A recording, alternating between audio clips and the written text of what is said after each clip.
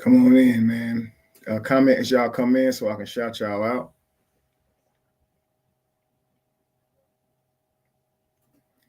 Comment as you come in so I can shout y'all out now. It's gonna be my first commenter today.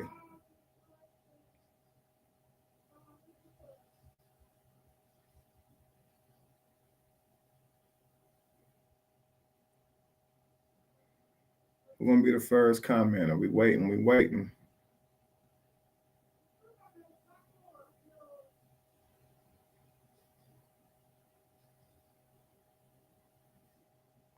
Renee, Virgo. Joy is real online. There we go. Renee Virgo's first. Joy is real online is second.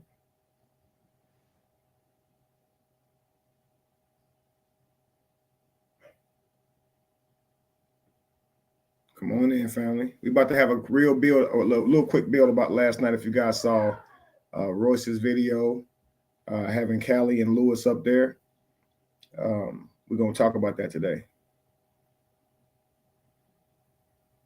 Come on in here. As you come in, put a one in the chat if you saw Royce's and Callie and Lewis's video to me last night.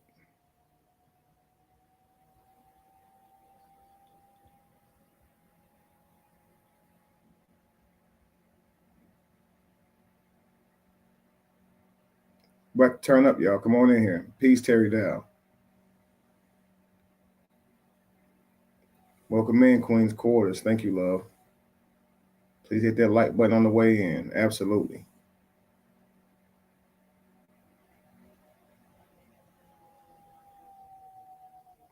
Hit a one if you saw Royce's live last night with Callie and Lewis, please.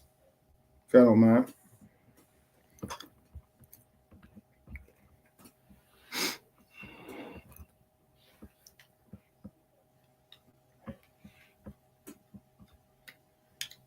Okay, D-Ham's in here. Welcome in, D-Ham. Peace to you, bro. You're welcome to come up too if you like. Let me know if you want me to drop that link.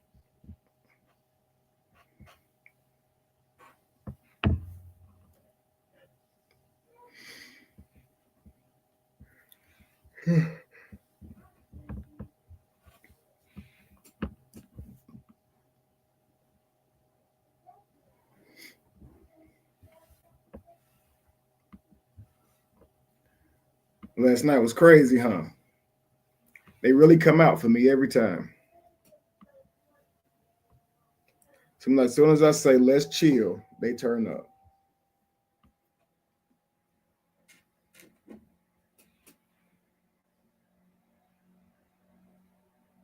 Peace to you, Jackie. I see you. Peace to you, Real Tequila. Says Kevin.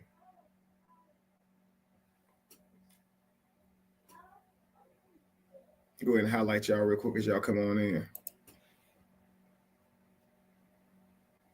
We can start up real soon. We're going to start up real soon. Shout out to Renee for being the first person to comment today. Shout out to Joy for coming in at a close second. That was right there on top of each other. Then we had Terry Dow coming in with the piece, the crowns. Of course, Renee says, I'm here. Joy says, good morning. Then we had Queen's Quarters coming in saying, make sure you hit that like button on the way in. Thanks for the support, love. D-Ham came in fifth. Is that fourth or fifth? I'm going to say fifth.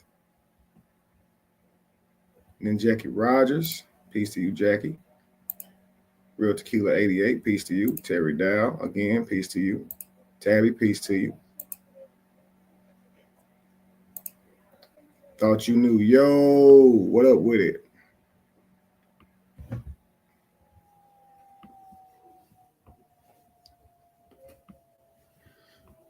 So we're going to be playing this video from last night. We're going to see what they're talking about. We're going to get into it because a lot of people look at this video and they're saying, oh, man, Kevin trouble. Kevin trouble. Boy, he is exposed, boy. He got exposed for the narcissistic snake that he is, right? Drop the link, Kev. Okay, bet.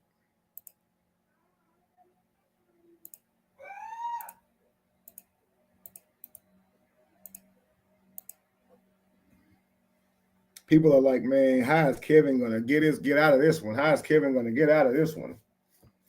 I think people get caught up in the drama of it all, and so they fail to actually see what's happening. They're in the forest, so they cannot see the trees. I don't go into the trees. I'm observing from the outside. That way I get a good look at it. I kept, every time as the live kept going on, I still felt retribution. I still felt freed. And even though nobody up there liked me, I still appreciated all of them coming together for this to happen. So I don't look at things the same way most people do. Okay, DM. I don't look at things the same way most people do. I try to look at them from a standpoint of the macro, looking out, looking wide, seeing how things will ultimately end up, not how it feels in the moment. Of course, it doesn't feel good to see people that you once was around talking about you negatively. That never feels good. But what I was looking for was for Callie to understand that this was a regular shroom ceremony when no one intended to harm him. I needed him to understand that outside of these people that's talking to him not liking me, the fact of the matter is this was not some sexual party at all. We have never had one ever. Neither one of them people up there can say that they've ever seen Dwight throw a sexual party, or me for that matter. Do you understand? So all I wanted to be understood through whatever they got to say about me, they can have that. Whatever negative thing they got to say about me, about some other thing, they can get up there and talk about it to your heart's content. You can call me what you want, but do not call me gay, man. I don't like that. If you think I've done you wrong, some type of thing like that, that's fine. But don't call me something I'm not. And so what I'm thinking that most people fail to realize is that they were both confirming that nothing like that was going on that was in his head. And so I don't think Callie still grasps it, and I don't think he wants to. Because how can he accept that he went live right after that and totally made me an enemy, giving me all these accusations and teaming up with people who do not like me off of a misunderstanding, off of a bad shroom thing? No gay man will have two wives. He'd be miserable. He'd be miserable, yo. That's like if being straight was looked down upon, I would go get up under two gay men to hide the fact that I'm straight. I'd be miserable. It makes no sense, especially the fact that I'm a man who outwardly expressed that I don't believe in religion, who outwardly express whatever the case may be, regardless of how the world may look at it. I give my real thoughts on things, and that's why I'm such a controversial person. Why would I cover myself up? I don't think that gay is a moral issue.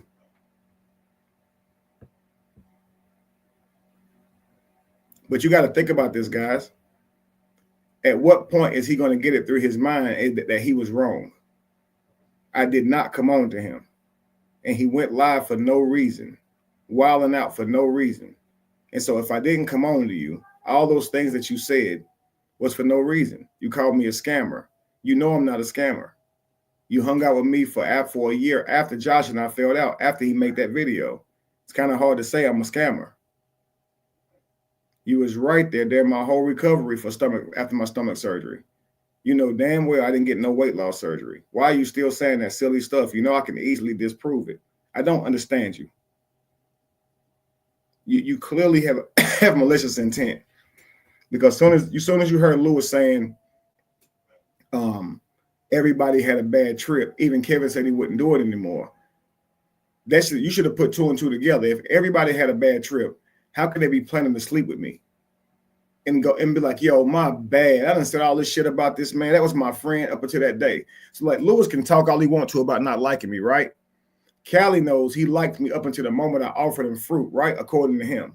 So however Lewis is painting me, Callie didn't see that guy. Callie saw that guy when I offered him fruit, and he mistook it as some type of sexual offering. And he'll never be able to accept that because he was dead ass wrong. You got to think about how many people in his close quarters that he's told this lie to. You got to think about how many people he's told this to. He's not going to ever be able to admit, yo, I was wrong, just like Josh won't. Josh will never come out here and be like, yo, I was lying on that man because I was mad. That's why he goes missing.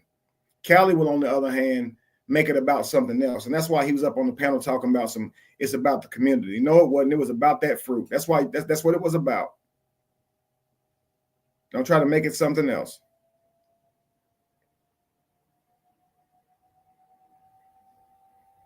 I'm about to hit play. We're going to work our way through this, okay? Let's get to it.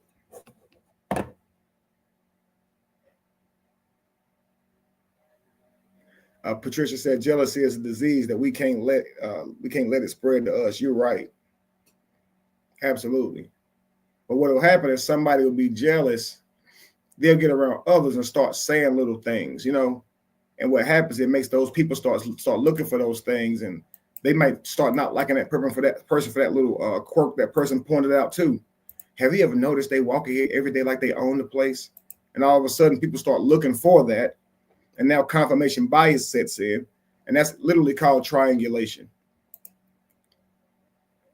Like, why are you over here telling us to notice how somebody walks in a place? That's your own issue. Leave it alone. I used to hate working with people like that. They always got to make somebody else their issue for some reason. And I was always somebody's issue.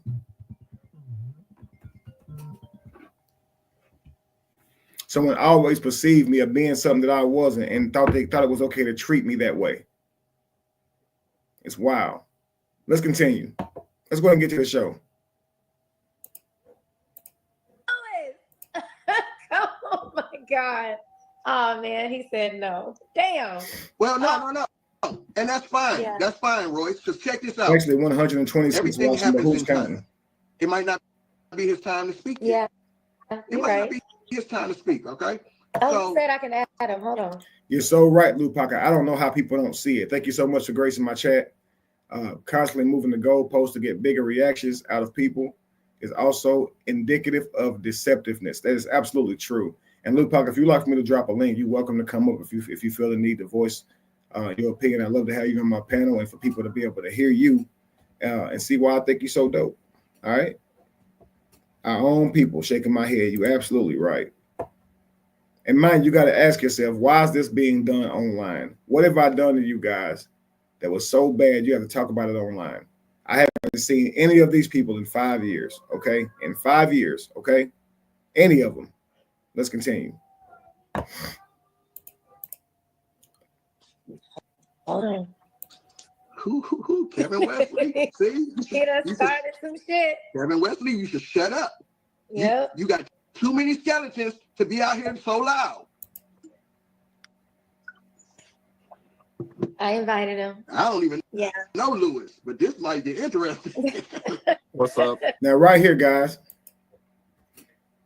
I need y'all to focus, okay? Lock in. He already gave it away. Callie said he was hanging out with me so much, right? Okay, good. All right, bet. Lupa said, I ain't about to let them deceive me. I want to hear it from you first. I appreciate that.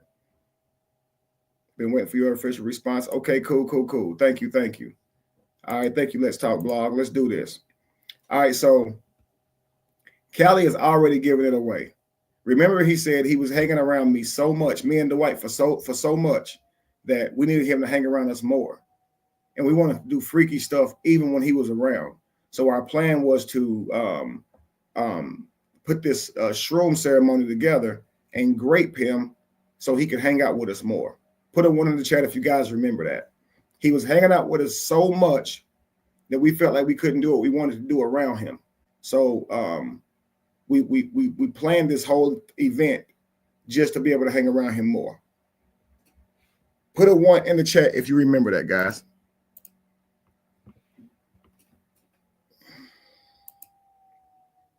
Okay, Love Cat put a one in the chat.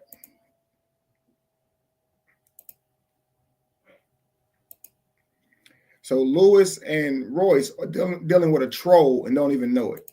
And I wish they would come over and see what this guy's about before they ruin their brands by even dealing with this guy. He's a troll, man. He's a clout chaser. See all these ones? Yeah, he had a different fruit offering story too. You're going to see that here too.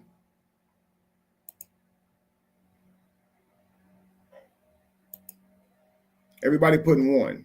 So he was hanging around me and Dwight so much that we couldn't do what we wanted to do around him. So we decided to concoct this plan of graping him so he can hang around us more, right? Now, Lewis, I worked for Dwight before Lewis, okay? Dwight asked me to be a hiring manager while he was in transition to find one, because I guess you got to go through a lot of interviewing to find somebody that you can trust with your $1 million property, right? Multi-million-dollar property. Probably thousands of millions, at least probably 10 million, at least 11 million or something like that, when you look at all the things that's inside of the property, right? So you ain't just going to have somebody come there. So he trusted me. He asked me to look out for the property and he'd pay me. Okay, so I'm there for about maybe 3 weeks to a month. And then Lewis gets there. Okay, Lewis is there longer than me. When I leave, Lewis is still there. You guys heard Lewis say that was a rough year. So Lewis was there a whole year. I was there for about 6 months. Okay, lock this in now. I'm there before Lewis. I worked for Dwight before Lewis came. When Lewis came, that was before Dwight came. Dwight came home during COVID. Melissa Rios dies at 27. Dwight came home just before that, okay? When Lacey was already there when Lewis came. I think Lewis came in just as Shy was leaving out. He met Shy, but he don't know Shy. So he ain't been around Shy like that either. So Shy tried to act like she was around the house the whole time too. But they don't know these people, okay? This is why Callie's saying, I don't know him. So if Callie was around me so often, why doesn't he know Lewis? Does that make any sense? Yeah, Callie got nervous. You're right. But if you truly believe I offered you fruit with my hip shaking, why are you nervous? Let's continue. Now, Callie's already said, I don't know Lewis. It's my first time meeting him. So he wasn't around me so much that we had to grape him. So now what's the reason that we was going to grape you? You got to give us a new reason now. It wasn't because you was hanging around so much that we had to grape you so we could do what we wanted to do, because you was around so much we couldn't do what we want to do. Nobody saw you for the whole time. This man was there with the whole time I was there, 6 months really, except for I was there a month before him, and he only met you the last day, the day when you came there at the end. So you got to come on now. Let's be real. All right, let's continue. Hey, What up? You crazy. oh my God. What's happening with you, Lewis? What's up? I've been listening. You're right, Amber. He's going to say that too. Let's go. To y'all. I just been adding facts into the comments. Okay. I'm not really gonna speak too much. I can't really say too much, but it's all good. I'm just backing up what y'all saying. Yeah. It's all good. And I'm sorry for calling you the groundskeeper. It's all good. Well, It's all I was doing everything there. I was doing everything on that property. Like I had like 4 or 5 positions. So no, but Lewis, he said he was. Yeah, I heard from quite a few women that were there that he was saying he was the property manager, but he didn't work there. He didn't do no work. He wasn't getting paid. He was just chilling. Like all he did was chill there, and didn't nobody want him there. Nobody. Mm-hmm. So let's deal with that part first. I didn't work there. So I 100% did work for Dwight, okay? That man is a geek monster. He's still high. Absolutely. So I actually worked there before Dwight, okay? When Lewis first started there, I remember talking to Lewis about pay, because he ended up getting his first paycheck before me. I had already sent Dwight my W-2 information, all that kind of stuff, and I had not got paid yet. And so Lewis didn't know, so I asked him to check with HR to find out why I haven't gotten paid. So Lewis was always keeping me in the loop with that, okay? So, and I'm saying this first because I want to share with you where Lewis feels like I talked about him behind his back as well. Lewis begins to tell me that he'll talk to HR, but he told me, don't get my hopes up for a paycheck that's coming soon. It's good that you got a place to stay and you don't got to worry about anything because it takes a long time. And at the time, he didn't know if it was Dwight that was taking too long to sign whatever he needed to sign, or if it was HR and bad people at HR that got you paid late. He didn't know what the issue was because he had worked for Dwight, I guess, at some other place before he got there. And he said it takes a long time to get your money. So he was just trying to kind of warn me that that's how it can go. But he did say, Dwight owed his mother some money, and it was a substantial amount. Okay.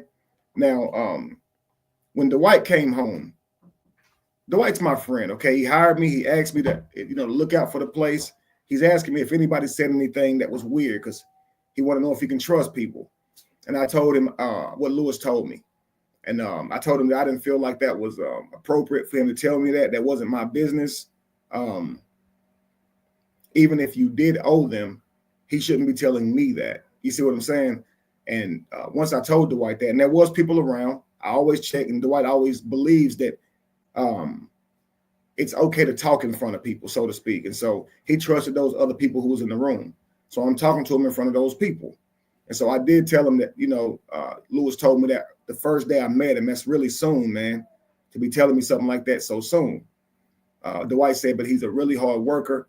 And I took from that maybe he'd do owe the lady, or whatever the case may be. But Lewis worked so hard, he said that he didn't want to let him go.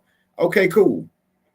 I didn't know someone left that room and went and told Lewis that I said that. Now, I could see how Lewis could think you're talking behind my back because he worked with me for a month or so before Dwight got there. So I could see how he's thinking we're friends, we're confiding in each other. But my loyalty was truly to Dwight, right? That's my friend. He's the one who hired me. He's the one who gave me a place to stay. So anyway, I was wrong in that matter, not because I told Dwight, but because when I was being professional, but Lewis and I talked today, okay? And here's where I was wrong. I actually initiated that conversation. You understand? I asked him, why does he know why I haven't gotten paid and what's going on with HR? So I think he looked at that like he was confiding in me, and I didn't consider that at the time. So regardless, he got to keep his job, but I could see how Lewis could have a strong distaste for me thinking that I'm a snake after that. You see what I'm saying? So I did apologize to him. I'm definitely wrong for that. That's on me. That one's on me. But he also understood I was being loyal to my friend as well. But sometimes that's just how things can go. And I also think things go like that when you don't talk to people about stuff too. You know what I'm saying? So, but if somebody leaves outside of me and Dwight talking about something in confidence and they come out and tell Lewis, they're going to tell Lewis also don't say anything. And he's going to be loyal to them. So I think a lot of it got messy. I really do. He thinks I'm backhanded for talking to Dwight about it. I think that he's not man enough because he didn't talk to me about it, but both of us feel like we're being loyal to something. You see what I'm saying? So I'm wrong, not because of talking to Dwight about it. I'm wrong because I initiated the conversation. I can see how him telling me that would be to make me feel like it's okay. Like I get where you're coming from. I ain't got my money yet either. So are you on Dwight's payroll, which is why you were there? So was Royce on his payroll? No, Royce wasn't on the payroll, but for the first few months there, I was. So listen, by the time Dwight came home, I still had not gotten paid. I wasn't tripping because he was allowing me to stack my own bread. I was selling CDs and things of that nature online. So I wasn't tripping. When he came home, he went on ahead and paid me. Okay. I came up to him about it like, hey man, HR still ain't hit me up about it. Because when he be playing ball, you really never hear from him. You know what I mean? So when he came home, I hit him up about it. He went on ahead and just paid me up front for it like that. And went on ahead and made Lewis the manager of the house. So I told you guys before that Dwight had me there for reasons that I can't say. Now, I've told you guys also that, well, Royce has told you guys that I was trying to talk to them about Polly. That's what I was doing, guys. So when Dwight came home, he had his baby mothers and stuff coming. He's like, look, bro, I'm going to go ahead and employ Lewis. I don't want to employ you as a friend because I don't want to like ruin our friendship. He don't like to employ his friends. And I'm thinking, bro, but I could really use this job though. You know, he's like, I still could use you to help me though. Like, I need you to help me out with my poly union or whatever the case may be. So that's why I always say you gave me a job, bro. You gave me an opportunity so I could stack my bread. I'll always be grateful for that. And obviously, Lewis pointed out that nobody liked me there. They always wondered why I was there. This was a real issue. I would go to Dwight and be like, man, why won't you explain to them why I'm here? Because I keep hearing about it, right? And Dwight would say, listen, I paid them to work here. I don't got to explain it other than why I have anybody here, bro. So why would you go explain anything to them?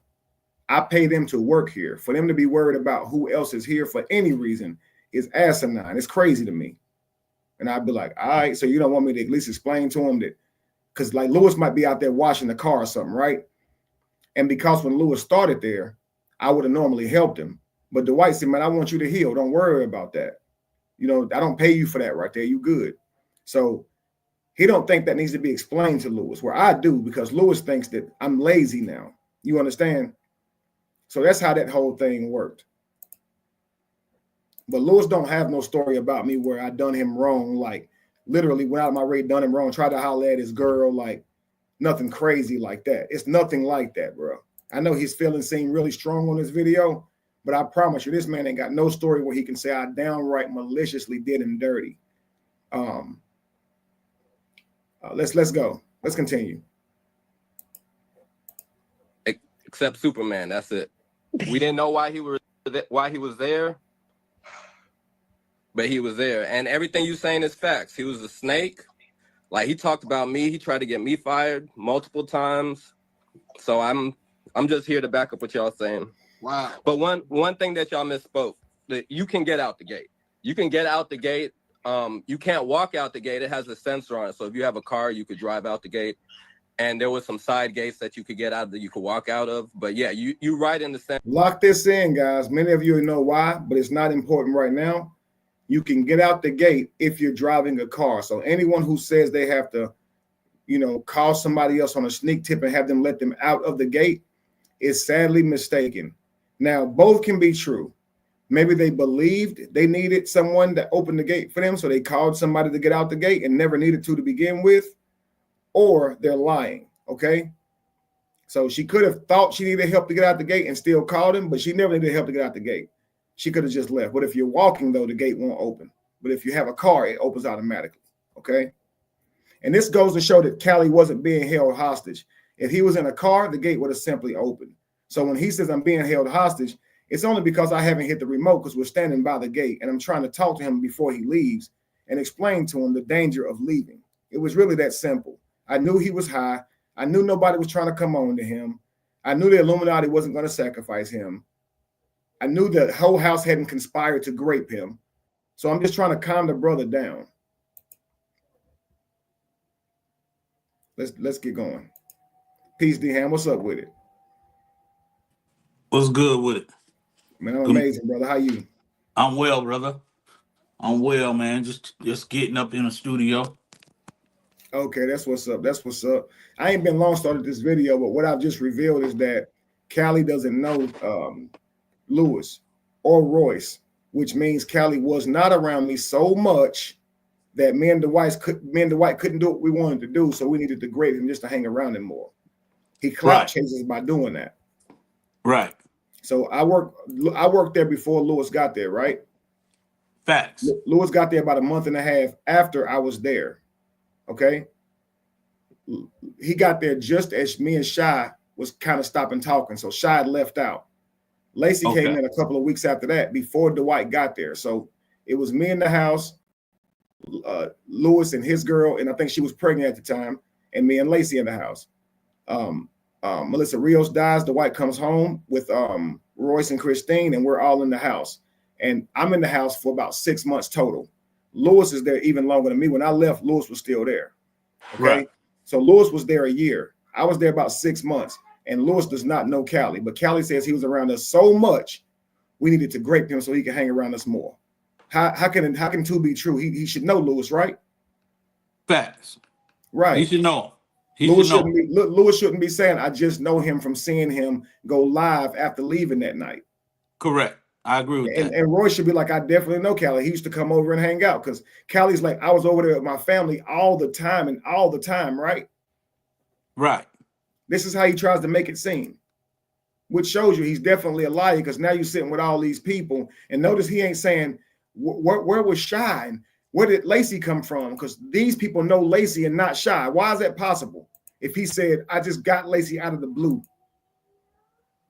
Facts. So while they're up there not liking me, they are showing Cali that he's a liar. Regardless if they don't like me, he's a liar. You see what I'm saying? Right. But I'm gonna hit play. sense that you couldn't walk out of that main gate, but it's automatic. It opens by itself if you. Man, I didn't know that. I didn't know that you were walking though. You were walking. Yeah. And no, I had to deal with. I didn't know that either. Yeah. And then I had to. Now Rose is saying she didn't know that because she said in the prior video that she had to call the trainer to let her out the gate. And I had said, nah, you can get out the gate now. And now you hear Lewis, who was the house manager. And now I bet nobody will say Lewis is gay because he's the house manager, right? Or Lewis was the actual assistant. I bet they won't call him the ass assistant. And this is how you know this is just aimed at Kevin. So now Lewis has gotten up there. Right. So Lewis has gotten up there and confirmed that he worked for Dwight even longer than me, right? Right. He literally was the assistant, okay? And I bet nobody will say he's gay. Right. So Lupa says, definitely. Talking to Ann, she says, if everyone pays attention to her timing and motive, they'll see the play. She holds a vendetta against Kevin because of the Polly situation, and that's a fact. Yeah, Lewis and Callie never met. No, you can see they just met tonight. Watch. You'll see Callie interrupt soon as Lewis is breaking apart his shroom experience. Callie doesn't want to know that he literally did me wrong that night. I didn't come on to him at all. He was high, and everything he did was after the high. And so I don't think he'll ever accept that he totally did me dirty. You see what I'm saying? But I'm going to hit play. Let's go. I had to deal with the police when you called them. Like, they was at the gate. It was about, and that was early in the morning. I don't remember what time it was. Yeah. Yes, sir. It was about 6 or 7. It was about almost 7 o'clock. Right. Now, what this confirms is Callie says it was almost 7 o'clock. Didn't I tell you guys it was over into the morning when the shroom thing ended? Dehan, do you remember that? Yes, I do. I said it was bright outside, right? It was daylight outside. Yes, sir. Yes, I do. I said I had to wake this nigga up because morning came. Right? Yep. So from the time I offered him the mushrooms, he said, nah, I'm good on the shrooms, and laid back down and went to sleep. He put the pillow over his face and went to sleep. That was his position the entire night. You mean the fruit? You mean the fruit? Yeah, the fruit. That was his position the entire night, right? In his mind, he says he saw me going out the door and I offered him the fruit multiple times. I only offered him fruit one time. You only got to tell me no once. If you say you don't want no fruit, why the hell would I ask you again? Right. So he says I came to him logically the first time saying, listen, eat this fruit. It's going to be good for you. It'll help bring you down. And he said, nah, I don't want no fruit. He said he screamed on me right there and I laughed and left. None of this happened. He literally just said, I don't want any fruit. He said, I'm good on the fruit. And he laid back. And that was his position the entire night. So all the stuff he paints after that is literally in his head. Okay. Just like when I was laying down on my back with my eyes closed, I was on the beach. Callie was apparently laying in that same spot, but with me in front of him, shaking my hips with fruit. Right. Right. But either way, Lewis is telling him they all had a bad trip. They all did. And I don't think Callie gonna be able to let that go. That you were wrong, bro. That never happened. You see what I'm saying? Yep. And well, my point was, he laid back down and went to sleep, and I had to wake him up the next morning. So I'm like, Callie, I had to even shaking. Callie, it's time to go. Everybody else has gone to bed. It's time to go. Because nobody left. Okay, because you're not gonna drive like that. So I wake him up. We walk back over to my apartment, and that's when he starts screaming, saying, "You tried me." I kept asking him, "What are you talking about?" And he just kept saying, "Bro, I'm gonna grab a knife. I'm gonna stab you," making all these threats. And he walks out the apartment. We come out the apartment, and he's walking towards the gate. And the whole time towards the gate, I'm on the phone with his girl, telling her, "Can you talk to this dude and try to calm him down? Like I don't want him to leave the gate. He wants me to take him home, but I'm too high to take him home." You see what I'm saying? But anyway, I don't. That's redundant. I went over that already. Okay. Right. I'm just trying to point these things out as they come. What before you said it, say that last part. You called. You called his girl. Yeah, I called his girl while walking towards the gate. Actually, I called her from inside the apartment. And at first, he's cussing her out, telling her she was a part of it. He wouldn't even talk to her on the phone. So he gives the phone back to me. So basically, if there was to been an investigation, that it would have been proven that the person that dropped him off was contacted. Yeah, she was on her way. She was telling him to wait right there. Okay, so he wasn't being held against his will. Then you got No. Lewis that lives on the premises. Anybody that's there would have been almost an accomplice to kidnapping. Am I right? Yeah, absolutely. So Lewis would have been an accomplice, and everybody there would have been accomplice to kidnapping. And what you would call a Diddy party. Anything that goes on, we would all be guilty if we were doing that stuff, if we were all there. Even if we weren't engaging in it, to know what was going on and not say nothing would hold you liable. Mm-hmm. I would say at least it should. Okay. So yeah, you're right. So if he knew she was on the phone and he knew that she was on her way and he would not wait, and in my mind, that's because he knew he wanted to do. He knew he wanted to go outside them, because as soon as he got out the gate, he already online. So he tries to say he was scared of the cops, so he ran from the cops, but you're also online saying it. So if you think Dwight got any kind of power, you also wouldn't be online saying it. So that's why I said, to me, I just get clout chaser. Right. You know, and he has this thing where he can say, you know, I done shrooms at Dwight Howard's house, and because Dwight Howard has some chinks in his armor as far as reputation wise with gay stuff, that'll sound believable. You see what I'm saying? Right. But I'm gonna continue. They said I called about 6:38 and 6:41. I think they was there. So That's what I dealt with. Walking That's what my I dealt dog. with. I dealt with that as soon as I woke up in the morning, because I wasn't at y'all's party. I was in my room working on music, doing whatever. Like, I was not, and I actually got in trouble for that. I think I got blamed for a lot of what happened because I wasn't there watching y'all. But that was, listen, y'all. If he got blamed for a lot of what happened because he wasn't there watching, that means Dwight must have said, Lewis, why was you just in your room? Why wasn't you out here making sure everybody was straight? You knew he was about to do shrooms. And Lewis might have felt like, I was off. I didn't know I had to be doing that. And so if there was a whole house conspired to grape Cali, why is Lewis being punished or reprimanded because he wasn't there to watch over people, which is why Cali felt so uncomfortable to begin with. We only had Tino. So right. Dwight's thinking, if you'd have been there to help calm everything down, this wouldn't have happened. So right. If Lewis is saying, I got reprimanded, I got in trouble for that, why is not Cali grasping, this was not a setup on me then? And this is why Cali get on my nerves. If he was just a little bit smarter, I wouldn't have to argue with him for 5 years. I'm going to continue. Something happened to D-Ham's screen. wasn't my job. So, yo, I've never, Lewis, I appreciate you, brother. I've never spoken to Lewis a day in my life. Never. Why? If you were around me all the time, as you say, I hung around Kevin and Dwight so much that they couldn't do what they wanted to do around me. So they planned to grape me so they could hang around me more. Lewis doesn't know you though. He was around the whole time. I'm also Kev, I'm gonna also give you another clue that this is a setup and this is all staged. Because you're a little bit ahead of when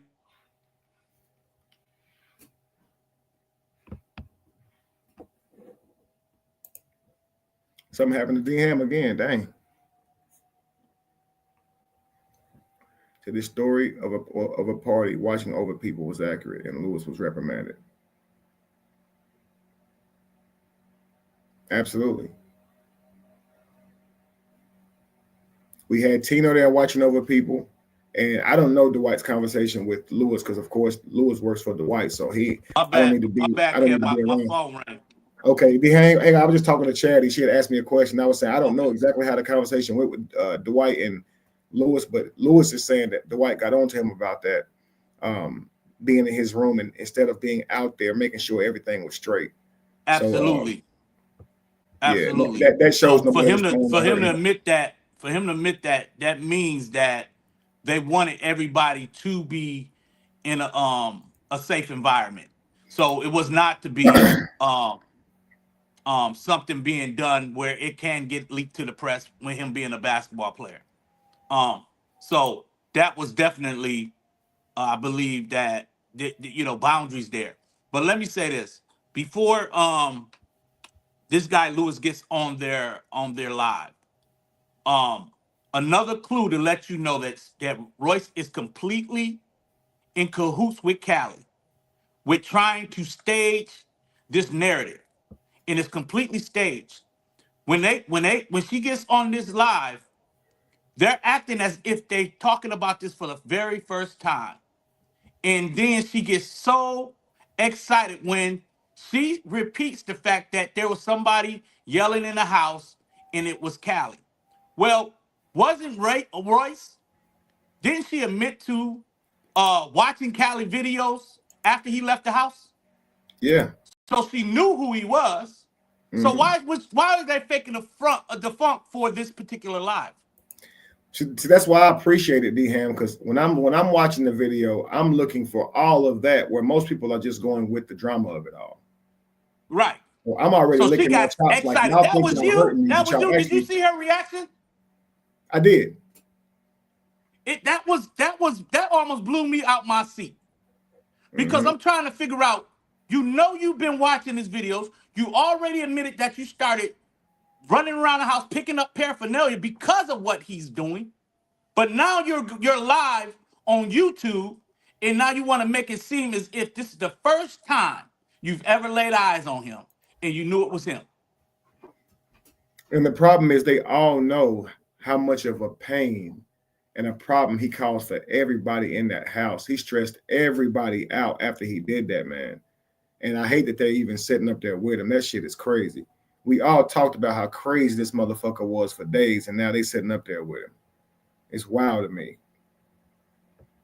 And Lewis and Dwight was super tight. I don't know if they're cool no more, but it seemed like he wouldn't say anything negative about Dwight. But I wish he knew that doing this is really bad press. If all the work he said he did to keep that stuff off from making the news, to sit up here right now and have this conversation with Royce and Callie, it's almost like undoing all that work. And he still seems to have some friendship with Dwight based on how he doesn't say anything really negative about him here. But I really don't know if they really seeing the whole picture, because he doesn't know Callie's motives. If he knew Callie's motives, I think he'd stay away from that, because Callie left that day talking about fruit and had a million other accusations that day. There's no way you can say it was just genuinely that you thought you came on to. That's not, it doesn't make any sense, bro. It's not consistent at all.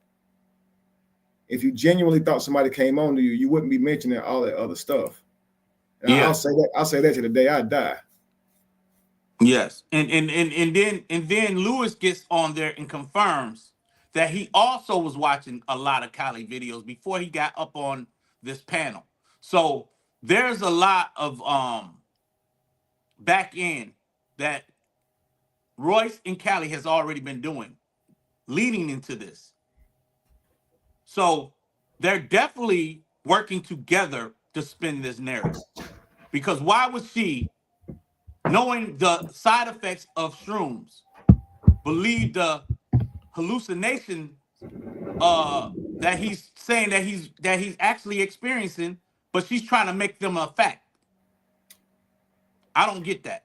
And to play like that, but see, it don't bother me, because to play like that shows you're malicious. Because what you're saying is, if what Callie is saying is true, what that means is, I, knowing Callie is straight, would test him and violate him in a way by using fruit and shaking my hips in front of him.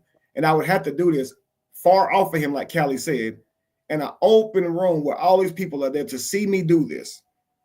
Let's say Callie goes for it. I'm going to do something with Callie in front of everybody in the room. Then everybody would think I was gay. Or if I'm gay, they would know I was gay. Because right. What Lewis says on the same video is he's never seen Dwight do anything gay himself. He's never seen it. So obviously he's never seen me do nothing gay. So if I'd have shook my hips in front of Callie, they would have now been saying Kevin's gay. So it makes no logical sense. If you truly thought I shook my hips at you with some fruit, think of the logical sense in that. Like, why would I do that? What would that mean? What would I think your response is going to be? It makes no sense. Absolutely. Let me ask you something, Kevin. How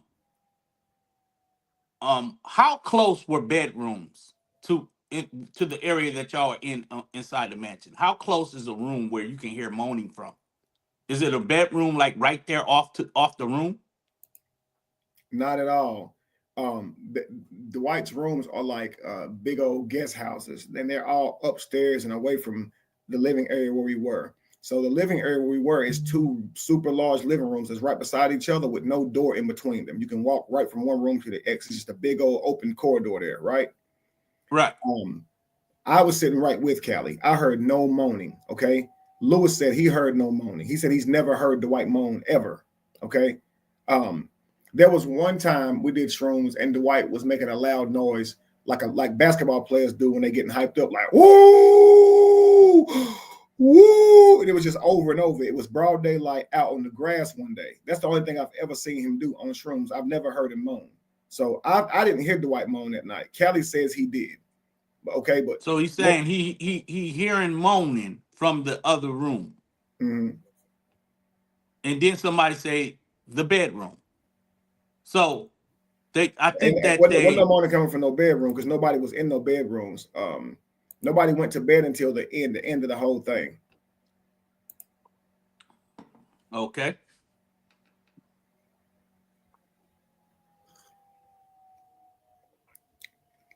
So yeah, one day I think I saw somebody showing a layout of Dwight's property. I'm gonna have to see if I can find it one day, and you could see his living rooms. And if you could see the layout, you would know there's no way anybody would do any sexual activity, not even a straight sex party. Nobody's gonna be sleeping together in no big ass living room like this where kids can come right down. His whole back room right there is made of glass. His whole back wall is made of glass. You can see and what about the balcony? Do that. Huh? What about the balcony that all the guests were able to have access to? Yeah, that's the glass balcony that walks right off of that room. And so yeah, people were walking out there on the balcony. People did throw up. And if you hear about this, throwing up, peeing on yourself, shitting on yourself, how can anybody think about sex, yo? This is why I keep saying it's so hard on your body. There's no way you're thinking about sex. And so if you're hearing that if all this is going on, why would Callie in his mind still think that people could be conspiring to grape him? You were hearing people throwing up. You heard the Whites throwing up. You heard all these girls threw up. How can somebody be planning to grape you and they're sick? You literally hearing it was hard on everybody. Well, what Callie, this is the thing. What Callie, this was make this whole thing crazy that Royce would jump on this and act like she can confirm some shit. What Callie is alluding to. Two things that has made him upset. One of them is the fact that he was laying on the couch and you offered him fruit. The other thing is he asked to go be walked. He wanted to know where the bathroom was at and asked you to walk him to the bathroom, and you walked him to the bathroom. Mm-hmm. Okay, so if those two things were the only things that actually took place that made him this upset, then what else is we talking about? You know, why is she trying to jump in to confirm all of these things that never happened? Again, whatever her vendetta is, but that vendetta gonna get her in trouble. Whatever she's trying to do with Dwight, she need to focus on that because Callie is not anybody she needs to be vouching for. And the other thing he was upset about was that you went missing. In other words, he didn't know you were in the bathroom. Right? Right. You were in the bathroom, just like he had to go to the bathroom. So what is why isn't you being in the bathroom? Then what was he in the bathroom with two people? I mean, if they're going to just start alleging all of this stuff, then when he went in the bathroom, people can say, well, he was in the bathroom with two people. Right, but see, I'm not a troll like him. I could easily go, you was in the bathroom for 30 minutes and I was looking for you.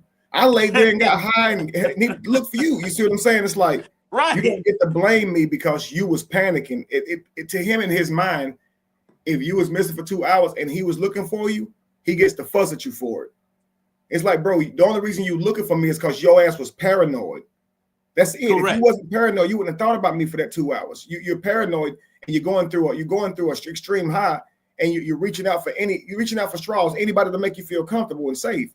So I get it. You're looking for me, but damn, like calm down because you see me now. And then you got to think, look, it's a part on here where Lewis tells him you was even tripping the next day. And it still ain't sinking in Callie's head that it was you that was tripping. I don't see why he don't get that, because he's like, yeah, he's agreeing. Yeah, I was tripping the next day. But you're still tripping because you still believe that happened. You're wild. I don't believe my face ever actually fell on no ground. You believe your face actually turned to a monster in the mirror. You believe I actually offered you fruit with my hip shaking. You wilding, bro. Come on.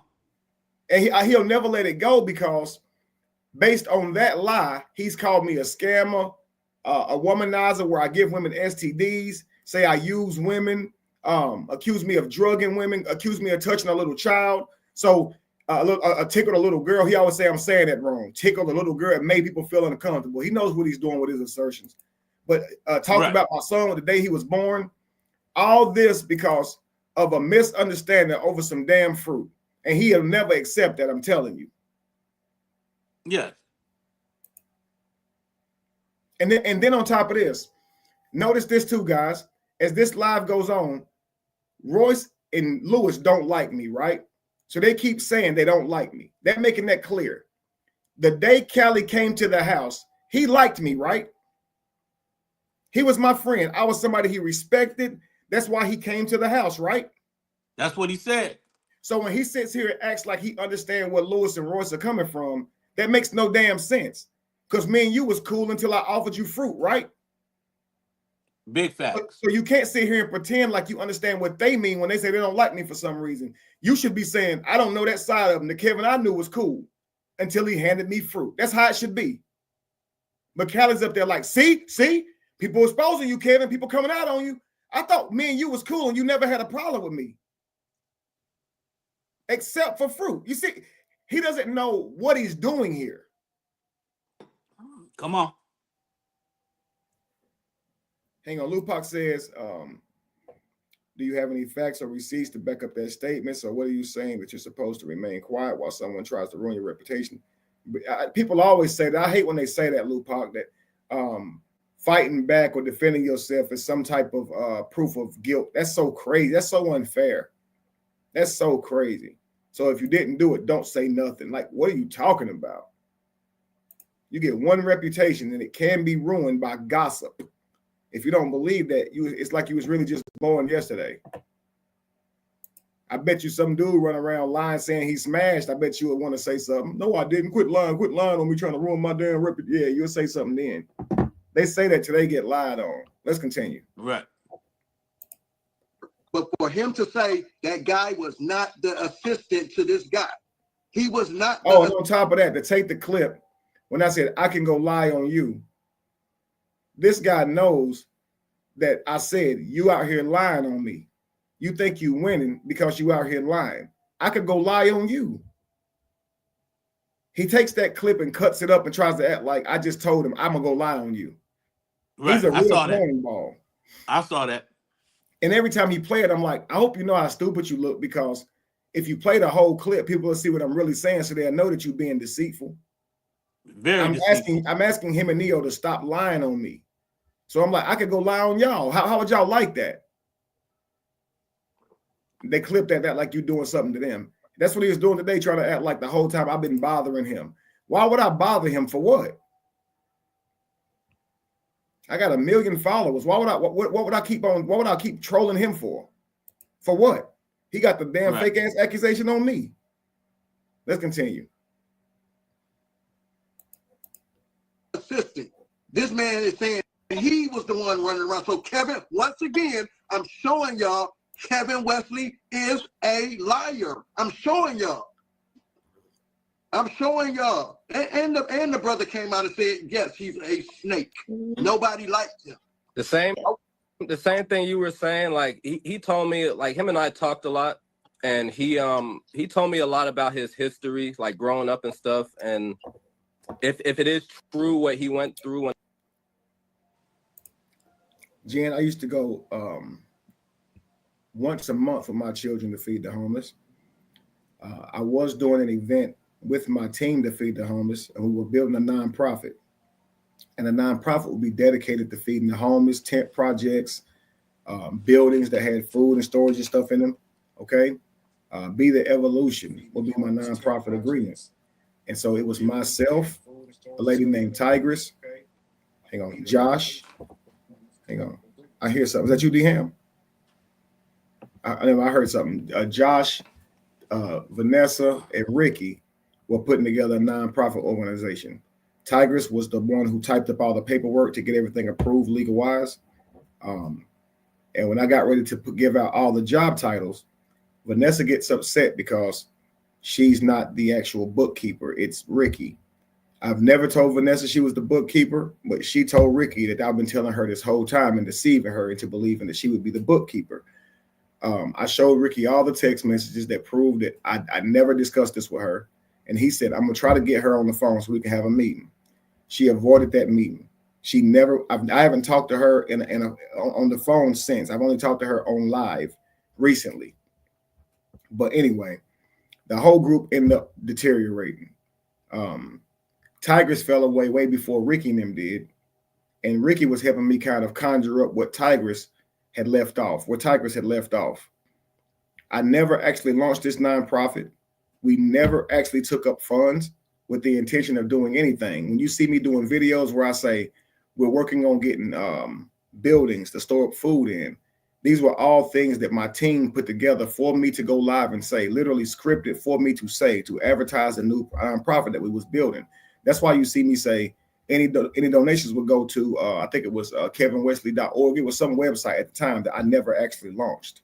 So what Callie and them do is they take those little clips and they make people think that this was a thing that I've done on a regular basis. He's a liar, okay? Please understand he's a liar.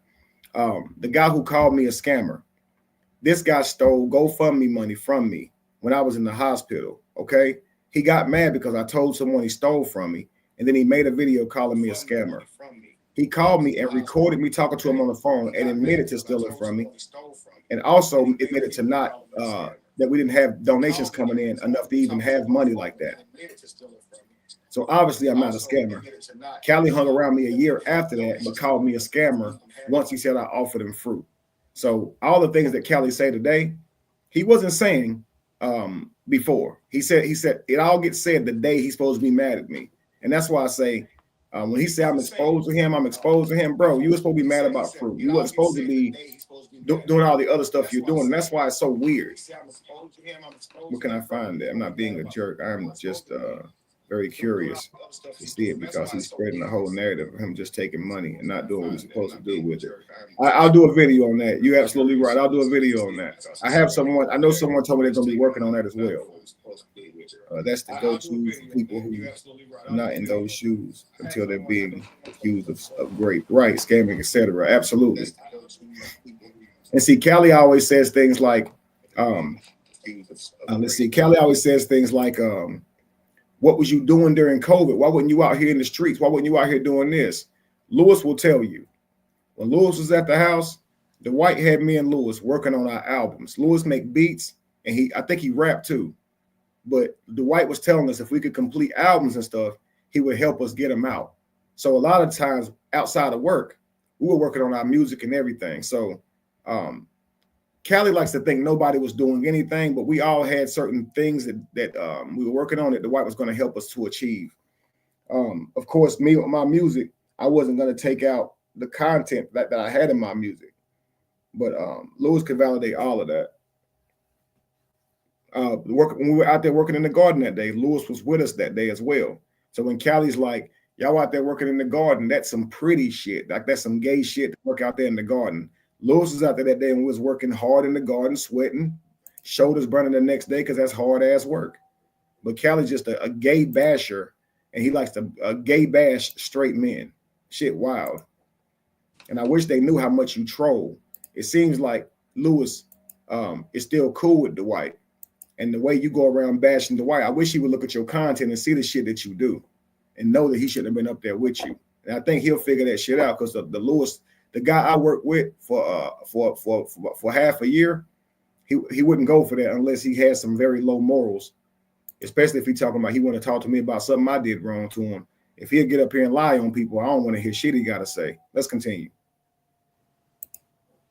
When he was younger, he was pretty much always trying to survive. So like when you're in survival mode, you have to do everything for yourself. Like it doesn't matter what it is, you have to do what you have to survive. But once he got out of that survival mode, or to where he didn't have to be in that survival mode anymore, he's still stuck in it. So he's a narcissist because he's developed these habits of only doing things for himself, right? But he's got to a point to where he doesn't have to do that, but he still has those habits, which therefore make him a narcissist now, because everything he does is for himself. Wow. So I'm not speaking too much on people. Like it's a lot I can say, but brother, I could write a book. Well, you remember that day? You remember that day when I called you and I was telling you what was going on, and we started running around picking up all that stuff. Yeah, I remember. We could really write a couple books about that year. That year was crazy. It was crazy things going on that property. Okay. It was some. See, Lewis calls it a year. For me, it was about 6 months. For Royce, it was about 3. All right, but the COVID time with Dwight was there was about 3 months. All right. So when I say I worked in a house with Dwight for 3 months, that's what I mean. I was there 3 months before he got there too, though. So this didn't start with me. This didn't start with me. I just so happened to speak my truth from what happened, what I felt. Yeah, Callie interrupts and he tries to make it about something that it's not. Watch this. So this didn't start with me. We could really write a couple books about that year. That year was crazy. It was crazy things going on that property. Okay. It was some. Go ahead. This didn't start with me. You could have let Lewis talk, and you would have found out what he was talking about. It was some, and you could find out what he's talking. But now he goes, "This ain't start with me." He's always trying to put his hands up, like he ain't did shit, right? This ain't start with me, bro. You the one that went live starting all this shit. That's why we sitting here today. Notice the one encounter of shrooms they bring up is the one where Callie was acting like a dickhead. If they had a worse encounter, guys, they would bring it up. They were there for the few times that we took shrooms together. We probably took them maybe 5 or 6 times. If we did that, guys, and this is the one they keep bringing up, this got to be the worst one, right? And it's worse because Callie. You see what I'm saying? And Callie, like, I ain't the one started it. Dude, you're the only reason that we're sitting here talking about it. Nobody else. Lewis could say somebody shat on themselves at one of them. He could say that all he wants. This was the worst one. And he even said that this was the worst one. And mainly because of Callie. That's why Lewis got fussed at, because he was in his room making music instead of being out there watching. But let's continue. This shit is crazy. Me. This didn't start with me. I just so happened to speak my truth from what happened, what I felt happened to me at that house that night. And I wasn't going for it, right? I didn't know. So you saying there's some other stuff that didn't went on? The real tequila. Jamie has never been getting evicted. That is a complete lie. Complete lie. Never happened. There's never been a time that Sheriff was at Jamie's door telling her she was getting an eviction. There's never been a time where I screamed at her and said anything to her about an eviction. None of this ever happened. Did Shy give me $1,000 one time? Yes. But it was not because Jamie was getting evicted. So they just tell lies. But like I said, she doesn't tell the times I've given her money as well. But guess what? The other baby mama told me it was some other stuff going on too, right? The one that's quiet. She told me a bunch of other stuff was going on that she couldn't stand. Not Tiffany, Lewis. Not Tiffany. No. All right. not her. No, she couldn't stand Kevin Wesley's guts. She felt like he was, man, listen. Man. Nobody, I'm telling you, nobody liked him there. Nobody did. I used to. Does the White know this is going on? Don't know. I'm sure he does. Because Roy's making a lot of noise.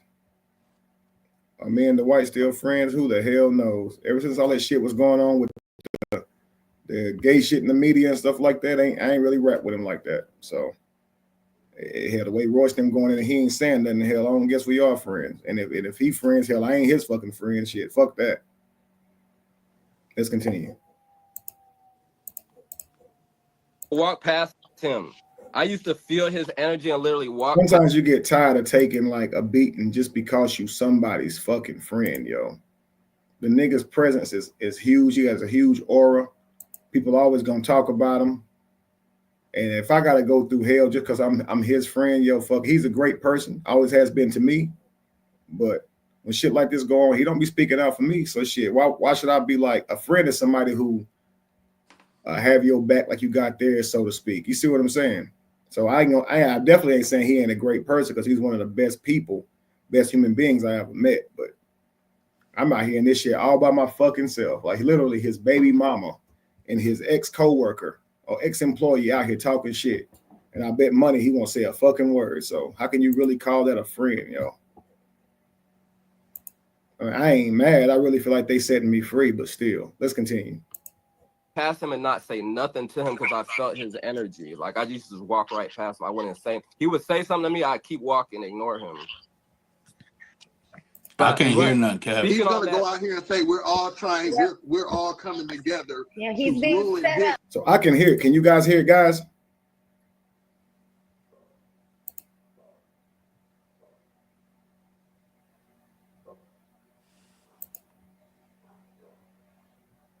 Let me know if you guys can hear it. D-Ham said he couldn't hear. TT says yes. Okay, we're gonna try. I'm gonna mute one of my devices and play it from the other. Okay. All right. Being Oh, set up. we may be coming together. That is true, but we all have our separate stories, and I haven't spoke to him since I left there. And it's a lot that I want to say to him directly that I probably will before I decide to speak more in public. So we gonna bypass that on my part. But when you talking about that night with Shroom, so I see, even right here, guys, him saying he gonna bypass that on his part. I get it, okay. I can appreciate if you have an issue with me, you don't say it online, but saying you have an issue with me online, it's cold-blooded, bro. Because you don't say what it is, and anybody can take from that it is just some like devious type shit. And then you gotta think it's 5 years ago too, so you gotta think what the hell can it be that you seem to be holding on to it still, or whatever the case may be, or if you're going on public to say, because he's like, before I go online and say it, it's like, why, when whatever you about to say was 5 years ago, so how would you know a person hasn't changed based on whatever your issue is with them, right? So say he said, I felt like you was talking about me behind my back. Okay, cool. So you come at me about that 5 years later. How you know I ain't learned from that by now? How you know I still talk about people behind their back? You see what I'm saying? And even with the discussion on it today, we both left it with more of an understanding on what truly was happening there. And he didn't feel so betrayed. However, he didn't, he still didn't like it, but he didn't feel so betrayed. He understood I wasn't betraying him and that I was being loyal to, who gave me the opportunity to begin with. So some things just need to be talked out. But something like that shouldn't even make it public. And he doesn't know he's sitting with someone who's a troll who ain't gonna do nothing but clip him and use this forever. So even if Lewis has good intentions right here, like, look, because Lewis actually kind of throws a wrench in a lot of what's happening up on here, so I can appreciate him up here.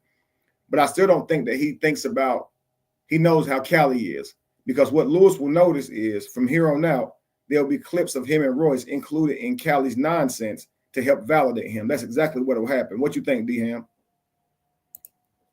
Absolutely. I think overall, he has a personal issue with you. He didn't witness nothing, but he's trying to connect his personal issue to assassinate your character even more with their issue with you. So what he's saying is, I want to say some things directly to him, but I'm actually saying it before the world that I have an issue with him. But see, to me, that's strange behavior, because I don't, if I'm not rocking with somebody like that I really kicked it with, social media be the last place that I'm on here talking about it. I'm actually going my own way. I have nothing else to come up here and try to, coattail a viral story to add my storybook to it. These people are sick in my mind for them to even be up here doing this on some fruit or on the fact that you walk somebody to the bathroom. All three of these people know they were not held captive. There was nothing done illegally to them that they literally could have said he did this or he did that. So if nothing illegally you're being alleged to have done to these people, then why is this their story? What how does this help them other than assassinate you because they know you and try to allege something to Dwight? Now, let me ask you, are they going this hard for the other men that claim Dwight did something for? Are they really, are they trying to figure out who those men are and what happened to them and what was their story? Why you? Why you? Well, like I said, you got Cali. Cali involved kind of does that. He has a way about doing that. I don't know, man. It's so crazy to me because I can't see of anything that Lewis could say I've done to him to give him a vendetta.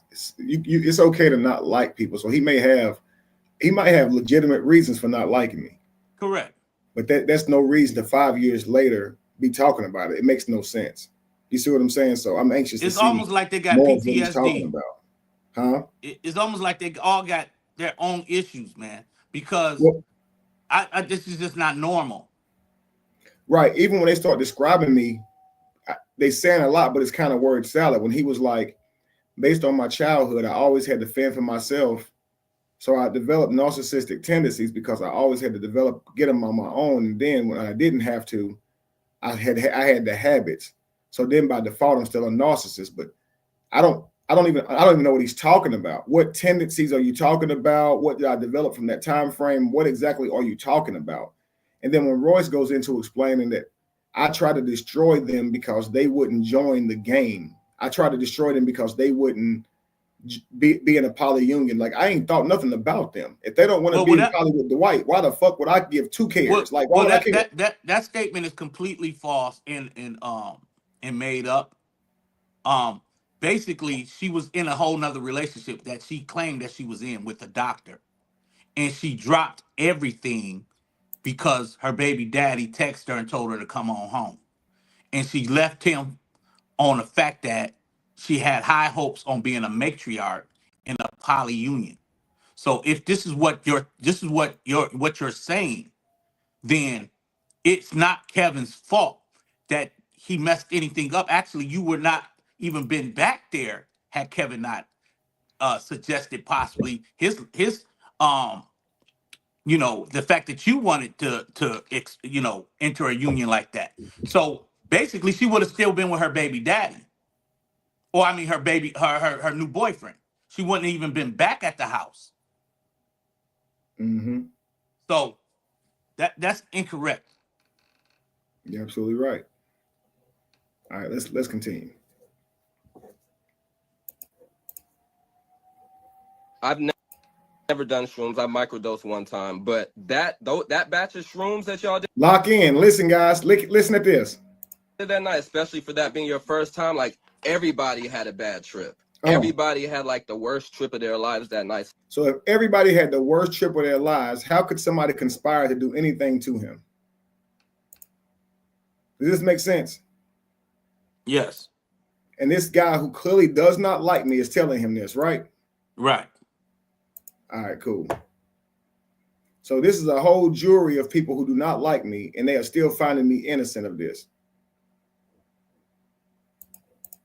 So for that to be your first experience, I'm surprised you ain't kill yourself like that. Because the things they were saying, how scared they were from taking those shrooms that night. Like Kevin told me, he said he went in the bathroom and it looked like his face was peeling off and he could see his skeleton. And I'm like, and he was experienced. He said he was never going to do shrooms again, ever. And I never have, okay? Actually, I said I felt like my face had fell off into sand and then crushed when I tried to pick it back up. But melt off, fall off, same difference. I was high as shit. And it was a terrible experience for me. Not just because it included Cali, but the way it felt in my body. It was horrible, yo. And I said I'd never do it again. Absolutely not have it. Let's continue.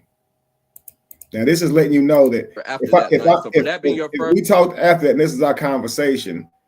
Obviously, he's not telling Callie like, yeah, they was definitely gonna grape you, bro. You almost got him caught up. I remember afterwards they was talking about how, scared they was that you kept talking. Like that's not what's happening here. You see what I'm saying, bro?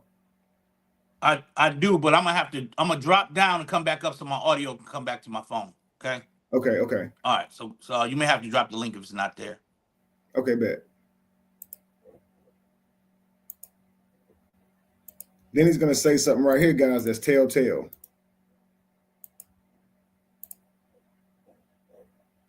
Watch this.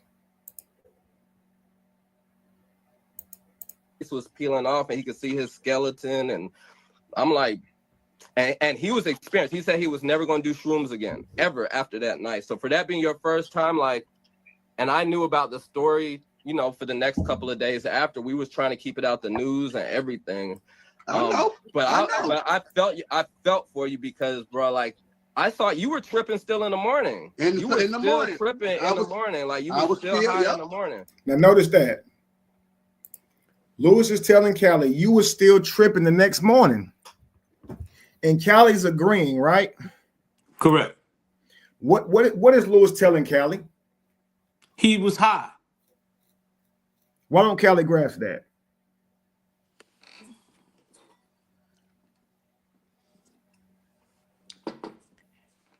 He was high. Lupa, to your point. If I was gay, I would not fuck with Callie, okay? And I know that sounds gay as hell to say, and people are gonna be like, "Damn, how would you know?" I know. I just know. I just do. The shit sound crazy, yo. All right, what were you saying, D-Ham? Well, he definitely was alluding to the fact that he was on a trip. So if that's what Lewis is acknowledging here, and there's no denying it, then part of the trip is hallucination and paranoia. Yeah, Lewis said, I felt bad for you, not because you was about to be great. And I can understand how being violated in that mind state can make you feel. He said, I felt bad for you because of the high. I knew that he just stated how horrible it was. I'm surprised you didn't even want to off yourself. And that's really why I felt bad for you after I saw you on live, because you was even still high the next day. And Callie's like, yep. Not realizing, like, dude, he's telling you, you were still rolling the next day. Because the live you put out shows you were still high. You thought somebody tried you. And let me say this, Kev. Callie is trying to figure out who all was in on it. Now, he's saying that he sat at a table and spoke to a woman about his fear of water. When he realized that she had her phone, he's saying she was in on this. Right, so she freed him from his fear of bodies of water. And then right. But now she's in on allowing a trans woman to walk you in the bathroom and violate you. No, he said in his mind, she could be on the phone with me, checking that I could be checking with her saying, how high is Callie? Waiting for him to get high enough for her to dance in his lap and somebody to record that so we could show it to Angie. In his high, he became the center of attention. You see what I'm saying? Well, he definitely, that's what I'm saying. The setup, whatever setup it was, that's what he was trying to convince everybody of, that she was in on some part of a setup for him. And right. The only setup that we got now, which Royce done added, which she said she was asleep all night. She didn't see much of anything, but the timing couldn't have been better for Royce to know that Callie had to go to the bathroom, and she somehow know that the person with the hat and the beard was a trans woman. So I'm trying to figure this out. And the crazy thing about it is Callie said he asked me to take him to the bathroom and that he's questioning my face after the bathroom and why I didn't look the same while taking him to the bathroom. And I don't see how that got turned into a trans man. That's crazy. Jen Lazaro says, I've taken mushrooms before and sex was the furthest thing from my mind. I couldn't focus on just one thing. I definitely couldn't focus on sex. You're not in charge of your own thoughts. You're on a roller coaster, and no matter how many times somebody explained to you how fearful you may be when you get on this roller coaster, you don't know. So somebody can tell you, listen, this shroom experience is going to be really tough. And they might like, nah, trust me, it ain't the first time I did drugs. And you might tell them this is something different. And they might feel like they can handle it. You can't handle it. It's something totally different, bro. You know what I mean? So it's something you can't prepare for. So it definitely is going to be a tough ride. But these were the strongest ones I'd ever experienced. Yes. All right. We're going to continue. I'll read these comments first. It says, Marlo says, yeah, he wouldn't be my type either. like you said, it did sound crazy from a straight man, but I can say that, right? Hey man, he just grimy, bro. He just grimy, Marlo. It's all I know, bro. He acted like someone drugged him. That's what he tried to do too. He tried to play that card too, act like I drugged him. You know, and so he knows he took the shroom. So it's like he just does that. See, Kevin, you be out here drugging people. You being irresponsible, bro. You older than me. You 6 years older than me. You went out there to take him. Stop that. I would never do what he's doing, man. The way he's going about it. I ain't ashamed of doing mushrooms because I know that why I do them. You know what I'm saying? But she said, if you do a mushroom, so what? Who cares? You're grown, but who cares? You're grown, but by you coming over here explaining yourself, you look real guilty. Why do I look real guilty, Erica? Come on now. I think that guilty people avoid being confronted with the truth. I think that people who tell them the truth confront lies. That's what they do. I enjoyed myself, and the fruit is amazing. Absolutely. My uncle took shrooms and went driving. He said he was going 1 mile. I only said how he was doing that. Everyone was passing him. He probably thought he was swimming. Boy, I don't know how he was doing that. If someone is being honest about a transgender walking Callie to the bathroom to grape him, wouldn't that be indicative of her being high also? Seeing as how it was actually you who walked Callie to the right. But listen, if someone walked Callie to the bathroom and came on to him, he definitely never told me. And that would mean that sometimes if somebody's in a situation like that, they tuck it away and don't say anything. So if he came on to that night, he didn't say anything. That would also mean that I absolutely didn't come on to him. Neither does he think that, because he may have just not said anything. In another thing that bothers me about Royce is that she goes extra hard to convince people of things. And so since we done brought up a lot of her inconsistencies in the very things that she's telling trauma, talking about somebody's touched somebody, and especially her child, she's laughing through that story. And she said that's a coping mechanism all of a sudden, right? And then when she's talking about this right here, she wants to put the emphasis on her migraine. My migraine. Fireflies. Okay, we've heard that part. So where's the illegal activity that you saw? Or are you just trying to allude that Callie was a setup? If so, then everybody in the house, not just the ones that you're cool with, would need to testify to that. Not just the ones you're cool with. They know Callie throw it off, and they weaponizing them. That's why when Callie tells this story, Royce is covering her mouth laughing, because she know Callie's bullshit, and she knows that he crazy, because he's sitting here thinking that some fruit meant something. They know that we pass fruit at these things. And Royce mentioned the ayahuasca. We did fruit there. We always do fruit. It helps balance the body. But I got a real treat for y'all at the end of all of this. Let's continue though. Yep. Yeah. So, yeah. My brother and my family said, yo, when we saw your videos come, my little brother said, yo, the look in your eyes, I knew something happened. He said, I knew something was wrong. Now, this is what's crazy. Lewis is telling this dude, you were still high the next day. And then Cali overtalks him to try and give credit to somebody who wasn't even there. Listen, Videos come. Lewis there, he in the room playing his game, or making music, but obviously he would know if there was a sex party, right? So, all right, if Lewis is telling him, bro, you high, he saw it all, he's there, he know this ain't never happened. He know he's ever seen Dwight do nothing gay. Cali's thing is Dwight putting me up to coming and trying him so we could sleep with him. So he's never saw Dwight do nothing gay, Lewis said. So he's telling Cali you was high. Even the next day, Cali starts over talking him. Watch this. To say, my friend even said you could tell something happened to you. Watch this. My little brother said, yo, the looking, yo, I know. But I felt for you because, bro, like, I thought you were tripping still in the morning. You were still tripping in the morning. Like, you were still high in the morning.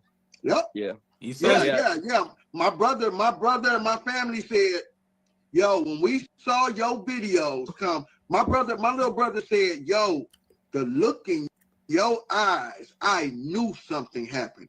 He said, I knew something was wrong. And then let me tell you what caught so many people's attention. It's because people knew how close me and that dude was and how much respect I had for him when I was rocking with him. See, right there. How close me and that dude was and how much respect I had for him when I was rocking with him. You talking to two people who saying, I'm not even a cool guy. There's nothing about me to like. They're talking about me like there's no really redeeming qualities about me. I'm a snake. I'm a narcissist. And you're telling them that me and you was cool and you looked up here to me and had respect for me. Until the day I offered you shrooms, and all of a sudden, they're now looking at you and being validated about their suspicions about me being a narcissist. So in their mind, they're thinking that Cali hangs around me often. I probably saw Cali in my life 10 times, okay? Over the course of 2 years, because we do events together. My friends I grew up with, we hung out with every day. We sat over each other's houses playing video games. We went on walks together. We walked to the creek together. We fought crawdads together. We grew up together, man. You see what I'm saying? I did call this brother my friend, but we know these are not the same type of friends you grew up with. You don't really know them that well. So I've never had a friend I grew up with in life betray me this way. It's always been them internet friends. What that goes to show you, Kev, the reason why this is going on right now is because your circle of people that you had in the mid, the people that was in your circle or had somewhat of some type of access to you. Look at where you at now with this nonsense on the internet. But the minute you decide to pull back from it all, just like that night changed for everybody when Cali went live, talking about I'm come back and shoot up the place and do all these crazy things. So if you know that you had to, okay, I got to move different because it's a guy that I invited that's out here doing this. Now you're getting blamed for being a narcissist because you always had to survive. You were always in survival mode. You're in survival mode right now against them. They're on the attack on you, and you're literally in survival mode against them. And they act like they don't know the impact of their words. It's crazy. Lupac says the gag is, though, nothing actually happened, Cali. So when you say, my brother saw it, my little brother saw it, and was like, you could tell something happened to you. What Lewis is telling you is that nothing happened to you, bro. You had a bad trip. Nothing happened to you. You had a bad trip. Shit is crazy, bro. Facts. You only assume something did because you were on a bad trip, dude. Let it go, right? So he's definitely jealous of Kev. He definitely is. He always has to compare us in some way. You're right, Jen. He was definitely jealous of our friendship and wanted. He was jealous. He was definitely jealous of Dwight. I don't even think he liked hearing last night that when Royce tried to make it seem like I was always around Dwight for sexual reasons, and Lewis cleaned that up and was like, nope, he liked Kevin's time. He always liked to talk to Kevin. He liked Kevin's thoughts. Kevin was like an advisor to him. He had his ear. You see what I'm saying? So I remember one time Dwight had to speak about lockdown on it was NBA lockdown, not because of COVID, but for pay or something. It was some reason. And Dwight ended up doing interview on CNN. It was like one of his biggest interviews ever, and it was me. It was for COVID. It was standing against COVID and taking a shot. I was one who advised him for that whole thing. But let's continue. So to wake up the next morning and see, yo, Callie done flipped on Kev. What? Not Callie. That Kev is his boy. I think we're losing a few people. They're getting. You're right, Jamie. Now look, I want to read what Jamie said real quick. She says, the difference is those with genuine relationships. Those people on the internet are looking for something from you. It's conditional friendship, and you're absolutely correct. He said, did Callie go to the hospital the next day or the police and get a rape kit done? No, he did not, because he says nobody ever tried me. Nobody ever violated me. He is simply saying I offered him fruit with my hip shaking. Now he says from a distance. But on his original video, he said I had that fruit right in his face. But when people question him, how could you let somebody do that and you don't do nothing? He has now moved me back 20 feet. Well, he did call 911. He called 911 upon the gate. Yeah. Yeah, he felt like Dwight has the police department in his pocket. So he saw the police car, didn't stop the police car. He said he ran from the police car. Mm-hmm.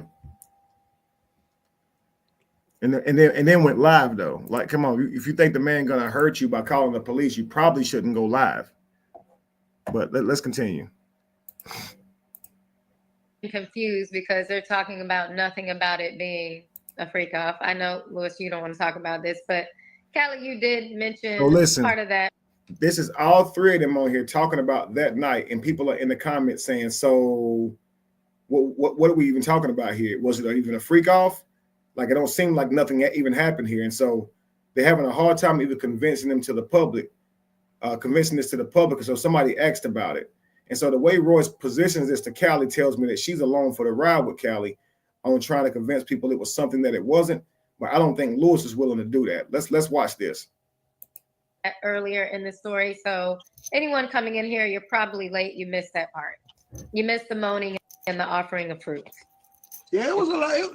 Man, listen, I just told y'all what I heard. I heard Callie is also playing like he don't say a whole lot more around this. Okay, I think he's trying not to look crazy or whatever the case may be, but he normally puts more on this. But let's continue. Basketball player. I heard him in there with some men. Why you laughing, Louis? I'm just here. I told you I heard him in there with some men. Mm-hmm. First, I told you I heard a girl moaning at first, right? I told you got to go listen to the story. I told you there was one girl that was there with Kevin Wesley. One girl that was there with Kevin Wesley. I heard her moaning in that living room at one point. After that, I didn't hear the girl no more. It was just dudes in there. That's it. It was just dudes. It was Kevin Wesley, Superman, and two other dudes, some dark-skinned bald-head dude and the light-skinned tattoo dude. And so look at Callie laughing like, what's funny? You notice that? I'm trying to watch this. Some dark-skinned bald-head dude and the light-skinned tattoo dude. That's who was in that living room. That's crazy, yo. That's all I heard. And then when I didn't hear the girl no more, it went quiet for a while. Kevin would come in, he would come in and be like, "You all right, man? You all right? I'm good. All right." He would go back in there with the dudes. And then them niggas get to giggling and laughing, and then I started hearing like the little chitter chatters. Then I heard Superman start. I know what that nigga sound like. I started hearing Superman moan like he was being pleasured or somebody was whatever. It was sexual. Now again, I'm in the same room with Callie, and I hear nobody moan from that room at all. Nobody. And Roy said when she came around that room, it was people in there dancing. And Do you remember who the girl was that peed in the seat? me? Yeah, do you? No, I Louis? wasn't there for that. No, I mean, I know it was a few people that peed at different times. It See what I'm- at several of the different parties, like people had got so wasted they was peeing on chairs, and I think Can I one girl, ask you- I think can I one ask girl you- took a shit on like a chair or something. Like it was crazy. Like I didn't deal with none of that. I do know one of the girls that peed. I'm not gonna say her name, but yeah, I do know one of them. Okay. And I know they had to like clean it. The next day. They moved it outside. Remember? I think we threw the chair away, so I don't No, even it's think we like kept the chair. it was moved outside, and then can I ask you the phone policy? Were we not supposed to have our phones in there? Well, even before I worked there. So notice they are not talking about different shroom ceremonies where people was doing sexual things, right? They name it all these different times where people peed on themselves. So what they're saying is, while that may sound abnormal, people peeing on themselves, it's normal for a shroom ceremony. That's what they're telling them literally. People are going to pee on themselves. People are going to shit on themselves. People are going to throw up. It's disgusting, but it happens because people don't really obey the rules. They still eat within 8 hours before or drink within 8 hours before. They still do that. So they end up having a hard time. You see what I'm saying? Absolutely. But you're not hearing them talk about all these different sexual exploits. When you hear people talk about Diddy parties, you're not hearing people shitting on chairs and shitting and pissing in the chairs and throwing up over balconies. You're hearing about people literally boning. They literally having sex. You hear Diddy from outside the damn room knocking down somebody, right? Yeah. It wasn't no baby oil at the shroom party. Right. I mean, where was the lube? Absolutely. Said, how did he know who was in the room when he stayed on the sofa? Exactly. He said it's in his head. And that's what I'm saying. I said, bro, you never got up and even looked, you know. No. But what he said was, which confirms he never got up and did any checking. He said he heard moaning, and he's listening to the sounds of the moans. So if he's listening to the sounds of the moans, and how do you know who it was? Then he said, well, I know the white Superman's voice. Okay, so you knew his voice. So who else did you hear that you knew the voice? Right. It's crazy, yo. But it's like he needed to make it Dwight's voice to act like Dwight in there getting smashed out or something. It makes no sense. And I saw a guy doing a video on it last night. He was saying that they were saying that based on what they know about Dwight, that doesn't sound true because he was saying that Dwight likes cross dressers. He doesn't like straight men. So if Callie's saying that there's straight men in the room, then obviously nothing like that could have been happening. But I've never saw Dwight be gay, period. But I just thought that was interesting that the dude said that. And even Lewis is saying that part ain't factual, because that's why he ain't never seen Dwight like in those situations. Like he's seen bad women coming through there. That's what he said. That's why I say this: the Dwight I know is straight as an arrow, bro. Straight as you, D-Ham. I ain't never seen you do nothing gay. I have no reason to think you're gay. Same with Dwight. The internet version of Dwight, I would say yeah, he gay. Because I mean, look at what he's had to look what he's been through online. But the man I see in person, I haven't seen any of that displayed, and it's really awkward to me. And sometimes I wonder, is this some type of embarrassment ritual? Because it's hard for me to make both of these the same person. You see what I'm saying? Well, it definitely is not that. It's sometimes what things have came to in society is just coming up with any exposure information. And what these people have, what they're willing to do is based on their connection to certain people, they're going to come with their interaction online on what they believe they experience or witness.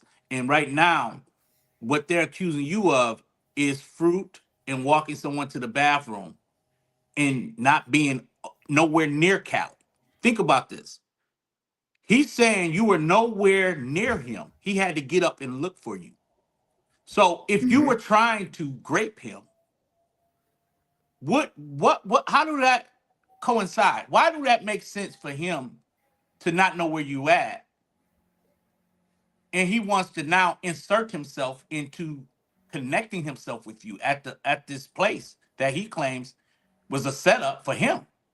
So if you're gonna get set up, why are you looking for the people to help you get set up? I mean, are you going to assist them on the setup? And it's simply the minute you did connect yourself to him at this ceremony, he then get to start accusing you of doing something to him. Yeah. So that's why I said I should have stayed away from him. I should have just avoided him. And his only problem would have been that I was missing. The last thing I should have done was be present for him. Correct. Because look at what I've dealt with. You see what I'm saying? Checking on him was. If I would have remained missing that night, I would have never been called a scammer for 5 years. Yeah. Neither would all those accusations would have followed. By you checking on him because you invited him, you became his worst enemy just because you was checking on him, making sure he was okay. And people was like, yo, what's up? What's wrong with your boy? He's out of control. And you're trying to console him. You're trying to make sure he's all right. But no, he's taking his trip out on you now. And basically, you was nowhere to be found. So you're now trying to calm things down, and he's now using it against you. Right. If I'm not around, it's a problem. If I'm around, it's a problem. Right. Where is Kevin? Where is Kevin? Now that I'm around him, why are you moaning? Why are you eating that fruit so damn loud? Why are you? Okay, bro. Do you want me to be around you or not? You see what I'm saying? Sunnyside says, so he ain't see the girl pissing. That's a dead giveaway, indeed. Lupac says they laughing because they know they're lying, and they laughing because they know he lied. They letting him. That's that. I swear to God, that's what it is. Lewis is letting this dude lie, right here. And again, like I said, that's just due to whatever feelings he has for me in this moment. That's what it is. Maybe he didn't want to come up there and be a complete whistleblower. Who knows? But I feel like, man, dang, you had a moment to say, man, look, I don't like the guy, but y'all not about to sit here and lie on him, though. That's crazy. Let's continue, though. They tried to, like, at parties and stuff, they tried to, like, take people's phones, but they weren't really tripping too much like that. Like, you allowed to have your phones. They just didn't want you, like, recording and filming all type of things. But yeah, you, like, for the most part, I was in charge of getting everyone to sign NDAs when they came to that. Was one of my jobs, to make everybody sign an NDA. And I never took any phones. I never even told people not to record. But nah, yeah, you should have been able to keep your phone. No, and so my phone, I was told we're not supposed to have our phone because he didn't want anybody to be seen in any kind of weird state of mind. And Lewis is saying that there's been times where he was told to ask for phones. When I'm told to ask for phones, I ask for phones.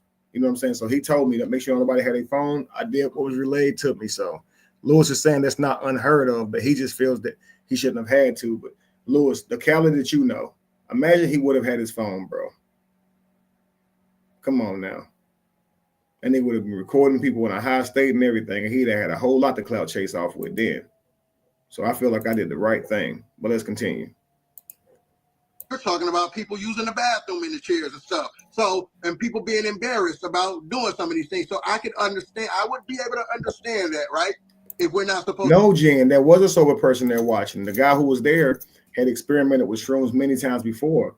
And so he was watching out for everybody. So a grown man, he was there watching out for everybody. So it probably was about 8 of us there on shrooms, and then we had someone watching out for us. So Callie was even bothering him because the dude didn't know I was in the bathroom. I didn't check in with dude before I went to the bathroom. So Callie's threatening him. Let's continue. Supposed to be having our phones. Now this guy had his phone and he secretly filmed me on them stairs in an altered state of mind. That's snake behavior.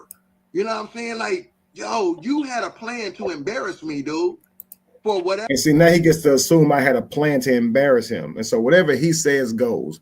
If I says, bro, you look hot, I wanted to laugh with you about it tomorrow, that don't matter. What matters is what he say I was doing.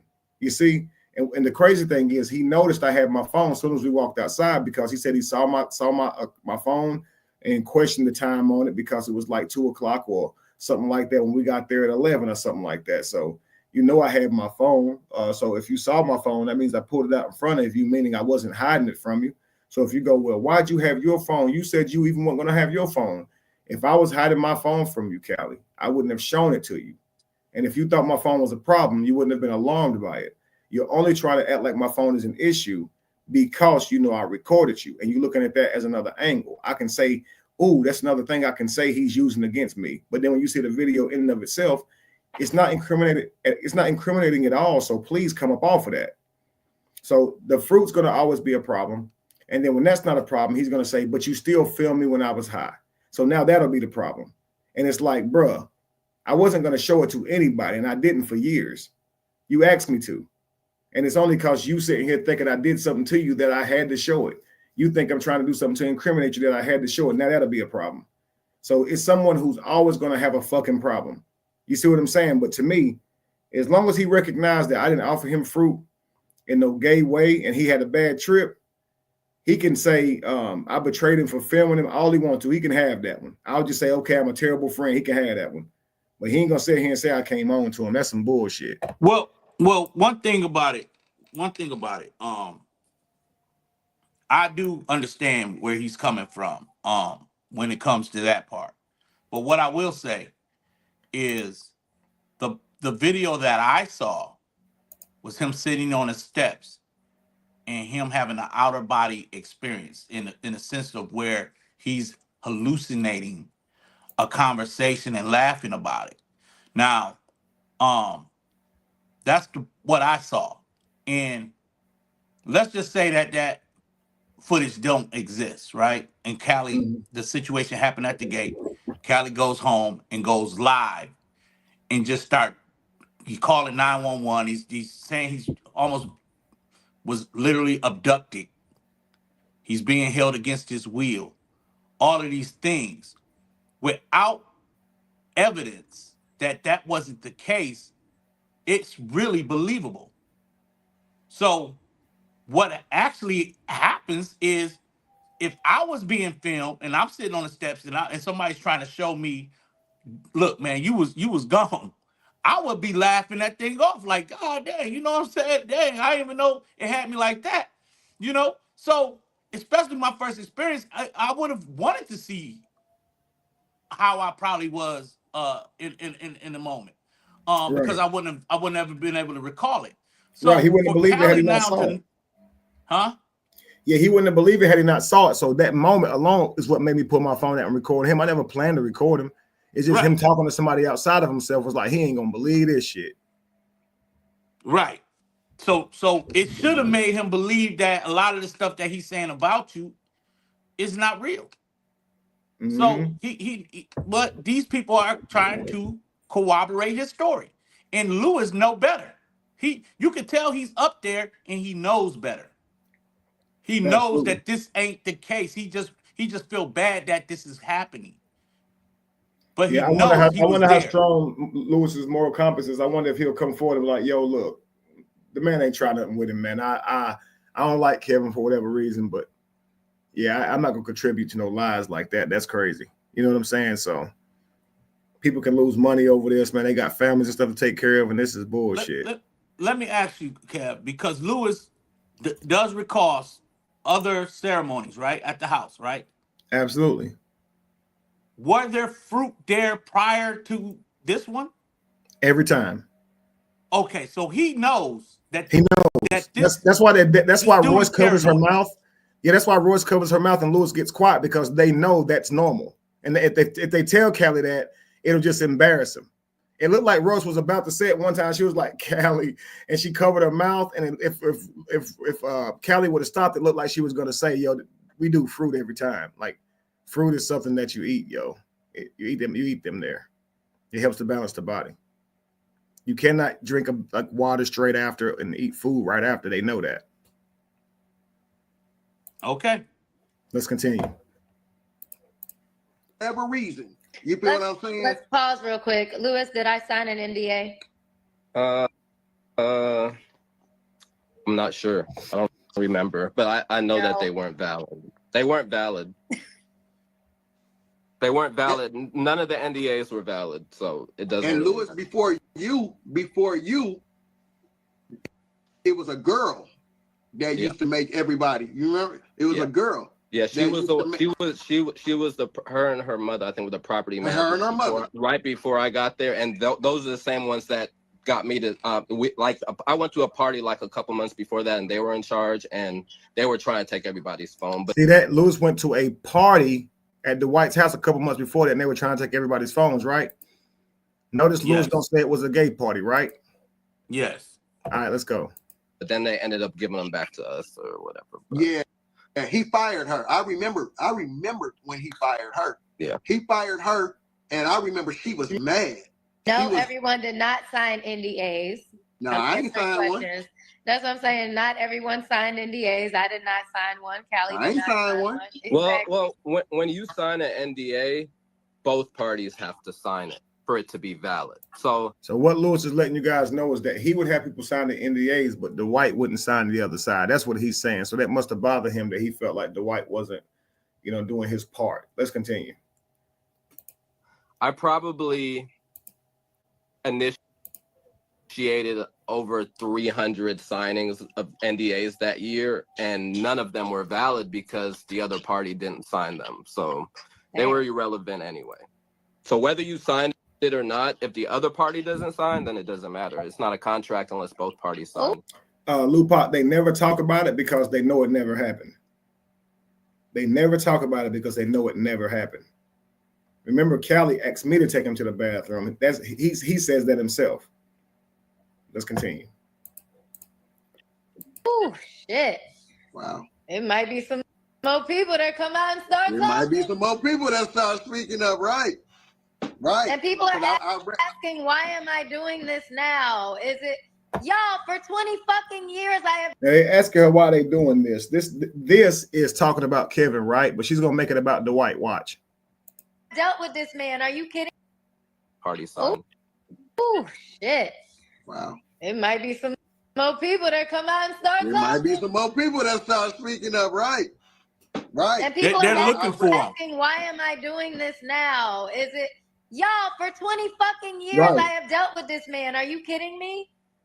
I've dealt with this man harassing me, threatening me. You're right, D-Ham. That right there is what that was. I'm going to say that there's no NDAs, so people who may feel afraid to speak can now feel more confident, right? That's what that is. Yeah. They're looking for other people to come and speak out and help them with their agenda. Absolutely. Asking, why am I doing this now? Is it y'all for 20 fucking years? I have dealt with this man. Are you kidding me? I've dealt with this man harassing me, threatening me, telling me if I ever come to Atlanta, he got something for me. And y'all really asking me why the fuck I'm doing this? Man, get the fuck off my life. I ain't got time You for are here that. talking about me, though. You said Dwight's been doing something with you. I haven't known you 20 years. Let's continue, though.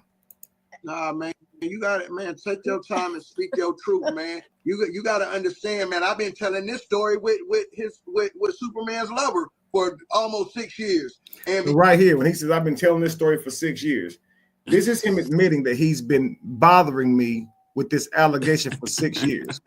But he also, in the same breath, will say, I've been bothering him. And he was just responding. You see what I'm saying? So in one breath, he'll go, I don't bother him. I just be responding to him. Then in this breath, he'll go, that's why I've been on his neck. Because about the community, about him hurting people. That's why I stay on his neck. So are you staying on his neck or are you just responding? Make up your damn mind, bro. Let's continue. because I don't be on social media like that, because I don't have a platform, this guy has been attacking me. He's been attacking my family. He's been attacking. You see that? He just goes, he's been on me for 6 years. And then instantly flips it to me being on him. Look. Almost 6 years. And because I don't. Man, get the fuck off my life. I ain't got time for that. Nah, man. You got it, man. Take your time and speak your truth, man. Say what? He's gonna flip it now because there's some real truth coming out about him. And he wants to try to put it out there with these listeners that really trying to go hard for Royce, that he's innocent of all of these things, Right. and He you're playing the just victim to you. conjuring this stuff up about him, which Mhm. is false. Right. That's why he even had Royce put the clip up there of me saying I can go lie on him. Correct. You got to understand, man. I've been telling this story with Superman's lover for almost 6 years. Now listen at that. I've been telling this story with Superman's lover, which is the slur. So he's been going around for 6 years calling me gay with Dwight. So he says that first, right? Mm-hmm. Watch his next sentence. And because I don't be on social media like that, because I don't have a platform, this guy has been attacking me. He's been attacking my family. He's been attacking Royce, Kevin Wesley. What Kevin Wesley has permission. Now you're gonna change the subject. So watch this. And this is how he rants, like he just gets on my damn nerves, bro. All right, so he sets this thing up where he tries to act like he's been at me for 6 years about this, right? And then it goes to, and people always ask me why, but they don't understand. I mean, I have a small platform. So because I have a small platform, Kevin has attacked me, my family. I haven't attacked your family or you. I've only responded to you because, like you said, for 6 years, you've been calling me Superman's boyfriend. And that's an insult. That's actually attacking me, stupid. When you call me Superman's boyfriend, you're attacking me. So when I respond to you, you call that attacking you.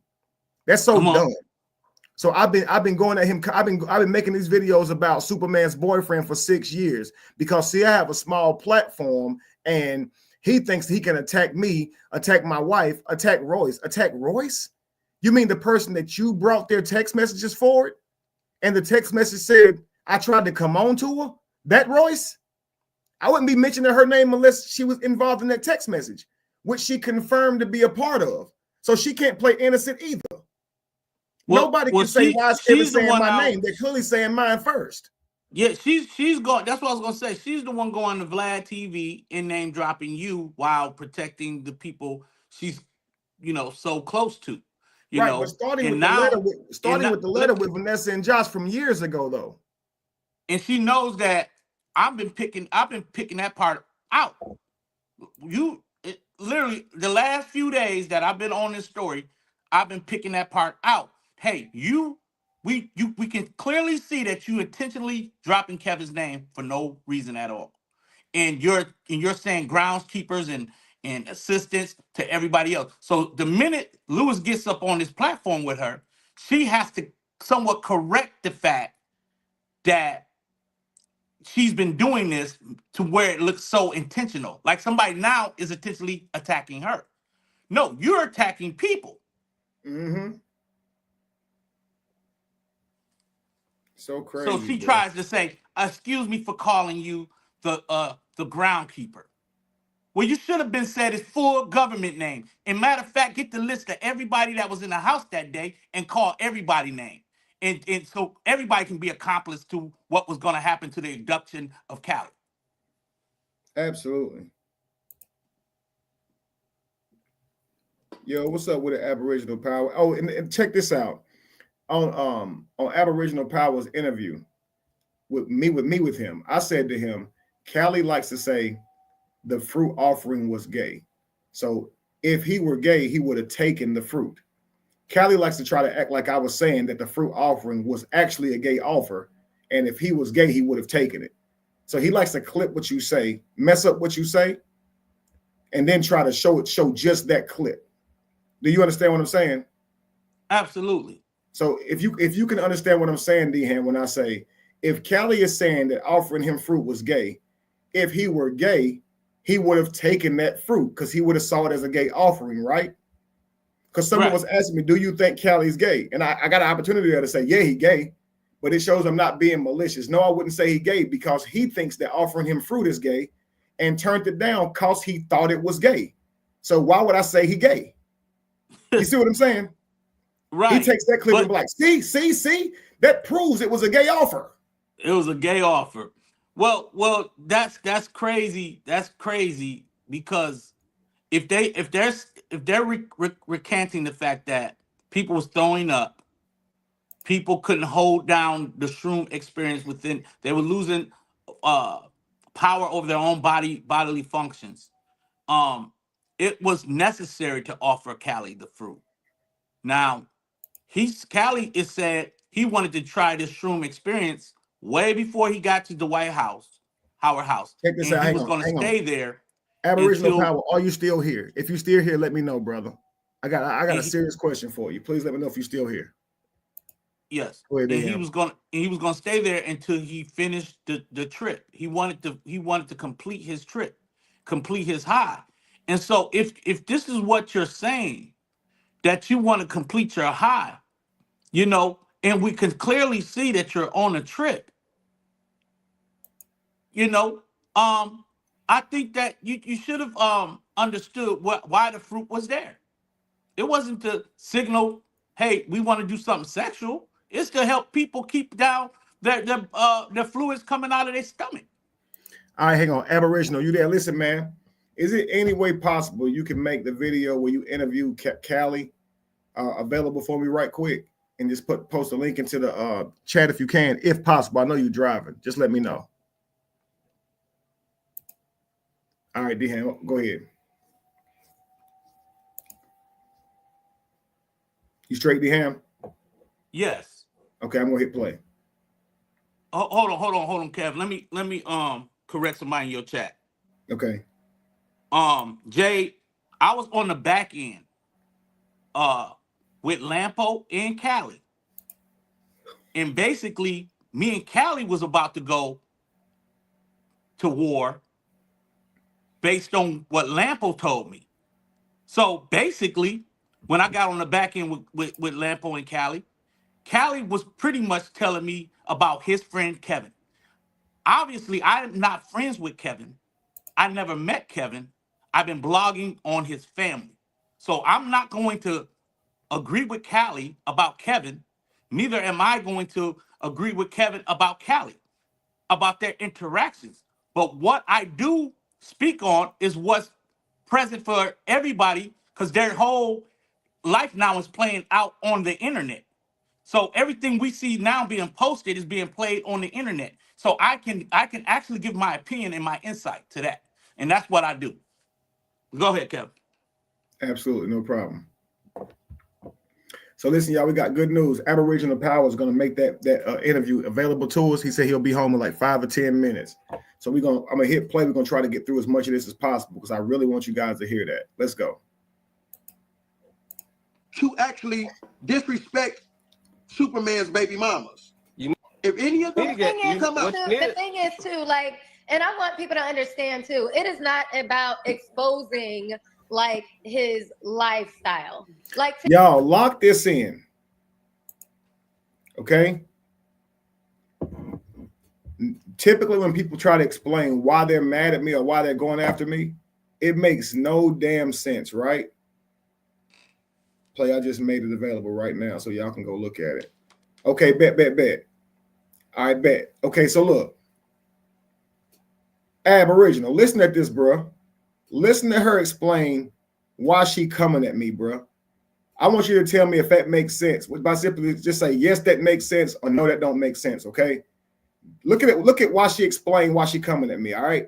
Just one man to another. Listen to this shit. the thing is too, like, and I want people to understand too, it is not about exposing like his lifestyle. Like, to each their own. Right. But the issue is how much he is trying to destroy us because we didn't agree with it and because we didn't jump on board. Next. That's why this is happening, because we didn't join the team. What do you Join what team?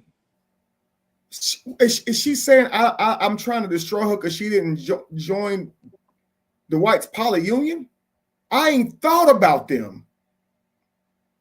You just want to attack me. You don't have a reason, and you making it up on the spot. And it's a horrible ass reason, in my opinion. Let's listen again, man. That's crazy as hell.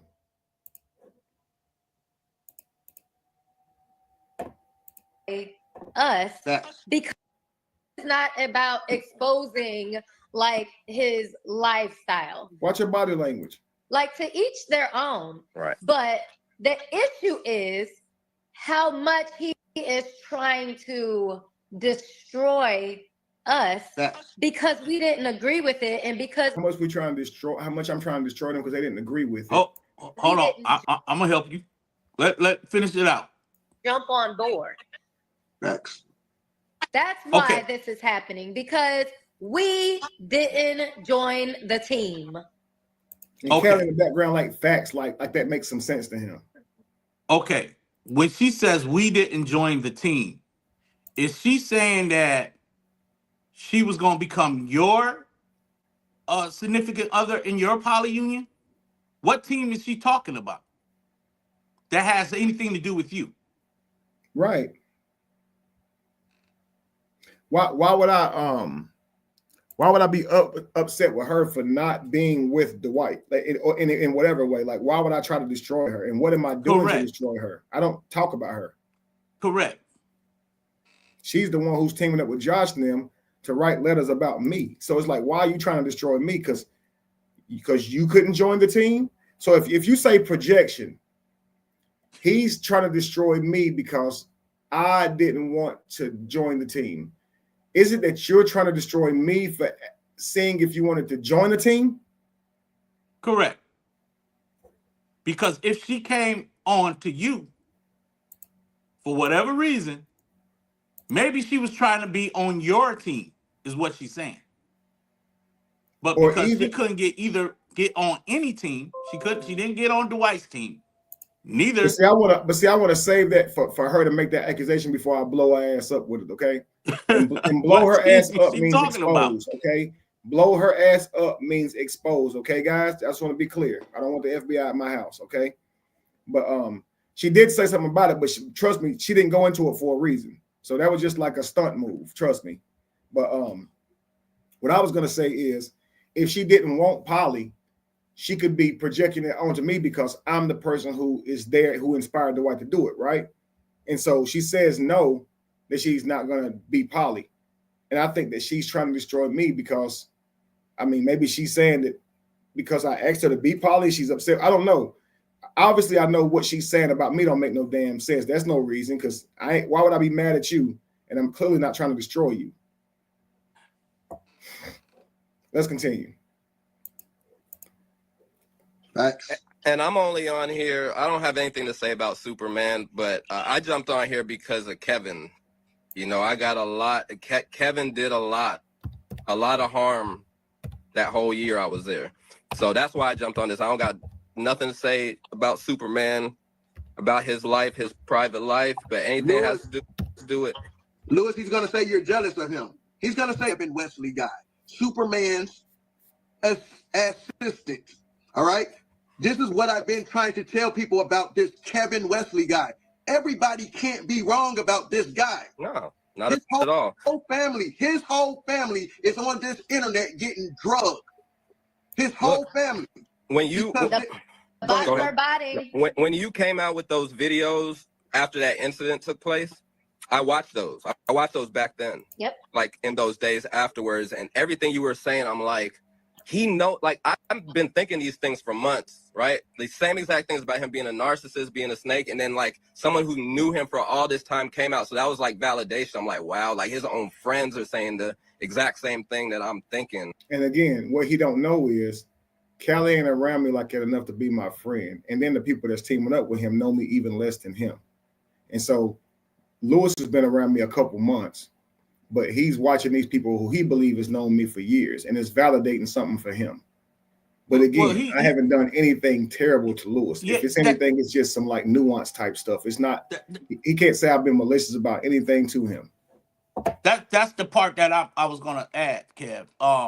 It's okay that, you know, he noticed whatever character traits that he may feel is, you know, not appropriate for him.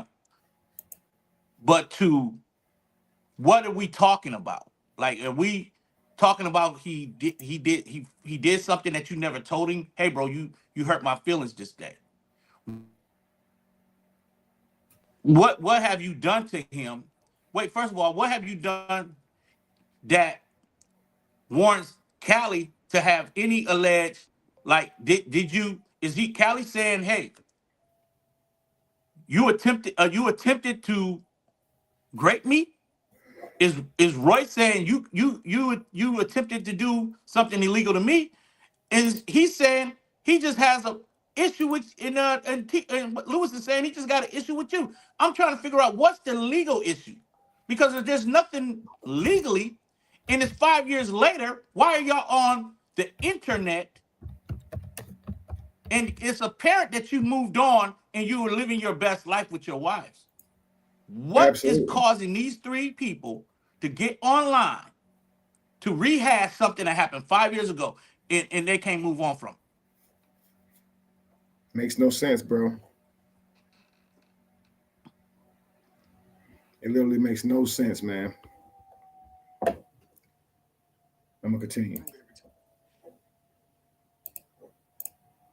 Or that I see. That's even like the thing about coming on to her or her coming on to me, right?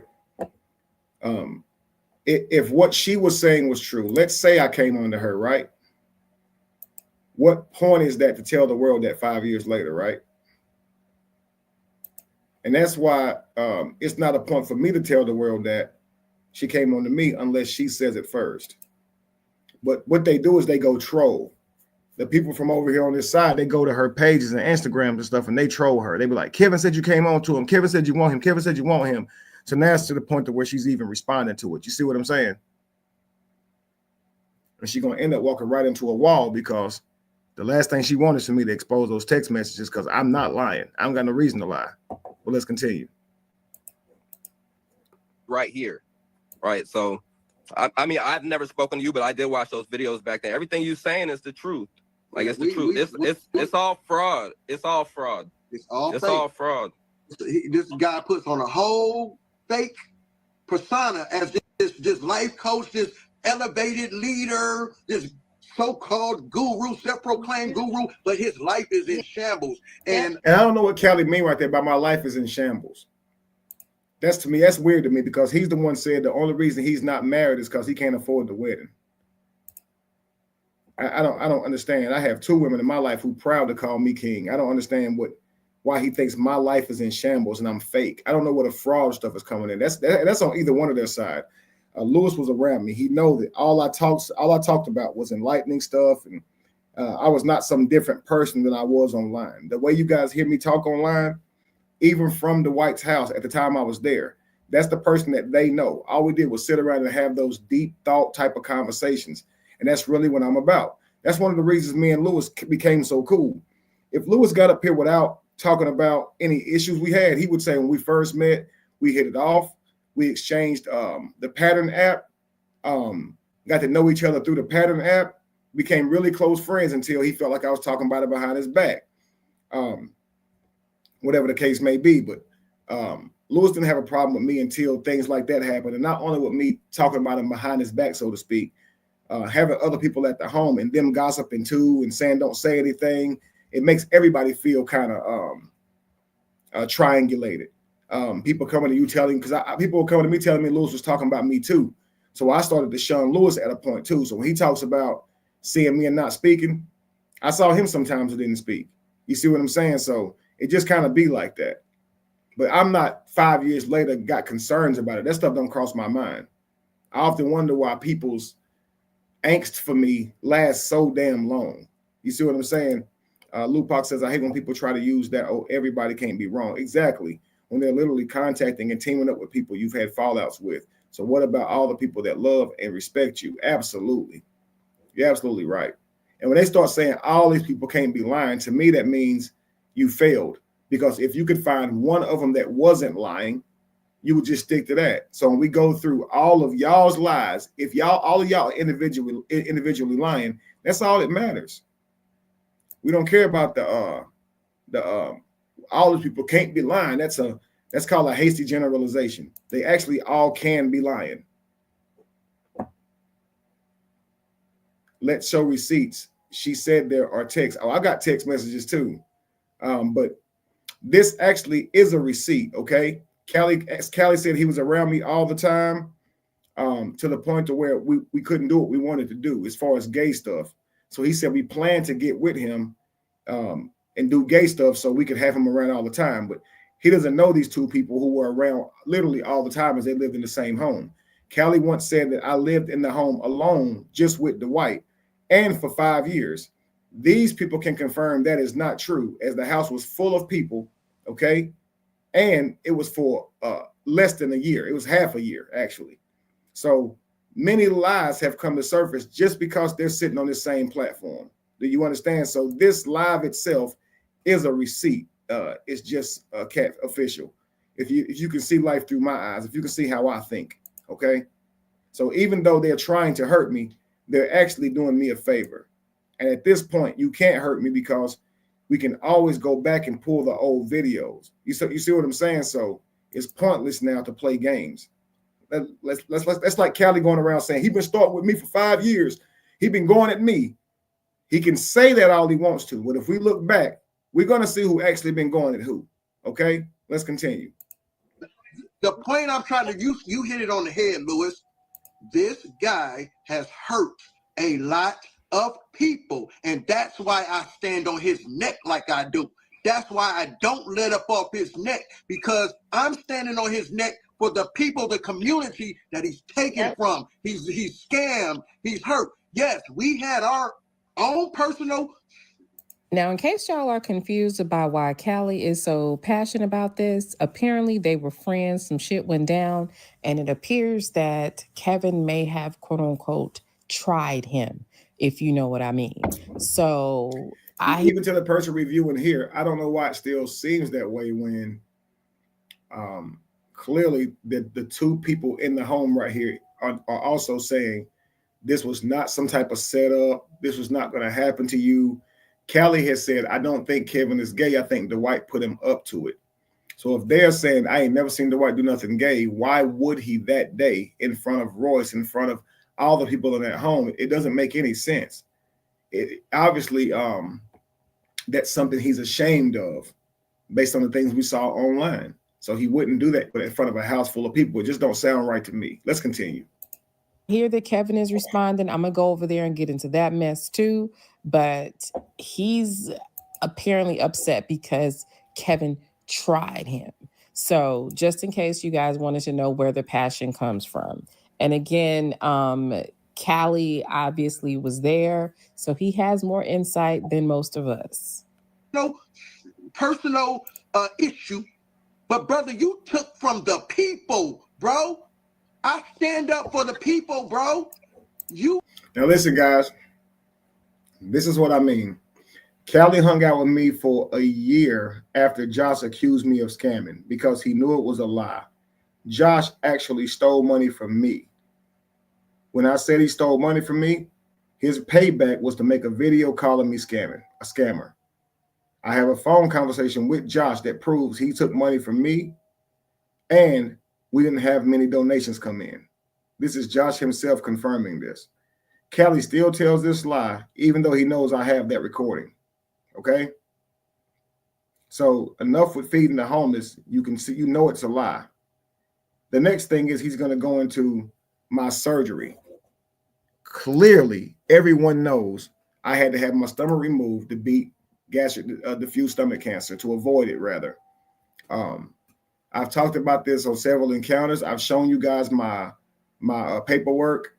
You saw this, but he'll set up here on Royce's platform and still tell these same lies. Just watch him.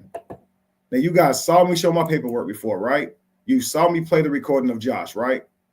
Before I play, put a 1 in the chat. Say, put a 1 in the chat for Josh. Put 1 and Josh if you've heard me play the recording of Josh admitting he stole from me and that no money was coming in via donations. And then put a 1 in the chat. Put 1 and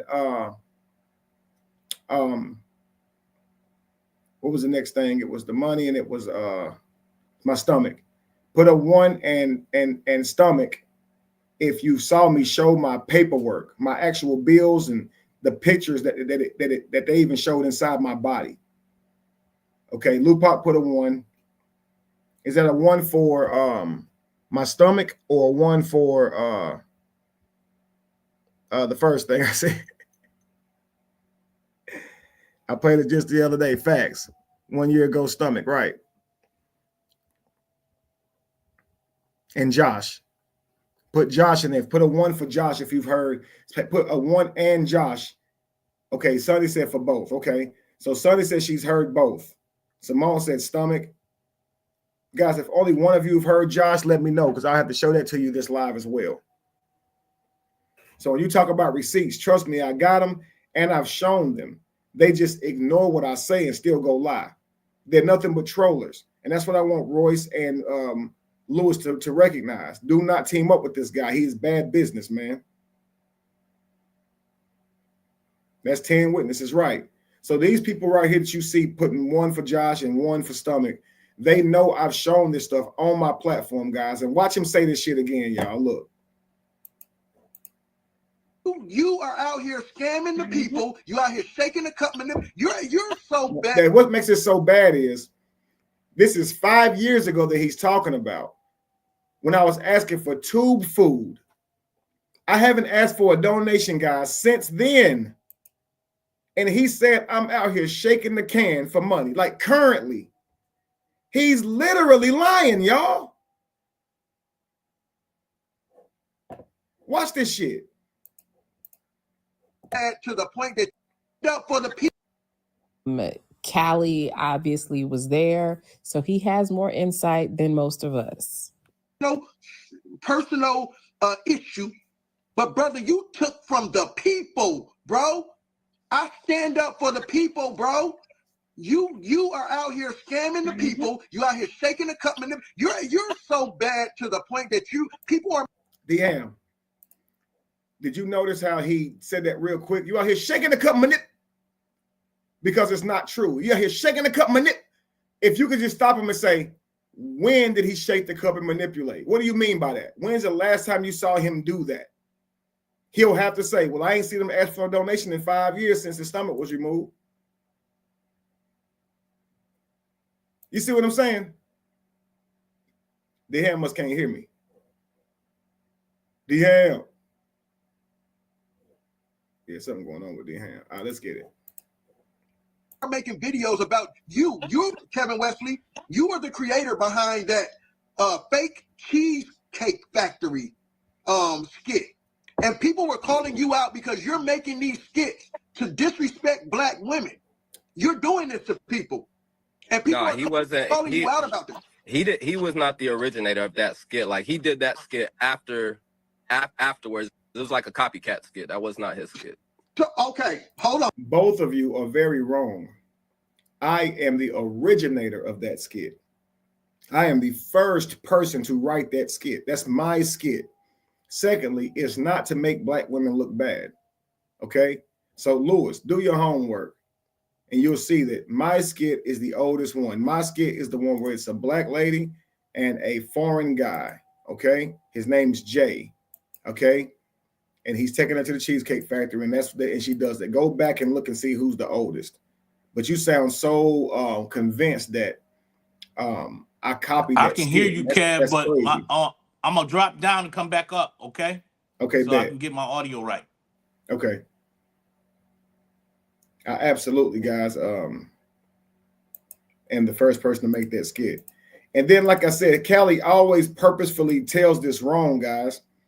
On the stepfather video, okay? I actually did a reaction video to the actual guy in the skit as he did the video. And he had a problem with me reacting to the damn video. That should be free use, fair use. He flagged the video, and I believe it's because Bree High was telling him I stole his video. When I do reaction videos, that's what I do. He flagged the video for some dumbass reason. Facebook led him and hit me with a copyright strike. I got demonetized. I asked the guy, could we just work together? Because it takes him to unstrike me. And he said no, left me struck for 3 months. So I reenacted the skit myself so I could put it back in my reaction video, okay? I put a lot of work into that reaction video and also wrote a whole book based on that video. So I wasn't going to not do the video again. So I reacted to it. So Callie's like, you stole it. Call it what you want to. Why do you care? Why do you care even if I was out here stealing skits? It's a whole lot of stuff going on out here in the world. And you say you out here for the community, but you out here running your mouth about somebody who's so-called stealing skits. Man, if you don't sit your dumb ass down somewhere. Well, let me say this, Kev. That's horrible for him to be trying to use that with him being at the White House and it's all about you. I recall when Shannon Sharp got out that car to go to the wine Totally Wine. You know how many different versions of that skit I saw? Right. Multiple versions of that skit. Mm-hmm. It's crazy, bro. All right, let's continue. Oh, hold on, Lewis. All right, so I didn't even know that. He told us he was the creator of it, right? No, that skit came out and got popular. It got real popular. And it was trending, and then there was a lot of copycats doing the exact same. He did it probably weeks, months after it came out. Like, now I don't know check how long. this out. He also took on his page, on his YouTube channel. You can go find the skit where he's reenacting about the stepfather and the marriage. The daughter wanted to. It's something about a stepfather and a marriage or something. That's not his skit either. So he's out here stealing people's content. He got the guy who originally made that story up was on Facebook. He got demonetized on Facebook for stealing that man's skits. And then the guy came out and told, this is my skit. You taking my content. This dude still took that skit over to YouTube. It's on his channel right now as we speak. That's how disrespectful this Kevin Wesley dude is. That's how disrespectful. This dude doing all of that about a skit, yo. When this man got demonetized and taken down for a week because he posted my child, my baby, in a malicious way on his page. He talking about I take skits. You take people's children and try to play around on real touchy and sensitive moments. And you sitting here talking about somebody's character. You need to go sit your ass down somewhere, bro. I don't see Jamie Foxx, Mark mad that Jamie Foxx came out with a show similar to his. I mean, I don't get the outrage about a skit. Listen, Ham, it's not even that the guy. It's not even that the guy himself made the script to it. It's a Reddit story, okay? And the guy acts out the Reddit story, and so I actually reacted to him acting the Reddit story out, and he didn't want me using his video. So I acted the Reddit story out myself since he didn't want me using his. Okay. That's all that happened. All the and he said I stole his skit. You can call it what you want to. That happens all the time. Right. Let's continue. Yep. Taking another content creator's work and claiming it as your own to go viral with. You're sick. You're a whole snake, dude. But I appreciate you, Lewis. Like I've never spoken to Roy.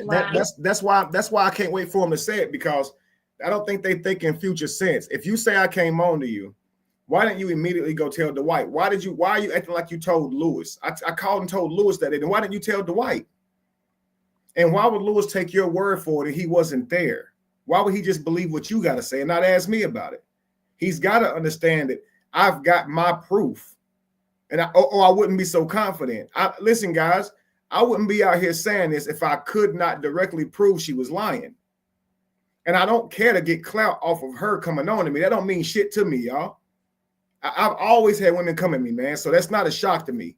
Halle Berry got damn inches away from me like she was gonna kiss my face. I've always had women have that way about me. I swear to God, I'm not making this up. That's very normal to me. So I wouldn't go brag like Royce tried to holler at me. That's not news to me. She can try to chop me down by saying the man with the filters all she want to. Whether it's online or in reality, women have always loved me, man. I ain't never had a problem with getting women. But yeah, you're right. If I came on to you, why didn't you go tell your man? Why did you just call Lewis? We're not going to play that game. Let's continue. Or Lewis. Never. So we're basically dealing with two devils that lie and are giving the world worse than hell. And that's why Superman and Kevin Wesley. See, Lupac think a lot like me. That was admission of stalk. If you can say no, he wrote that play here. It didn't come out till later, and then Kevin got demonetized for taking that man's video, and then he went back to his page. It's on there right now, and somebody would say, "Why do you know all of this? Right. Why are you watching every little damn thing that man do?" Because I can't tell you shit about what you doing with your page or what content you so-called stealing or whatever. He's It's totally nasty work. obsessed. As soon as I had a baby, he gonna use that baby for cash apps. He gonna post that baby. Look at him. He posting pictures of his baby. Look. They created a page for the baby. Why are you watching me? It's sad. Get along. Yeah. Because somewhere in there, Kevin Wesley's hands are dirty too. I don't care what nobody. See, that shows that you're looking for me to be guilty about something when you could just go on with mind your damn business. Somewhere in there, Kevin Wesley's hands are dirty too. What are you talking? Lewis just told you I ain't got no power over nothing. So don't make my hands dirty because you want me to be in something. Shit crazy. People don't allow you to be around them, and your hands not dirty. You gotta get your hands dirty too to be around these people, be in these little circles, or they're not gonna. And I felt like too that Now was listen, Dehan, watch this. Did they? They was obviously in a little circle, right? So did they have to get their hands dirty? That's what I'm saying. It's very contradicting. Everything Right. You he's trying to saying. talk to Lewis and them about how if you're that close to Dwight, something must be going on. But Lewis was just as close to Dwight as I was. I'm gonna tell you the biggest snake up there is Royce. It's just my opinion. Absolutely. I agree. I think she's coordinating a lot of information that she's gaining off of anybody she comes in contact with to use for later.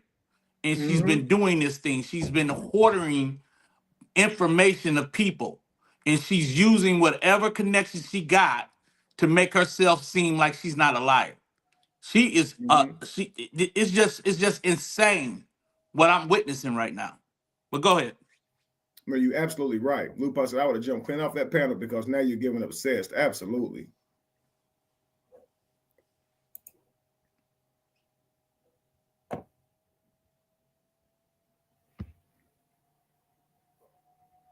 Well, it looks like they're doing me a huge favor. I may not have too much longer.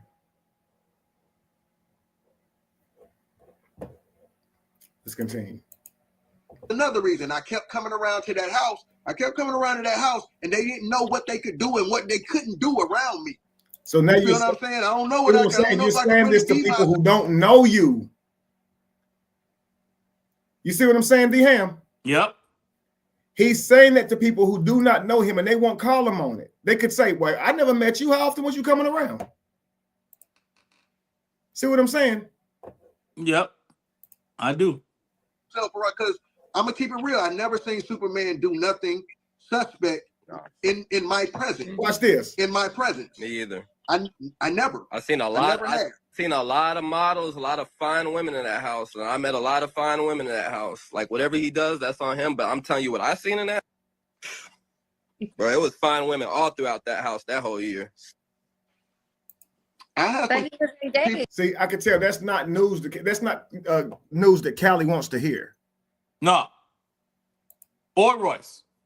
Right, exactly. But then Royce mentions that, but he had a fiance talking about Taya, and then Lewis goes, she wants to paint him out now to be a cheater. right. So, but I thought he had he Taya, ain't married, like, so he can do what he want to do. Right now, Lewis goes, "Oh, I didn't see nothing," you know. But notice he says, "I ain't never seen this man do nothing gay. You can call it what you want. I ain't never seen it." So he says that, Callie says that, and I say that. Except Callie's the only one sitting here who tries to make me Dwight's boyfriend because he knows that it trolls me. You see what I'm saying? Yeah. And I wish they understood that this man got everything negative to say about the same man that it appears Lewis is standing up for here. That's that whole year. In my presence. Me either. I never. I seen a lot. Or they're not gonna. And I felt like too. That was another reason I kept coming around to that house. And again, if you never saw Dwight do nothing gay in your presence, why can't you excuse what you think you hear coming from the other room, or at least go look? Like I said, it's just weird to not look and then go act like it's true. That's weird. I kept coming around to that house, and they didn't know what they could do and what they couldn't do around me. You feel what I'm saying? I don't know what I don't know if I can really be myself, because I'm gonna keep it real. See, guys, how does he get to paint that picture and say that we think that? This is what I mean. He's so confident to say shit like that. How does he get to say that we was like, man, he come around often. We don't know what we can do around him. Why does he get to say that? That's really feminine to in my book. If you want to start calling out feminine traits, that's real feminine. Because me being a grown man, and I'm somewhere, and I'm there with, you know, consensually being somewhere where I want to be, I ain't letting nothing happen to me, and I'm not going to assume somebody's trying to do something to me without knowing that they're trying to do something to me. I'm not just going to be out here making salacious allegations up in my head. Right. And he'll do this too. He'll say Kevin has permission from Dwight to bash his baby mamas. How do you get to say shit like that? Correct. Like, how the fuck would you know something like that? Well. Let me say this. This is the crazy part. So far, he's tried to accuse you of touching a child. Right. And he said a baby mama of Dwight Howard's told him this. Right? Right. And now he got in cahoots with Dwight's other baby mama, which she's name dropping your name for Callie. Absolutely. It's clearly she's doing this for him. So if the only person that's reaching out to the white baby mamas is him, you're the one reaching out to the baby mamas, and you got the one of the baby mamas wrong. You said I must have got it wrong. I'm gonna go and find out which baby mama it was. So you're reaching out to these baby mamas. Right. Literally. Going out of your way to try and convince people I'm something that I'm not, and then try to blame me for responding. You don't quit, bro. Never seen Superman do nothing suspect in my presence. In my presence. Me either. I never. I've seen a lot. I've seen a lot of models, a lot of fine women in that house, and I met a lot of fine women in that house. Lupa said, "Look at Roy's face right here." Like whatever he does, that's on him. But I'm telling you what I seen in that, bro. It was fine women all throughout that house that whole year. But he was engaged. What's that? He was engaged. All right. Well, then I didn't see anything. See, why are you keeping up with what the white doing? But the thing is, she even alluded to her having sex with the white when she was out there at the house. She didn't care if he was engaged then. Come on. Let's be real. Let's continue. Listen, man, and I'm going to say the same thing I said on my live. If anything should happen to myself, Royce, Lewis, Tiffany, anybody coming out and speak, y'all know where to start y'all investigations at. Because these are powerful people. Like, this guy's powerful with money. His boyfriend, like, I don't know what him and K. Diddy Kitty's little relationship is now. But I'm telling y'all, K. Diddy Kitty is he's a dirty dude, man. He's a dirty dude. When a person There you go, trying to come up with some shit. Look. will sell their soul. Now, see, he always say, "Sell my soul," right? And normally the go-to move, D-Ham, is I fell out that closet or something like that, or some bullshit like that. I sold my body or booty to Dwight, and that's how I sold my soul, right? But now that he's up here with them, he can't say that. They just said they never saw Dwight do nothing gay. So watch this. And they don't even have a loyalty to themselves. They're not even loyal to them. That's a dangerous person.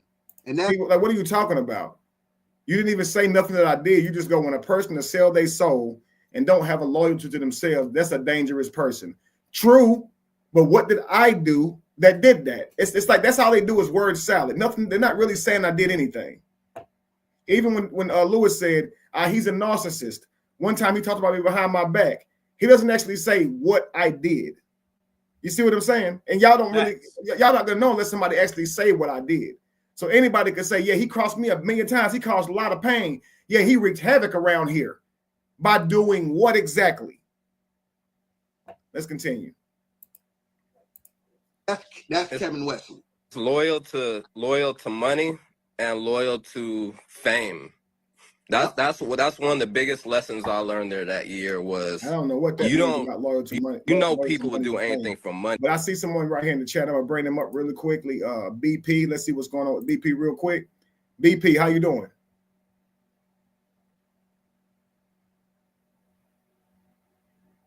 BP, how are you? Dropping down in 5, 4, 3, 2. Let's get back to it. Money, but you don't realize the extent people wake up. Yep. And every action that they make throughout the day is literally with the intent to either get closer to someone in power or to get money from somebody in power. Like I saw it day in and day out, and I was shocked because I don't care about money that much. And if I do, it's to survive. It's just, to live good. But most of my actions throughout the day are not with a clear intent on just money. So when you see people like that, and I was around people like that day in and day out, it wasn't just him. It was a lot of people that came through there that was trying to get in that inner circle. Like that's the main thing, is to get in that inner circle. Because if you're in the inner circle, now you can, whisper in their ear, and you can try and get some benefits in some type of way. And so that's what all that was about. Him being in the room all the time, being close. Is that if you close, then you have some. This is Lewis right here. It's like he don't like me, but he's still throwing me a bone because Royce tried to be like, I'm all up under the white, or the white's all up under me. Either way, the way she put it was like something could be going on. And so Lewis comes here and go, when you talk about them being in the room or being together all the time, that's because he valued Kevin's opinion. Kevin had his ear. You know what I'm saying? So let's continue. But Royce is right. A lot of times we sit right outside of Dwight's room. Outside, it's on a porch, and we smoke and talk.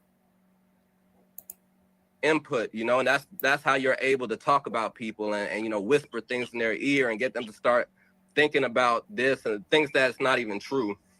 So that happened a lot there. He was good at that. And I'm telling you, this was my pause. Let's give another correction, because even right there, he was about to go into what I was good at, and he's about to say, this is my problem with him. Like he's about to say, this is my problem with him. And then Royce just like paused and stopped him. I want to hear what he say, because what did I'm often wondering what the hell I do to you. So he was about to say, this is my problem with him. And maybe we would have got somewhere from there and see why he's upset. But let's continue. Now they're trying to say, oh, Callie, now you're admitting that nothing. It's like they're up there to talk about how wrong I've done them, but they cut each other off before they can say it. It's crazy. Let's continue. LGBTQ-ish was happening. You're just admitting that you didn't see anything. You definitely have always said you didn't see anything, but you heard. Wait a second. So what I'm saying is, before that night, me coming over there multiple times, I've been over there with my family. I've never seen him do anything rainbowish. You still haven't. But that night, yes, I still didn't see him that night. I heard him that night. I just wanted to clarify, because people like to make a play on words.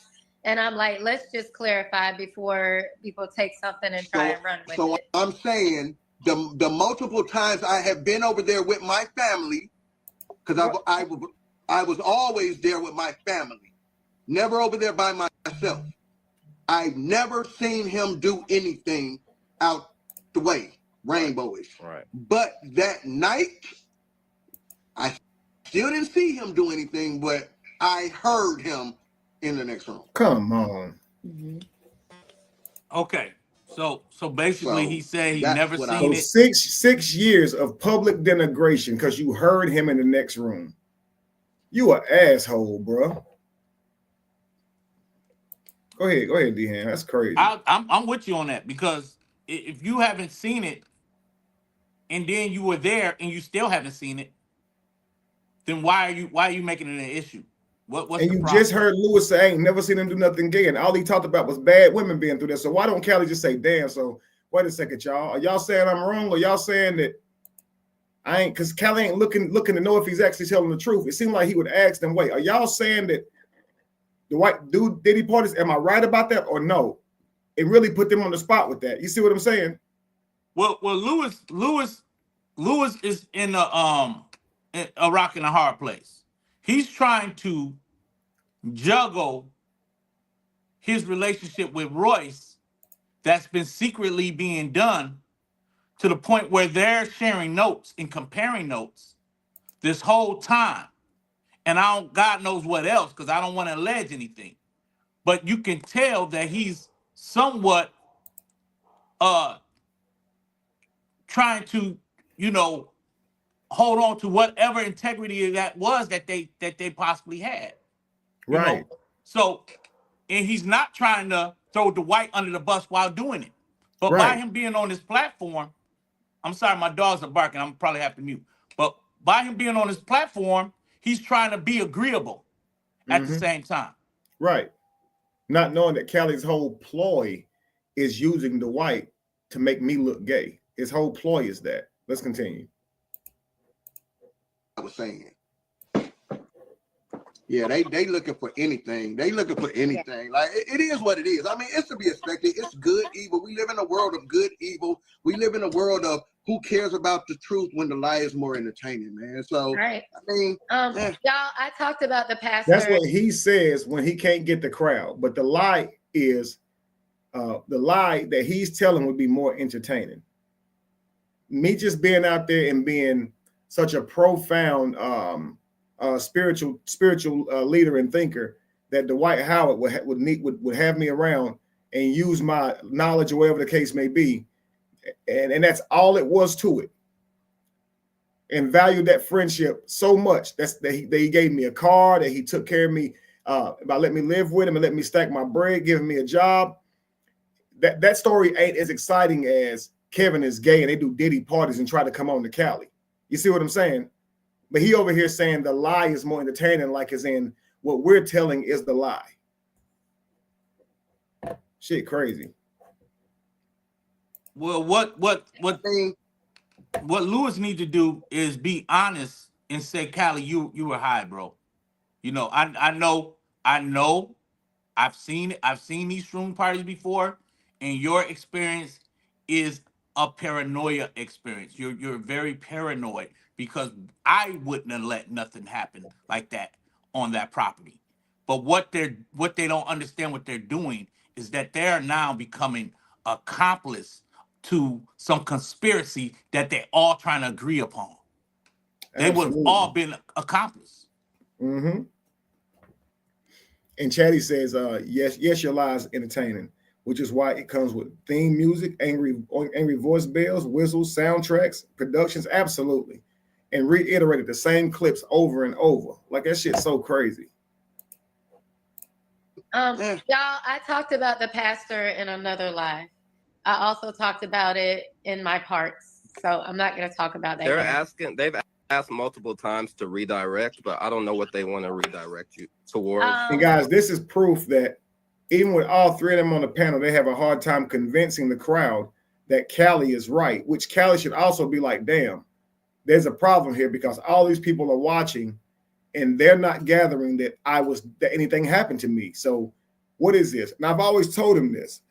As soon as you get on a platform where people are not necessarily biased to you or me, this wasn't between a me and Royce thing. Royce actually sit back and let Cali get up there. She didn't make it about me and her.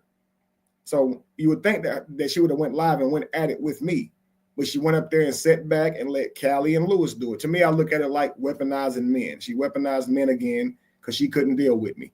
But nevertheless, I appreciate it because she got Cali up there to be able to say this to people who was actually at the house. So I was definitely there for it. I wasn't mad. I know people was probably like, damn, Kev, I know Kevin hate this.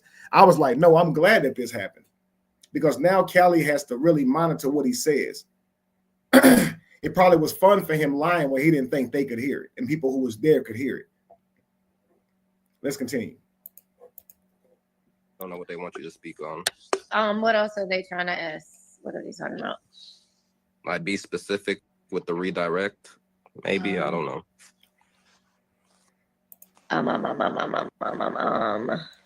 Peace, Retta. Who is Cali? What's his relationship to all this? That mean that you just got here.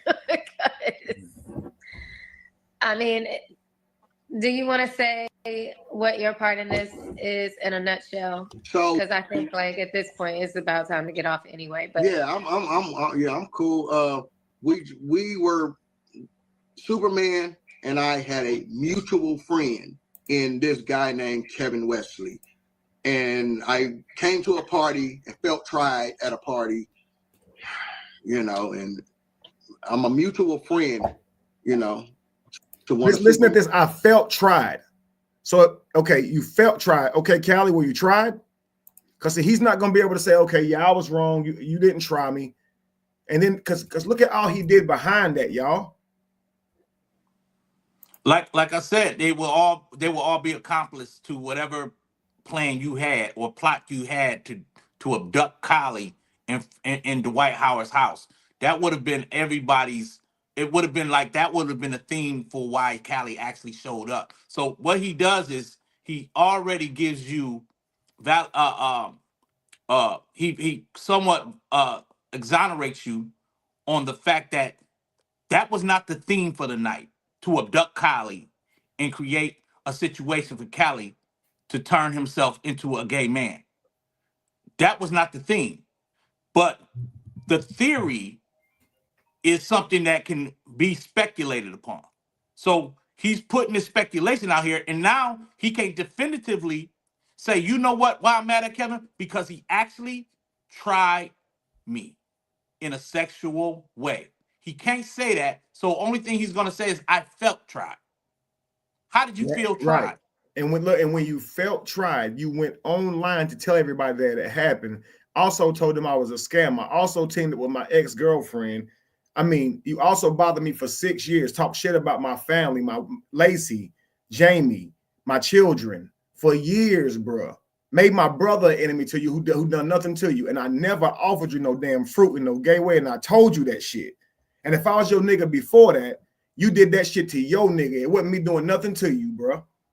And that's the part he ain't gonna be able to accept. I'm telling you. The crazy part, like Kev, if I go to a party, right, and I don't drink or smoke or whatever have you, and I'm at the party or whatever have you, and somebody try to pass me a blunt, and I'm like, nah, I'm good on that. Just like you try to pass me the fruit. No, I'm good on that. I can't then leave that party and then say, they tried to get me high. See, I knew it. They tried to get me high, but I was too smart for them. Like, no, you just said you're good on it. That's it. Right, but how can you say you weren't moving fast enough and you was too smart and I had to wake you up to leave? Right. I had to wake your ass up to leave. So if we was waiting for you to fall asleep, they had their moment. And he said he had to fight through his high and to finish it. He wasn't leaving until he completed his journey in his high. Right. He said that. Look, the 911 call was 6:36, bro, in the morning. Like it was bright outside. You can't think that something's gonna happen to you when it's over. It's over already. So imagine you have a bad trip that the Illuminati gonna get you. Once you make it to morning, you kind of know you was tripping. So let's say you have a bad trip that is ghosts all in the house. Say you go to sleep under your bed for being so scared.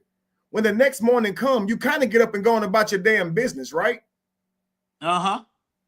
He can't do that. He got to still act like that really happened. He gets on my damn nerves, y'all. Let's continue because I want to show y'all something else. like at this point it's about time to get off anyway. But yeah, I'm cool. We were Superman and I had a mutual friend in this guy named Kevin Wesley. And I came to a party and felt tried at a party, and I'm a mutual friend, to one of Superman's friends. And this is a guy who I was talking about when I was walking my dog. I heard cursing out Kevin, and which is the guru that I I'm gonna talk tell y'all something about. that's crazy. And Lewis make hella crazy beats. He nice with it. And I can rap. Lewis can tell you that. We was making music together. Dwight had Callie's son come out to the house because he make beats. He had a producer to come by to hear me and Lewis. and had the white son come by that same damn day, bro. You can't tell me Dwight ain't no good dude. He's a real good dude, especially if he letting his baby mama throw birthday parties at the residence and everything. Like for this man to make this type of a publicity stunt, because he's rubbing, he's rubbing elbows with a wealthy NBA player, and he's out here now with his experience. And I'm not saying that he's wrong for having the hallucinations. I'm just saying that this is what it was. You were hallucinating, you were paranoid. So for you to run with this for the remainder of 6 years and going, which you're not going to stop, this it just proves that something is literally off and wrong. Mm-hmm. Yeah, TT. I mean, I guess they saying people don't like me, but well, I don't know what the point of that was, but yeah, it's so crazy, man. I had a thought in my mind. I forgot. Let me see what they were saying here. They'll come back to me 1 second. And how he was threatening to shoot him and come and shoot up the whole house. Yeah. Lewis. Yeah, right here. Just imagine this. If Cali recognizes, hey, these people are telling me I was tripping and that there's never been any Diddy style parties out here, and I have no reason to believe that happened to me that night, when you base it on other parties that they have seen too. Okay, cool. Upon realizing that, here's what happened. You've now screwed up an opportunity for your son, because his son can tell you.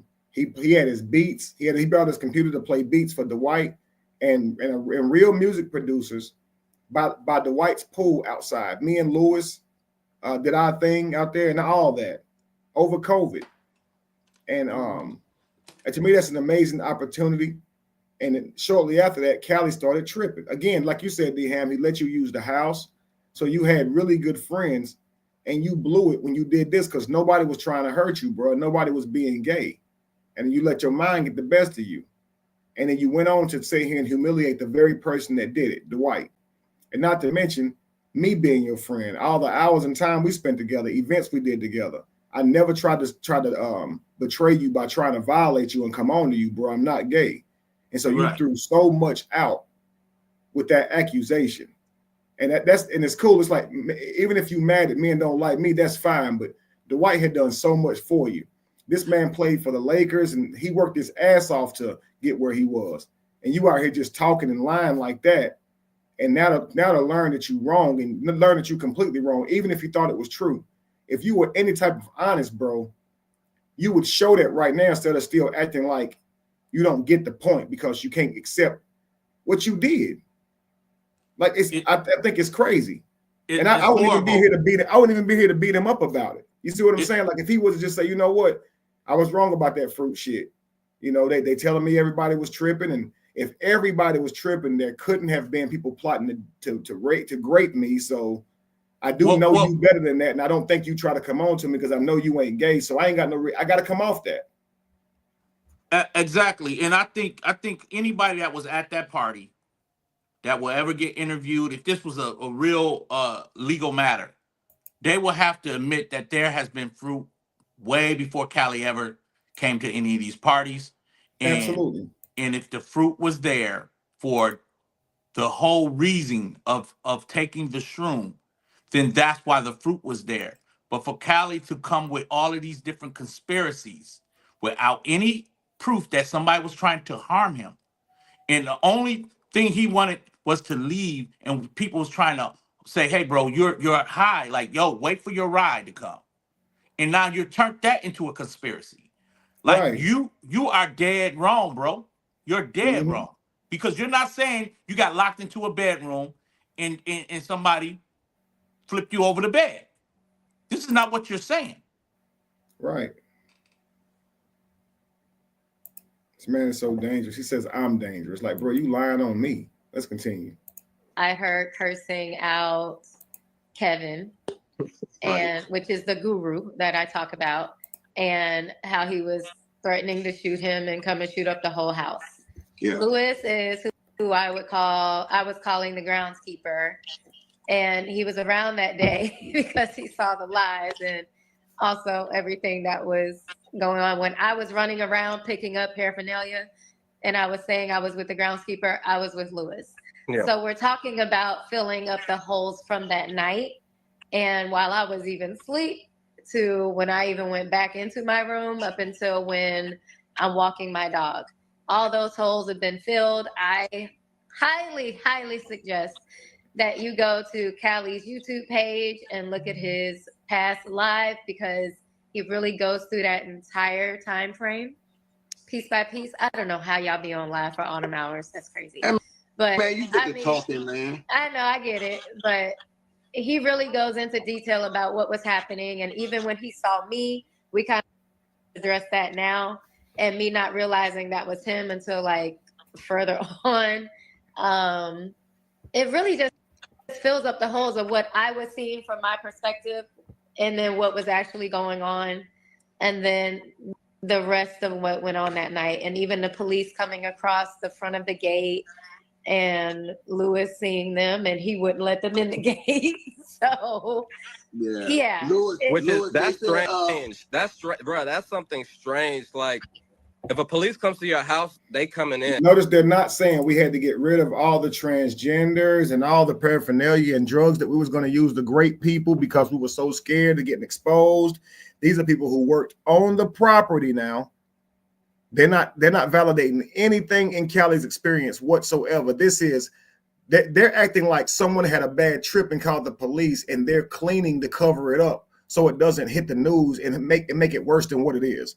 That's how they are acting right in front of Callie, and he ain't saying, wait a second, y'all acting like, the way y'all acting like I wasn't violated. Are y'all saying that nobody tried me? Are y'all saying that there was no setup? And they'd have to say, yeah, Callie, you were high. That's what we've been telling you. Everybody had a bad trip. That statement alone means that nobody could have been conspiring to do something to you because they was all tripping. Right. All that comes from his head. He's heard nobody say they were conspiring to get him. He made it all up. He don't know how to let go his own fucking made up thoughts. He made that up, bruh. Nobody told him people were going to gang up to grape him. That's the crazy thing. I don't even know why you got to prove to him his thoughts are wrong. He should have to prove to you his thoughts are right. Well, they got on board with it. They know that he wasn't in his right mind, and they still got on board with the hallucination thoughts, not the reality of the situation. They're on board with what the paranoia is telling Callie. That's what's suspect with these two people who won't just be real with Callie and say, look, man, you were very paranoid, but nobody was going to harm you. Not while I was there. I wouldn't let nobody do this to you if I'm there. Right. Absolutely. And right, Retta. Somebody please give Callie and Russ a perk 30 because they are clout chasing. They chasing clout to get money for drugs. I'm convinced. It's something, yo. Because this can't go over y'all head that much. Let's continue. But one thing I realized, like, when you have money like that, like, they'll come to the gate, 3 or 4 of them, sit there, tell you to open up. If you don't open up, they just gonna turn around and leave. They just turn around and left. Yep. They're like, well, they won't. And that happened on multiple occasions. Like, police were called. We did not open the gate, and they just turned around and left. It happened multiple times. Lewis, they said Kevin wants you to call him. What? They're in my chat saying that Kevin, they said. Now listen, this is how you know it be some real suspicious behavior, because why is that so funny? Because they think you're gonna convince that you're gonna use your manipulation game on Lewis. That's what what they're saying is you're a manipulator, and any conversation that you're going to have with anybody, they're gonna have to understand they don't want to be gaslit. So they're using all of these tactics, and see, now that they're laughing, it makes it seem like it will be almost comical to speak to Kevin because we know what kind of guy this is. That's what they're trying to say. So now I want you to consider this right here, okay? Royce has written a letter talking about how horrible of a person I was and how they can't stand me, right? Uh-huh. How I turned the white against her, right? Mm-hmm. Knowing that I want to talk to Lewis so she can tell I'm right here watching now, based on that statement, why would she laugh knowing I did all that to her?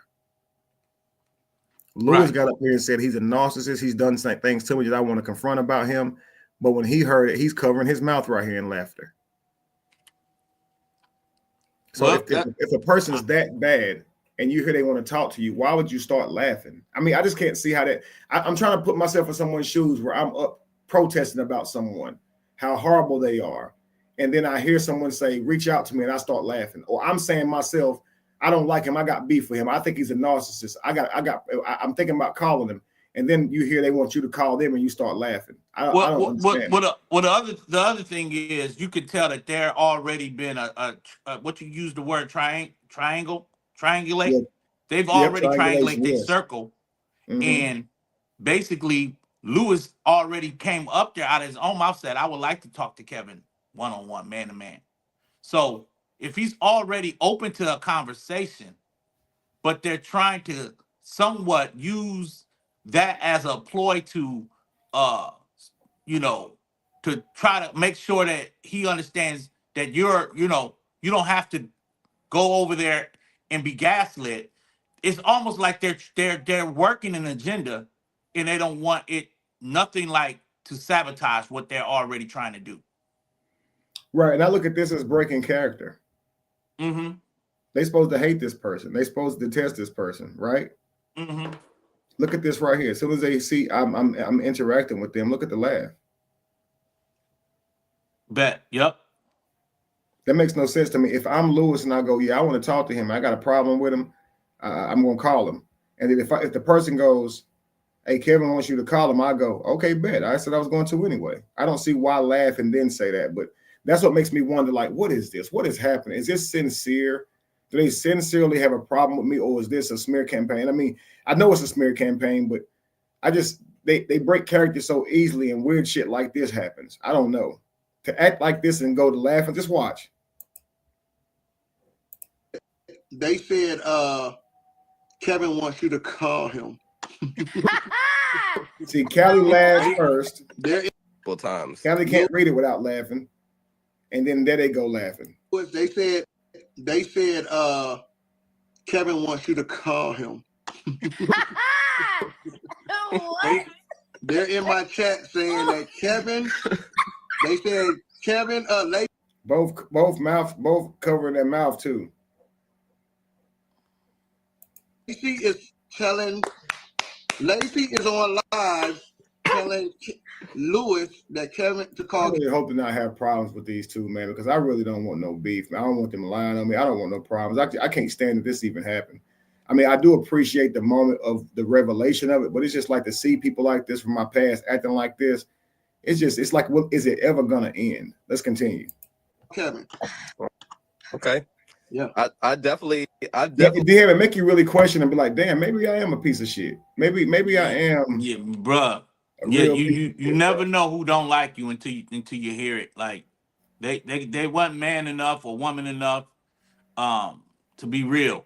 And right now, it's almost like this is the time for a truth and for me to make my alignment where it can be truth. But nothing that says that you've done anything directly to them. Nothing. Right? It's almost like he's not gay, but he's a bad person, but not because of nothing he did to me. I don't get it. Yeah, you ain't did nothing directly to neither one of them. Yeah, let's continue. definitely been wanting to speak to him for a long time because I got a lot to say to him. Well, check this out. I'm about to jump off, right? And I'm gonna talk to my people over here on my YouTube, because we've been at this. Y'all welcome to come over there if y'all like. But they over here asking me questions and stuff, and I ain't really had a chance to talk to them. But I appreciate you, Royce. Man, Lewis, I really appreciate you. You're right. You're right, Lou Pocket. It was not funny when Lewis said he wanted to talk to me, but if I said I want to talk to him, that's all of a sudden hilarious, right? But you notice how Lewis didn't say who's Lacey, because he knows who Lacey is. Let's continue.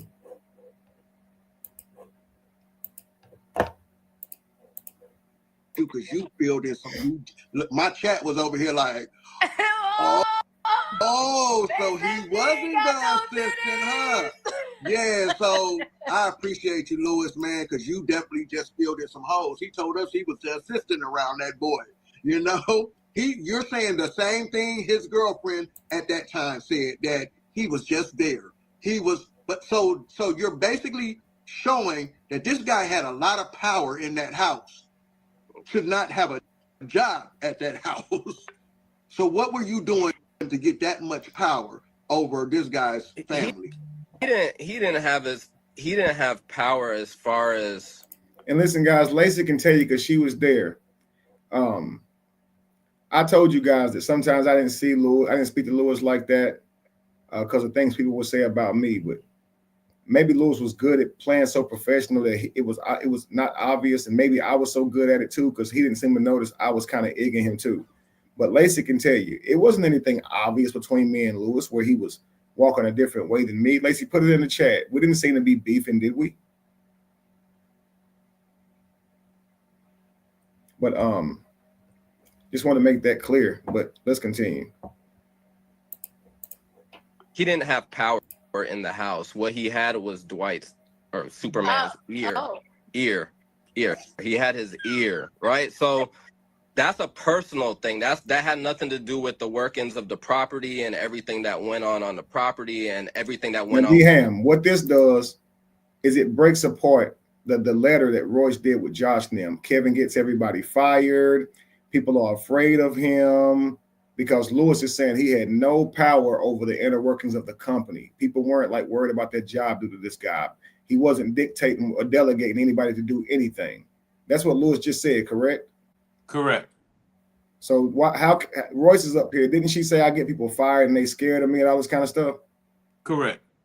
So how can both be true? I ain't got no power, but at the same time, I got so much power. Big facts. I cared nothing about what Dwight had going on with his company, his workers that was at his crib. I was there to do my job, which was advise him. He wanted me to teach him and advise him. That was it. He valued the things I say so much. He wanted me around. That's just the sum of it, man. Well, that's what Lewis just said. You pretty much was advising him on different things, as far as enlightenment or whatever. Go ahead. Yeah. With guests on the property or anything, like he didn't have any say so in that, or he had zero power when it came to anything that actually any decisions that were made on the property. But he had a personal ear as a friend, right? Like, so if they were friends, he may have confided in Kevin or listened to him. But as far as like power on the property, he couldn't tell nobody on the property to do anything. Nobody, not a guest. He just go tattletale on y'all. Right. So he didn't have a job. He didn't have a job. He did not work. He did not work there. See how they are going with he didn't have a job instead of he would go tattletale on y'all. You see what I'm saying? Facts. Because Callie's trying to stick with Royce's story, right? But Royce is like, I can't stray from what Lewis is saying because you can tell she's more to Lewis being the dominant one here. So Royce would have done a whole lot more if he Lewis didn't have a job. Here. You see what I'm saying? If she would have done a whole lot more of what? If Lewis wasn't up here. Oh, yeah. So you can tell that she sees Lewis as the dominant here because she's responding more to him because Callie goes, then he goes and tattletale on y'all, right? And Lewis goes, he didn't even have a job. And she goes, yeah, he didn't have a job instead of fit. And what they should have bit off of was he went and tattletaled. So what Royce had said would still be true, that I get people fired and people are scared of me. You see what I'm saying? Yeah. But let's continue. They were friends. He may have confided in Kevin or listened to him, but as far as like power on the property, he couldn't tell nobody on the property to do anything. Nobody, not a guest. He just go tattletale on y'all. Right. So he didn't have a job. He didn't have a job. He did not work. He did not work there. No, he followed her up. She said that first. He didn't have a job, but he could go tattletale. Like he tattletale on everybody. I got you. And why is Kelly said I tattletale? Because I did not lie on him about a single thing that I've said. That's why he's saying tattletale. Notice I've never said he's tattletaling on me because he's lying on me. He's straight line. Right. Nah, that makes sense. Oh, I had people that were in the room with him when he was telling on me come back to me and tell me the things that he said about me that were all not true. But I knew from pretty much a couple months after I got there. Whatever it is that he said, I said it wasn't true. Number one, why do you believe what they telling you? Number two, why do you think you can trust them? Because they're in a room that's supposed to be private information. So if they're telling you, they are wrong. And why do you believe them? Because you didn't ask me. So how we know they're not lying? And that's what I mean by that's how I can say that stuff kind of destroys friendships and stuff. Spirit says, hi, everyone. Glad I caught you live listening while cooking dinner. Okay, that's what's up, Spirit. You see what I'm saying, DM? I do. I think what Lewis is saying is certain things that was said in the house got back to him, and he's holding a bone for those reasons. So I hope y'all can talk through it, because I don't know what that is, So, but for him to not correct his position at the residence that there's never been an abduction, there's never been a sex party, there's never been anything to hold somebody hostage. Well, he did clear that up, but you gotta understand what their agenda is, and you're on this platform and you're literally co-signing things without any proof of anything, and knowing that you were not there for that. You never would have allowed it. Like, why can't he just say, look, if something was gonna happen with me there, then I shouldn't even be there. Absolutely. And you got to think he's trying to paint Dwight as some aggressive guy, but Lewis worked right beside him. Lewis is smaller than me. He certainly said he ain't never seen Dwight do nothing crazy, so he ain't had to worry about it. So what Callie says about me is, look at Kevin's size. You know Dwight tried something with him, but he won't do that with Lewis though. So this is just something he's doing with me. But I want to show you guys something here. Wait a second. Back to me and tell me the things that he said about me that were all not true. But I knew from Jamie said something brilliant here. She says Callie didn't like the answer, so he switched the narrative. Callie said, how did he get all this power? And then Lewis says he didn't have any power. And then Callie goes, oh, so he just went and tattletaled.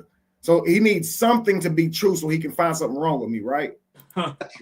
Nah, that makes sense. Oh, I had people that were in the room with him when he was telling on me come back to me and tell me the things that he said about me that were all not true. But I knew from pretty much a couple months after I got there to watch out for him. That's why I said I used to just walk past him like I didn't even know who he was. But Lewis, I want him. Remember? This right here is so weird. And you can see Lacey putting in here, and this is really me, but it's who was Kevin's girlfriend, Lewis? Because I wanted Lewis to see this and say it was Lacey. So Callie can shut the hell up about what if you was dating Shawty, where was Lacey? Like, he's so damn stupid, yo. Right? But, right. And so what was I about to say here? Hang on, I forgot my thought. Stop. I paused. I want him. Oh yeah, and he act like I want him. Think about this.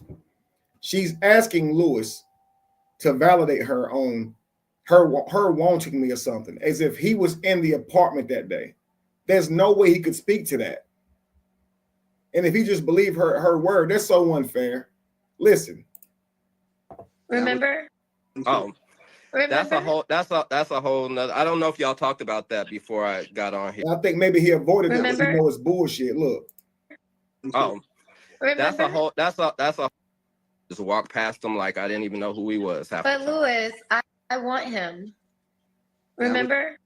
Oh, Remember? that's a whole nother. I don't know if y'all talked about that before I got on here. I don't think we really addressed it yet. We didn't address it. Maybe a little bit, but yeah. And you and I had a lot of conversations about that right when it happened. So Yeah. Say right when it happened. When what happened? When what she told you happened? Because I can show you my phone. Let's continue. That'll be another day. Yeah, man. I appreciate you, Lewis. Well, y'all, I appreciate y'all. I'm about to jump over here, holler at my people, man. But Royce, we'll talk, man. Thanks a lot, Lewis. I appreciate you, brother. I'm about to jump off, y'all. Yeah, we'll talk. Peace. Bye. Bye. All right. Bye, Lewis. Bye. Bye. Bye, everybody. So listen, I feel like All right, so guys, watch this. I want y'all to see this video right here. And this is so telltale. I wanted to see this video for so long, but Callie had removed it. This is one of the videos where I had a conversation with him on his panel, okay? Years after he was lying on me, okay? D-Ham, you got to see this video, bro. And this will show you that he's nonstop because I expressed myself clearly to him. There should have been no misunderstanding after this, and still he goes off on a tangent. I want you guys to see this video really quickly, man. This shit is so nuts. And I'm not going to interrupt this video a lot. I'm going to let it play. Okay. But I want you just to really see this shit and see how this man acts, man. Hang on.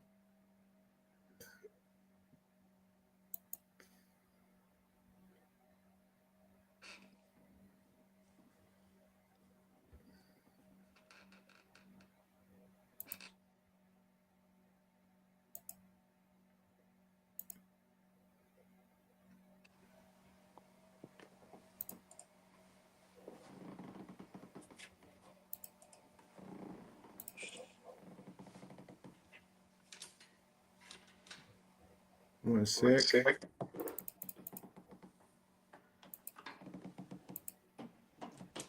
Testing. I feel like there's an echo. Hold on, I'm a mute. Okay. Testing. Okay.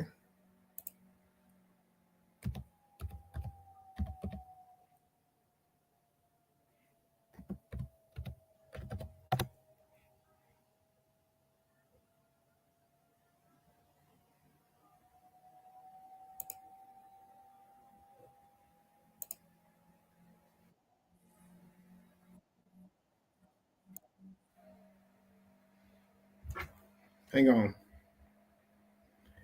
1 second, guys. Hang on 1 second.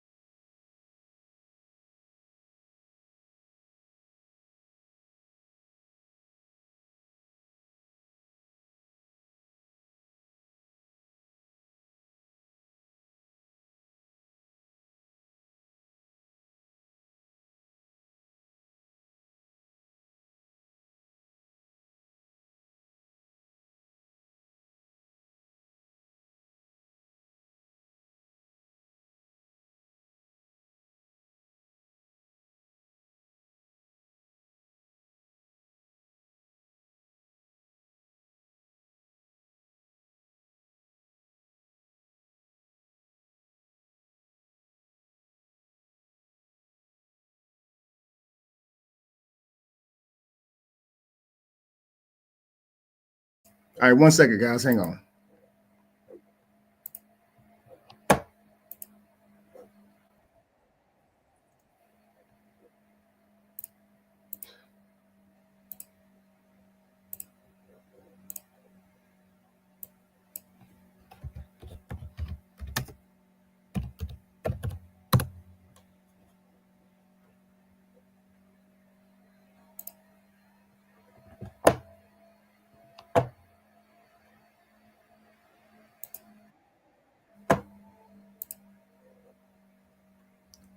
All right, watch this, guys.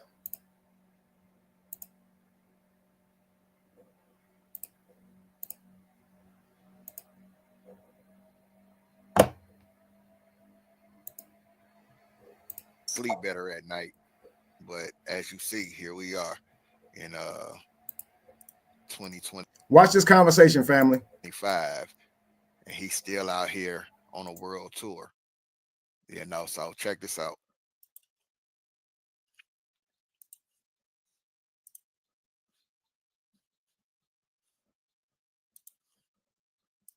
I had to grind, I had to climb, I had to choose my role. And you've been told I love you, lady. Been around those who don't. I don't want people saying, you know, we had other people saying, yeah, man, niggas wouldn't drop the link. I did drop the link, nigga. So it's up to you.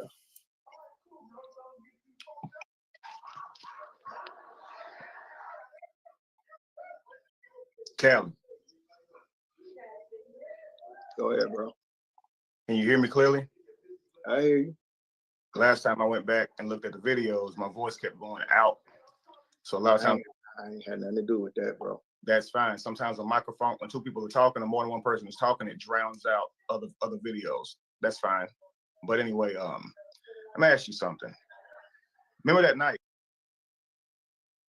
Let me stop and say this real quick before he goes in. The reason I'm showing these videos is because I've seen that there are some bloggers who are picking this story up, and they are covering this.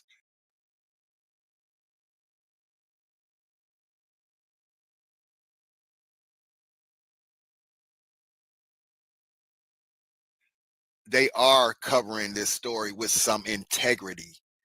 You feel what I'm saying? They are covering this story with some common sense.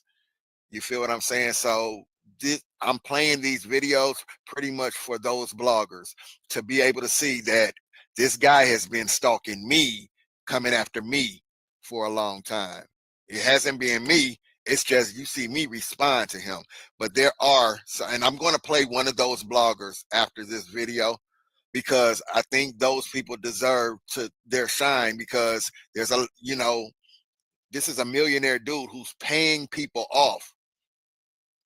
You feel what I'm saying? To put bad press out on Royce, to, make her look bad in a bad light, but this guy is a whole sick guy, so when he's lying on Royce, when he's lying on me, I just want people to see who he really is.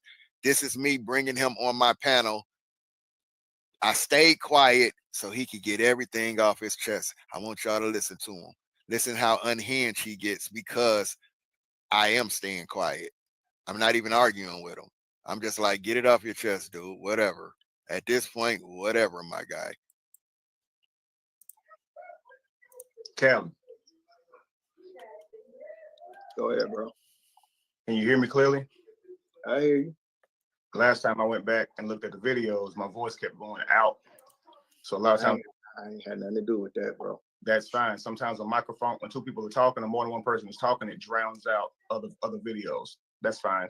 But anyway, let me ask you something. Remember that night? You remember this? This is me that night, right? Red hat, beard. In the back, on the floor.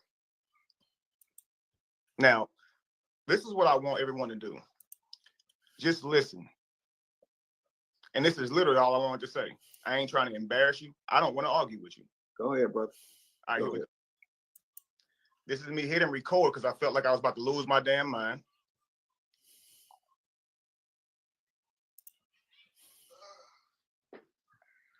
Let me start it over.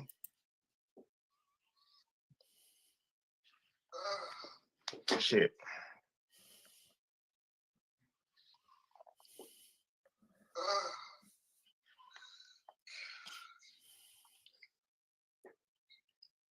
You hear that's the moaning he's talking about.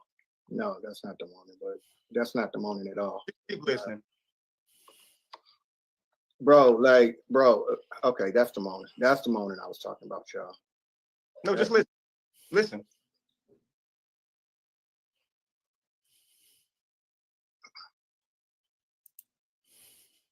In my head right here, I'm about to fucking lose it. I'm just trying to keep myself together. Bro. Listen. You probably should have called the 911. Hang on. Let me do this right here.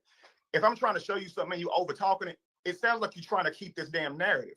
I'm not gonna call 911 because I'm having a Strom experience, just like your bitch ass didn't call 911, right? You the one thought all this chaos was going on and you never called 911. I didn't feel like nobody was trying to kill me. So let me show you the video. Go ahead, bro.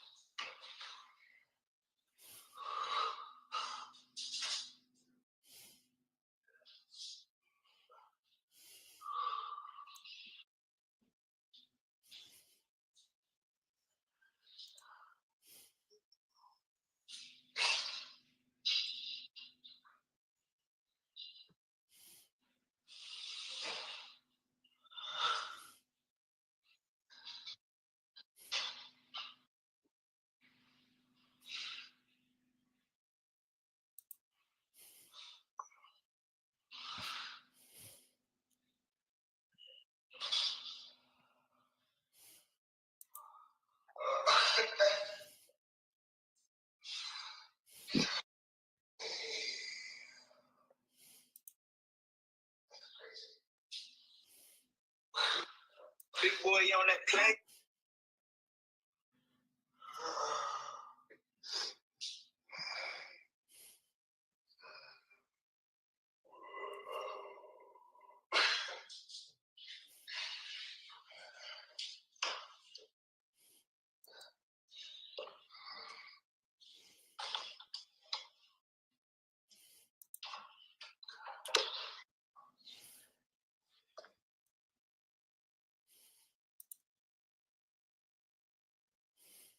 At this point, I'm standing up with my head on the wall, just trying to keep from passing. I don't know what the fuck is happening to me, but the floor glowing, just like you said, the walls was vibrating and shit. The designs was vibrating. They was glowing to me. I didn't know what the fuck was happening. But again, go with it. Just relax and don't try to fight. Don't call the police because you're not dying, even if it feel like it. That's what go with the flow means. Just relax. It's in your head, so just be in your head. Don't fight it. Just be in your head.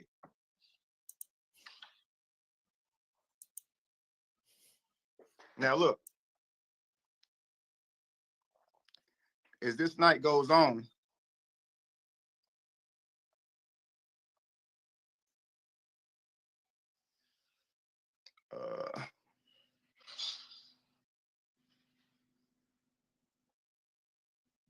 long ass video, but I keep switching the camera.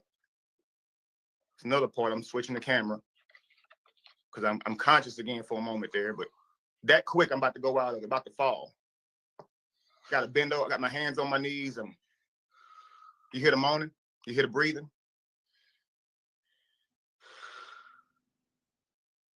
Because it feels like my stomach about to bust open. Because this is still, I just went into the bathroom, so the pain is unbelievable. So I'm in it, like all of that. I'm in there for 2 hours, and I come out to you mad at me. Everything that you explained from your experience is going on in your head. So this is what I wanted to show you. Okay. Now, you heard those sounds. You know this that day. My beard obviously way longer now. I ain't got no reason to lie about it. The date stamp on there shows you it was 2018. So I have no reason. I mean, 2020. I think it was 2019. But like you can see that clearly there. You can hear it. I hate to even show myself like this, but look at this shit. And I'm avoiding the mirror. The mirror is right there where I was looking, but I didn't want to look at it. That's what you saw. I almost saw in that fucking mirror, and I was thinking, damn. We normally cover all the mirrors so nobody can look in them. But I almost saw in the fucking mirror. This is the bathroom. Ain't this the bathroom I took you to? What happened when you look in the mirror? Why? Why do you cover the mirror? So have you ever heard of like mirror gazing? Yeah. Okay, so mirror gazing is when you stare at the mirror for a prolonged period of time. Basically, you'll be able to see your true self or whatever. The mirror it's just like kind of like the eyes, the windows to the soul. When you're looking at yourself, now you're looking at you.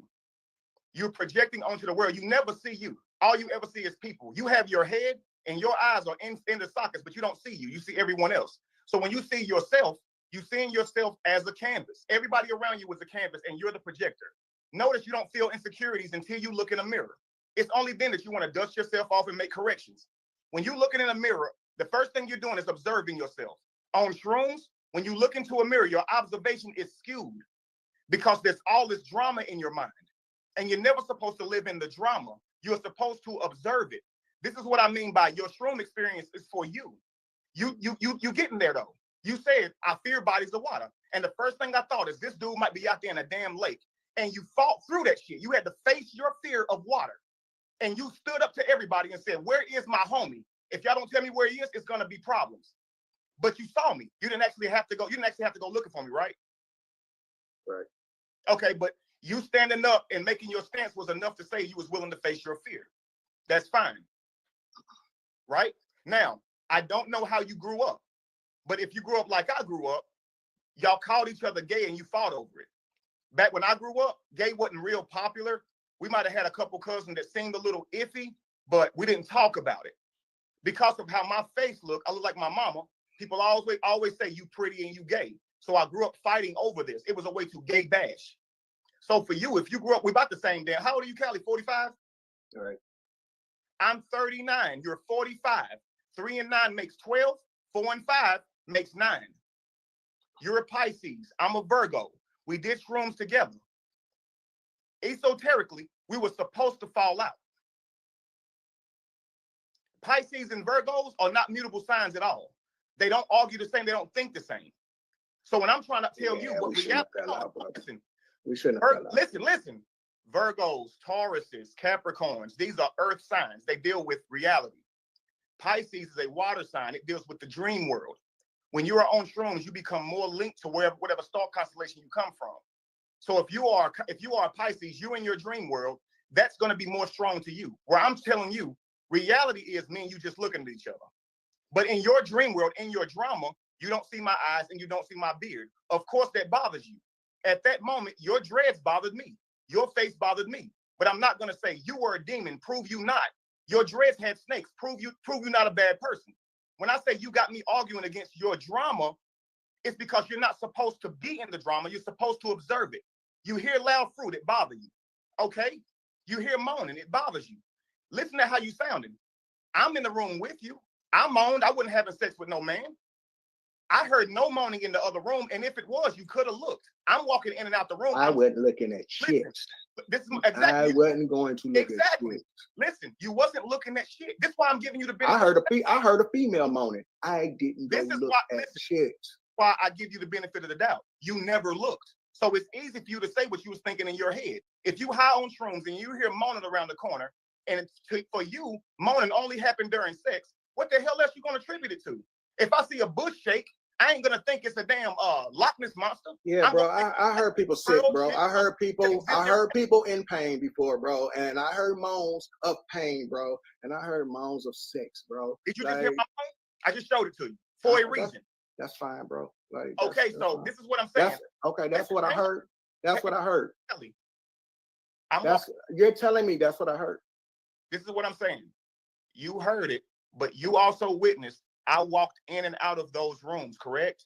So what I'm telling you is nothing was going on in those rooms. You know nothing was going on in the room with me and you, and I was moaning. So I wasn't fucking nobody, and obviously not a man. All right. So this is what I'm saying to you. You don't need to. I don't know why you're over talking. Listen. And you good now? Like you said you wanted. I'm listening to you. Are you good? Okay, you're not listening. I'm listening. You wasn't moaning. You was aching. If in your mind you think moaning is gay, this is where you're gonna go with it. Nope. But in my mind, I don't put words in my mouth. I didn't say that. But listen, bro, I'm not really trying to argue with you. You said you was in pain, right? A big percentage of your video talking about the moaning and how it upset you. Because I know. And what you attributed to the moaning. All right. And you just showed a video that said, hey, I wasn't moaning like that. Which clearly shows I ain't with no dude and I can moan without being with a dude. So in that chair is what I'm saying to you. In that chair, I was moaning, yes. But just like this, Callie, you was in pain. You was in pain. It was a whole lot of it. You feel nauseous, you feel pain, you feel energies going through your body real quick. It's really hard to maintain. So for you, maybe you will never moan. But that's why I keep asking you, have you ever done a shroom experience? Because right now, outside of mine, because your experience can be anecdotal if you only had one. So if you do it again, maybe you might be around somebody else who will moan, who will do whatever. Some people gonna have different experience. Some people are pissed. Some women that night, one girl pissed on herself. Sometimes you lose sense of control of your body. It can be very embarrassing. That's why my ass went to the bathroom. I didn't want to be humiliated. But look at this, Callie. Thank you. I went to the bathroom so I wouldn't be humiliated. But what happened anyway? I got humiliated anyway. By who? Right after this. By who?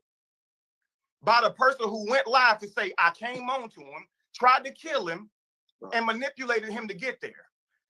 For 2 years, I've had people walk up to me and say, bro, you gay? So, of course, I'm still pissed about. Listen, bro. Listen, hold on, gay. Listen, we not gonna about act my like the so-called gay. friend We in not 3 gonna act like the gay stuff started with me, bro. That No, shit was the gay before stuff me. started with you. No, Other it than that, didn't, was bro. Kevin Bro, yourself. there's people in this Kevin chat right now yourself. that'll tell you No, how they felt Kevin- about you, bro. I never was accused ever of coming on to anybody. That's Bro, it's bullshit hella people in this chat I right don't now give that a would fuck tell if you what they felt Crap. about you, bro. I don't give a fuck if That shit didn't start with me, bro. Don't try to put that I on didn't me. say Like, it started with you. You're my friend. You said some bullshit about me I didn't like. you said I said people start before, coming people up called to me you gay my whole because of life. what I said, and I'm I telling said you, before, people have been calling me gay my whole life. okay. It's what you So let's said. not act like. You said I came on to you. So let's That's not why. act like I'm what I not gay. said 2 years See, I don't ago. care if people look at my face and think I'm pretty. That's fine. I don't care about that shit. People gonna think what they want. I don't care about why should I care about that? What I care about is what you said. You never called the cops. You never got up and walked the house. None of that. You never confronted me about it when you were there. You said this shit when you left the house. So to me, you seem like a hating ass dude who's trying to ruin somebody's name. Because if I would have thought you came on to me, I'd have confronted your ass right there on the spot. Right there. If I would have thought people was fucking in the house, I would have said something right then and there. I would have got up and looked and said, Callie, get me the fuck out of here. You ain't That's me, what I though. would have did. I know what wouldn't I have was laid there and dealing with, listened to nigga. it. I know what I was I wouldn't have dealing with, laid there and nigga. You listened ain't to it. me. And then the And next you don't, day go tell you everybody don't know what I was happened. dealing with, my nigga. You don't know what I was dealing with and what I my know that higher you self. went live You the don't next know day what and said, my "That's higher all I self need to told know." me, my nigga. I And knew you don't half know y'all what I was niggas. dealing with. Nigga, I knew half So y'all you niggas told was me I should possibly call the gay cops, in so I that can't bitch. ask you. Long as you niggas don't touch me, nigga. That's all So I you give can a fuck. tell me to Don't call the touch cops. me, nigga. You So you niggas can can tell sit me back I there should call and the suck cops. each other dick all fucking night, nigga. I don't give a fuck. Don't touch me, nigga. Don't come near me with that shit. Nigga, I know who I'm dealing with. Don't touch You me. never If called that's anyone. what you do. That's what you do. Don't You never cross called my anyone, line. right? You never called anyone. You said it the next day on live. That's all I need to know. I don't know what you was dealing with. You don't know what I was dealing with. But you can suggest, why didn't you call the police? Shouldn't I be able to suggest the same damn thing? All right, brother. Listen, brother. Listen. I ain't What I gotta want- listen. What I We want good. right now? How do you? We don't gotta do nothing else right now. What is Callie, it gonna take for you to sleep better at night, we don't brother? nothing else. I'm good. I just wanted No, to show you that video. because I just want to I'm show out. you, like, bro, I let you speak, bro. I wanted you to speak. You're good, I'm Callie. not disrespecting you. I just want you to be able to sleep better. Deal with you, brother. Like, I don't know, like, because Callie, I don't hate you, Callie. my nigga. Like, I'm not your enemy right now. Okay, so listen. I don't know who your enemy is right now, bro. Callie, listen. None of that matters. I confront who I have a problem with. I don't care about enemies. You still or have what a people 2 know. years later. I don't care you what they still have a to say. problem, I don't care if bro. it was 2 years. 2 years. See, that's what narcissists later, do. They keep you bringing in all this still random have other a shit. problem. Why? I don't, bro. Like, I don't. Callie, I don't. listen to me. Listen I to me. don't Let me want say this, revenge Callie. on you. I'm not looking for no type of revenge on you, I brother. Why swear are you to looking for God. revenge on me, brother? Like, I'm not looking for revenge on you, brother. I just want you to sleep better at night. That's all. Can Because I say this? it don't seem like you sleeping good, Kev. And that don't have nothing to do with I me, sleep Kev. great. Because I apologize to you, Kev. And I even just said, hey, brother, even if I'm wrong about the other little shit, I apologize. Callie, And we still arguing? no. Kev, the other night you took it to the point of arguing about your beard, bro. Did you know You that? accused my beard of being a problem. If I Did that confront stop you you, from I'm sleeping, bro? confronting everything you said in that fucking live, Callie. We It really shouldn't be need a to- problem with we you that I really- confront everything your ass said. We Why the fuck really did you bring need up my to beard? confront your Why did beard. you bring up another man's beard? That's the weird shit. Nigga, that was I shouldn't 2 even have to do years that. ago, nigga. That was 2 years It doesn't ago in matter. that situation. It doesn't matter, Callie. I just said I I have a couldn't right see. to mention All all I of said, your accusations. let's get this straight. All I said was, nigga, I couldn't see shit with your fucking beard and that fucking hat you had put Go on back your and eyes. look at your live. I couldn't see your fucking eyes. That's all I said, nigga. And you said That's all I said, nigga. That's all you I said said. it's my fault, right? Bro, that's all I said. You said that's all my I fault, said right? was I couldn't see your beard. All I could see was your beard and that hat. I couldn't see your eye. That That's beard. all I said. That beard. Nigga, I didn't Beard. say no shit like that. I said, Go bro, back and look. bro, what I was Go telling watch you the video. was I couldn't see your eyes. All I saw was that hat you had pulled down over your eyes and that fucking big ass beard you had, nigga. Like, what are we fussing about? What are we talking about? What are we talking about? Go watch your video. Okay, I go watch my video and like, okay, so we talk about your beard. Now what? Now what? So here's what I wanted to say. Your beard. Can I say something without you over talking me? Bro, I'm finna end this live. Go ahead, bro. Go ahead, bro. I don't know what else you want me to say, but go ahead, bro. I just want you to get whatever off your chest, bro, that make you feel better, bro. Like real shit. Cause I ain't your enemy. I'm not your fucking enemy. Come on, brother. Come on, bro. So I came on here to show you that video. That's all. Okay. Can you believe that? You show me you a mom. Hang on. I have nothing else to say because as you can see, your people in your chat are only going to sway what I say. So I'm not here to talk to them anyway. I wanted you to hear that sound I was making in that bathroom all alone. I wanted you to see I was in a bathroom the whole time you was looking for me. So when I came out of the bathroom, I had to face Callie, who was looking at me so angry. I was going through something too. That's all I wanted you to see, bro. I'm out. Do what you want to with what you now know. But I'm definitely fucking watching, and you can call it whatever you want to call it. But my eyes are always going to be on you, bro. Always. Call it what y'all want to call it. Call it what you want to call it. I got you. You always being watched. Know that. I feel honored. You one of the biggest. You one of the biggest social media creators. Watching my 34, you should feel honored. My 34 people in the chat. Yeah, that's what's up, man. That's a. But anyway, influence. Peace to you. All right, brother. You good? All right. All right, man. Listen, man. Listen, man.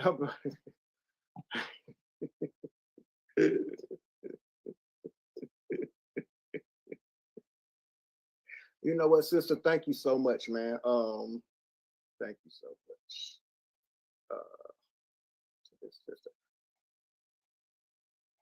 To this sister right here.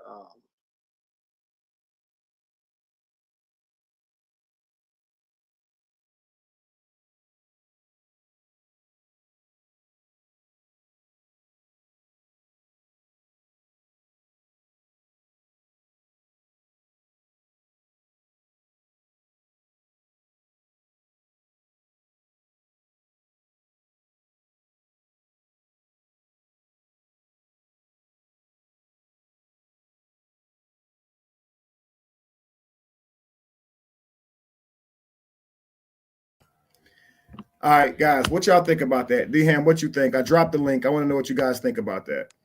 To me, that's clear. Kev, that was that was telling. You know, that was exonerating right there. Royce just came with a salacious rumor saying the guy with the beard in the hat was a transgender. She should anybody in the LGBTQ community should be. They should be appalled by this woman for lying on that community, and then to try to make it seem like she knew what was going on in the bathroom when everybody was trying to contain themselves. And here is Callie in full, complete denial, who never got up off the couch. So that's all I have to say. Absolutely. I'll drop the link for you guys. Lupac, Areta. I'd love to hear you guys' thoughts, man. You see me and this guy talking, Callie, right? I'm clearly trying to reason with this person who's tormented me online for years. I feel like I'm making perfect sense, but he seems to, the logic I'm giving seems to elude him. It goes right over his head. Or is he playing dumb? What do you get from this? Do you get a person who really just so stupid they can't make sense of things? Or they know exactly what they're doing and they know that they're being malicious and they're trolling? What you think? I mean, I'm trying to figure this out because he actually took this down because he didn't want people to see it, and now he puts it back up for some strange reason.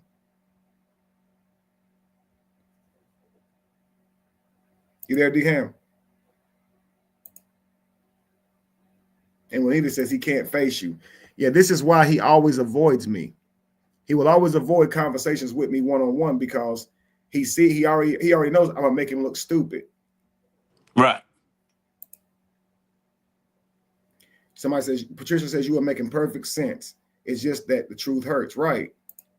He was trying to play it off like he don't have no problems, right? Playing dumb and being malicious. That's how I see it. Because how the hell you don't understand what I'm saying to you? He wondering why am I mentioning my beard? Because you mentioned my beard.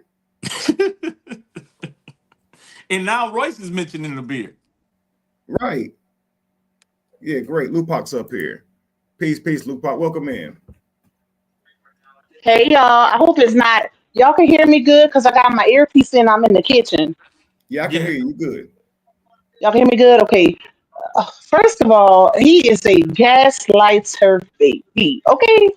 When he first got on there, he had to, one thing I find strange, the way he tried to manipulate his audience by telling them a story first and then he goes into it. But he basically was preparing them. But one of the things that he said was, notice how he went crazy as if he didn't go crazy too, because he started over talking you and everything. That was Mhm. weird to me. But he's definitely a gaslighter. Like and now I see why he avoids getting on panels with you. It's because you speak with logic, and he don't want people to actually see his body language and his behavior, and the fact that he can't really go head up with you about that night. That's why he avoids it at all costs. I noticed that a lot times where you try to get on a panel with him, and he will not get on a panel with you. Like if you know you speaking your truth and it's your truth, then why are you avoiding the person that you said did these things? It's not making sense. Absolutely. And that's Like what that is crazy to me. it came on to me like that. I ain't no way I'm running from no damn panel. What you mean? Why would I hop down? Exactly. Exactly. You're not gonna I run want to from the tell my lines situation. in peace. I don't want you breaking apart my Yep. lines. I want to tell them in peace. You were speaking with logic, and he was trying to gaslight and manipulate just by his body language. Notice how he was rolling his eyes, like he was all over the place, paying attention to the chat. Like, I don't care what this nigga gotta say. I'm a Mm-hmm. He didn't care what you had to say. Like he really wasn't paying attention. He didn't even really want to hear what you had to say. To be honest, you could tell by his reaction. He didn't care when you first got up there because he know he gonna run with his story regardless. And he's lying. You could tell he's lying. You could tell Right. by his behavior. Right. He literally overtalks you to keep from hearing what you have to say, and I kept calling him on it. You see what I'm Hmm. saying? Like, are you gonna let me Yep. talk or what? And then he'll have a whole long rant. Are you gonna let me talk? He'd be like, "You the one. I mean, I'm the one. I mean, you the one. I mean, I'm trying to let you talk." And I'm saying here, look at him like, "Shut the fuck up, bro, so I can talk." Mhm. And that will frustrate somebody. So don't try to gaslight people into believing that, oh, this person is unhinged or they out of control when you're literally trying to gaslight me. No, don't do that. Let's not do that. And so Royce made it seem like somebody else was in that bathroom. That was proof right there. It was just Right. you, and you was moaning, but you was moaning in distress. It wasn't an actual moan. Absolutely. That is crazy. If And people look, don't see that video and they don't see that this dude is cap, then at this point I don't know what to say. absolutely, you're right. And I want to show you guys something too. Okay. Um, listen at this real quickly. I had a conversation with old boy today, and let me I gotta get my charger. Dang, that's crazy. Give me 1 second, guys. Lupac and Dehan, y'all welcome to go ahead and build. Let me grab my charger real quick. I'll be right back. Okay. What you think, Dehan? I think that they're wrong for what they're doing. You're running with a high experience and trying to make it a reality and basically lie to these people out here. And I just think that Callie's wrong. He knew he was wrong Mhm. right then and there. He's still Definitely. trying to. And Yeah, go ahead. I was gonna say that's one of the things I put in the chat because if we going by logic, right? If you if this person said that he was on the couch the entire time, right? He didn't Yeah, really get up outside of, after the trip when it was still in the midst of the trip when they was all looking for Kevin because they thought he was missing for hours. So if he didn't get up to go see what he thought he heard, then why are people believing him when they know he was high? That's the crazy part of not utilizing your logic. Like make it make sense. It has to make sense. If this absolutely. man didn't go see, how do you know he actually heard it? Because he was high. He was completely high, and one of his fears is homosexuality. And this is what a lot You could of tell. the community like to say when they say homophobia. This is it. He was Hmm. facing this fear of being excuse me for using that word on Kevin's platform, but he was facing his fear there. And so Definitely. basically, he's fighting a demon within himself. Hmm.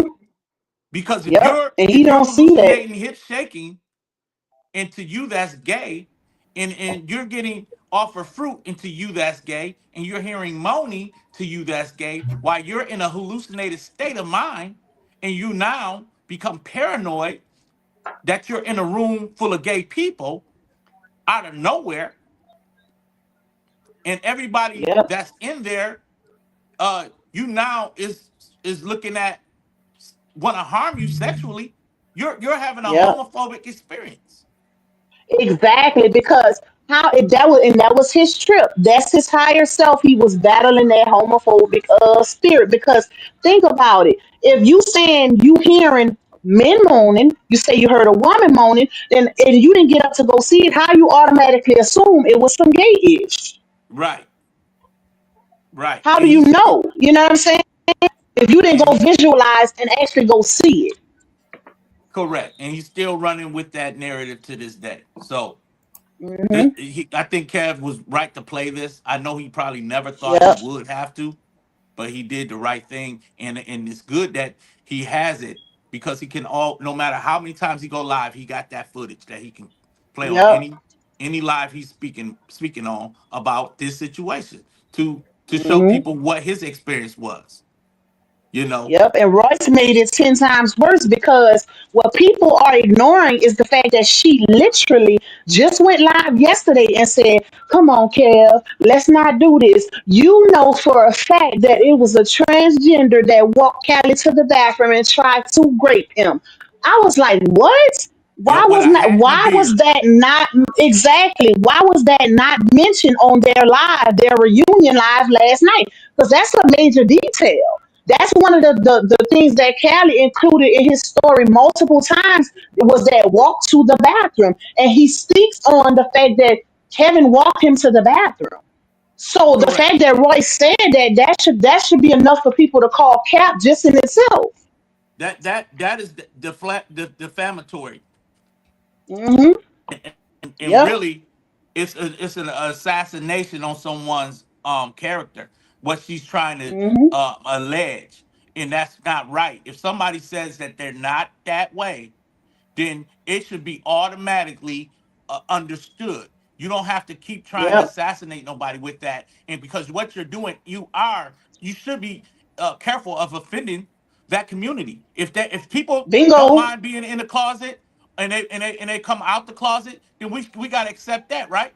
So if there's Bingo. somebody's in the closet, I'm not going to force them to say, "Hey, I'm in the closet, but I'm really want to come out." Like if I run into, I'm at the point where if somebody is heterosexual, they need the same protection, the same way. We got to understand anybody who's not. You should not be just accusing people of being something they're not. Yep.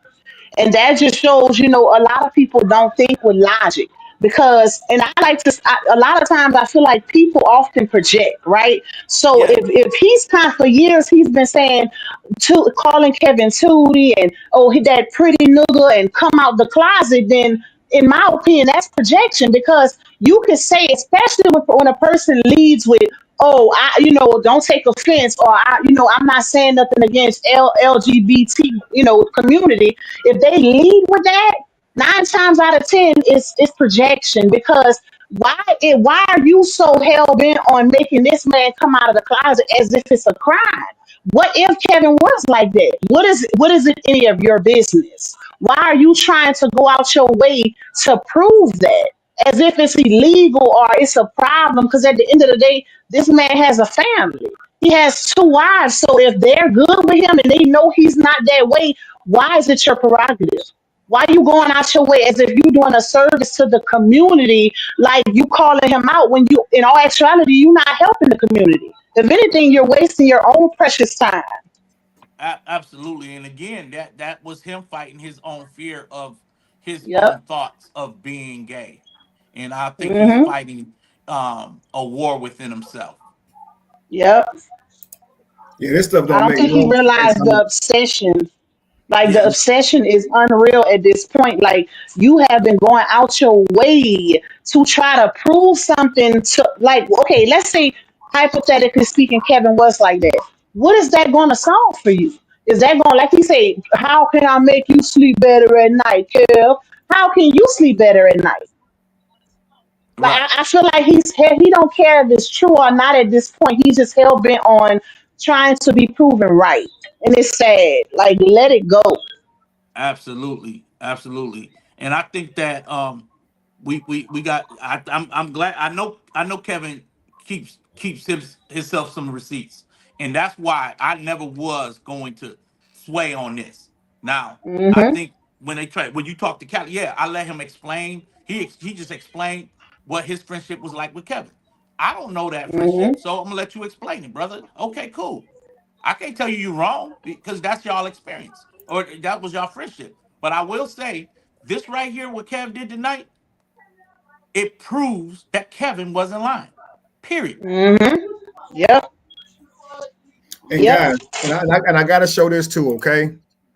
Um, I hate to do this, and hopefully he don't be too offended, but he got on the At platform this yesterday. point, He got on the platform yesterday and discussed me, okay? Lewis did.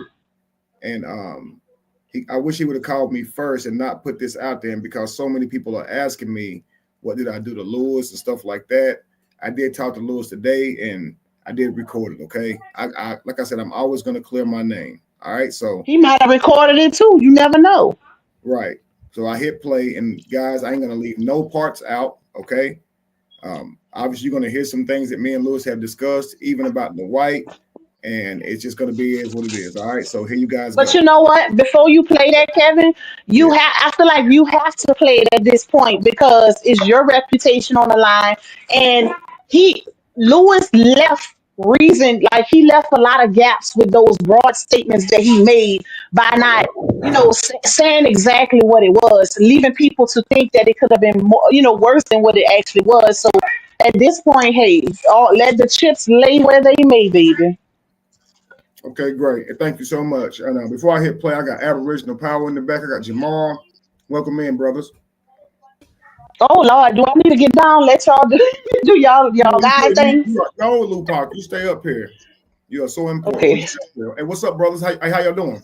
Peace and blessings. Peace, peace, peace. Peace, bro. I'm amazing, brother. For those of you who don't know, Aboriginal Power has sit and talked to Callie, one of the best interviewers, I think, with Callie, as he actually asked him back really good questions where most people just go along with it. And then if you're not familiar, Jamar is somebody who I've rocked with for many, many years, even longer than I have Callie. And so Jamar can tell you that the things that Callie has been saying about me are absolutely not true, as he was there during these exact parts of my life. Jamar hit me up a while ago on FaceTime. I didn't know why he hit me up. And so when I had you guys watching that video, I put my phone on mute. I put my computer on mute and I called Jamar back, and he had happened to be on Callie's platform. And so I guess he was calling me before he went up there. And apparently Royce was over there again, and they were talking about me. I noticed that when I talked to Jamar. But I'm going to give you guys, Aboriginal Power and Jamar, a chance to speak because obviously it's great to have you up here, Aboriginal. I think this is my first time having you on my platform, so I definitely want to allow you a chance to speak. And then Jamar, because of what you experienced, I want you to kind of tell them what you kind of experienced with all of this stuff right here. Then I'm going to hit this recording and break a couple faces. Peace. I'll let you, Jamal. I'll let you go first. Yeah, man. I just logged on YouTube, was just fishing around, and I saw Kevin Wesley's name, and I just like inadvertently tapped it, but it had to. I didn't know that it was going to be Callie talking about Kev. You know what I'm saying? I just how when you scrolling through, I clicked in and it said words to Kevin Wesley, something like that.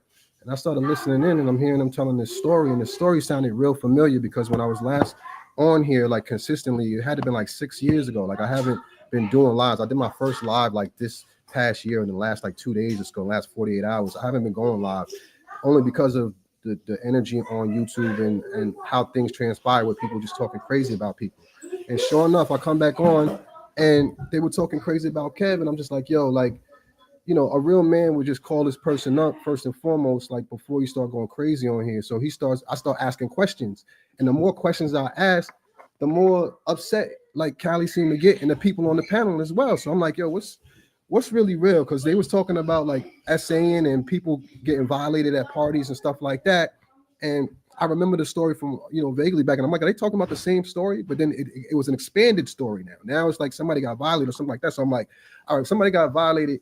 Why is there no charges like being pressed? Like if something like that happens, like if a woman got violated or a man got violated, the last thing they want to do is go to the internet and tell everybody. The first thing they want to do is like press charges, right? Like and maybe keep it secret.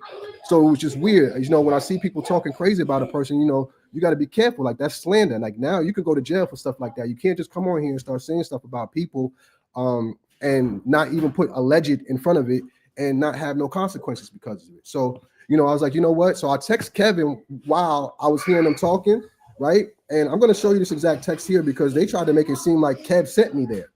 Like the chat tried to make it seem like Kev like called me up beforehand. So I want to show y'all this when y'all go and do the video, the rewatch the video, y'all see the time frames. You can see when I text Kev at 5:15 p.m. I don't know. Let me see if y'all can see this. Hold on. Can y'all see that? But in any case, I text Kev at 5:15 p.m. If y'all can screenshot it and zoom in, y'all can see when I text him. And he didn't text me back until 5:46. So a half an hour passed before he even realized I texted him. And the text that I said is, why the fuck is Callie still talking shit about you on YouTube, bro? This nigga talking about the same story from like 6 years ago when I was first left the scene. Is he for real? I said, I don't understand this shit. I said, y'all might need to just shake one good time and get it over with. You know what I mean? I'm basically like, y'all need to just fight it out. Because 6 years, you know what I mean, of beefing with a grown man on the internet is crazy to me. So I'm like, yo, why ain't just bang out if it's like that? You know what I'm saying? So I didn't know no information. So in the meantime, I'm hitting Callie up, like, yo, send me the link because I got questions. Like, you know what I'm saying? Like, can y'all hear Jamal clearly? Sorry, Jamal. Can y'all hear Jamal clearly? I want to make sure. Chatty said she was having a hard time. I was muted. That's somebody that have a lot of background noise. Makes it sound like some kids. Yeah, that's my son. Sorry. Guys. So, you know what I'm saying? So, hold on. All right. And you know what? Why he's muted? What he said makes a lot of sense. The fact that, and I say this all the time, I can't stand when people bring issues to the internet that could possibly be very serious, especially if people need to look at the severity. Also, that's just like you coming to the internet and you claiming you're in so much pain. Right. You claiming you're in so much pain, but you come to the internet instead of going to the ER. Make it make sense. Yeah, none of that makes sense to me. Like, you know what I'm saying? Just as a person of just basic intelligence, like I just know, like if something were to happen, you know what I'm saying? Like the first thing you're gonna do, you're gonna press charges and make that happen and make sure that whatever happened, gets reconciled and dealt with. But none of that was going on. It was just like a lot of talk. So I'm just like, okay, you know what I'm saying? So I'm asking the right questions to see what the extents were of the people who were saying they were violated and what they did to correct these situations, and none of that was going on. It was just like a bunch of slander. They were getting mad at me for not just like jumping on it and going with the story. And I'm just like, I need information. Like, y'all got to give me more. You can't just say, okay, yeah, he offered me a fruit bowl. Like, you know what I'm saying? Like, that ain't gonna do it for me. Like, you gotta come with some concrete evidence or something, like, you know what I mean, to charge somebody for. Because I heard that there was people taking substances and all that at the same time, so people's perspectives is altered. Like, I remember that story from back then. So everything he even has the guys that he's on the panel with now. Royce, who is the White House baby mama, who does not like me. Lewis, who worked for Dwight, who does not like me. Neither of these guys like me. And they are both confirming to Callie they've never saw Dwight do no gay parties, nothing gay ever around them. They're all confirming to him that everybody had a bad trip that night. And he can't accept that he went live and told all those lies on me because he had a bad trip. He'll never be able to come off that because he'll never be able to accept that he's wrong. He didn't just go live and say, I feel like you came on to me with fruit. He went live and said, and you a scammer and you drug women and you give them STDs and you tickled a little girl, make people feel uncomfortable. I mean, a million accusations, bro.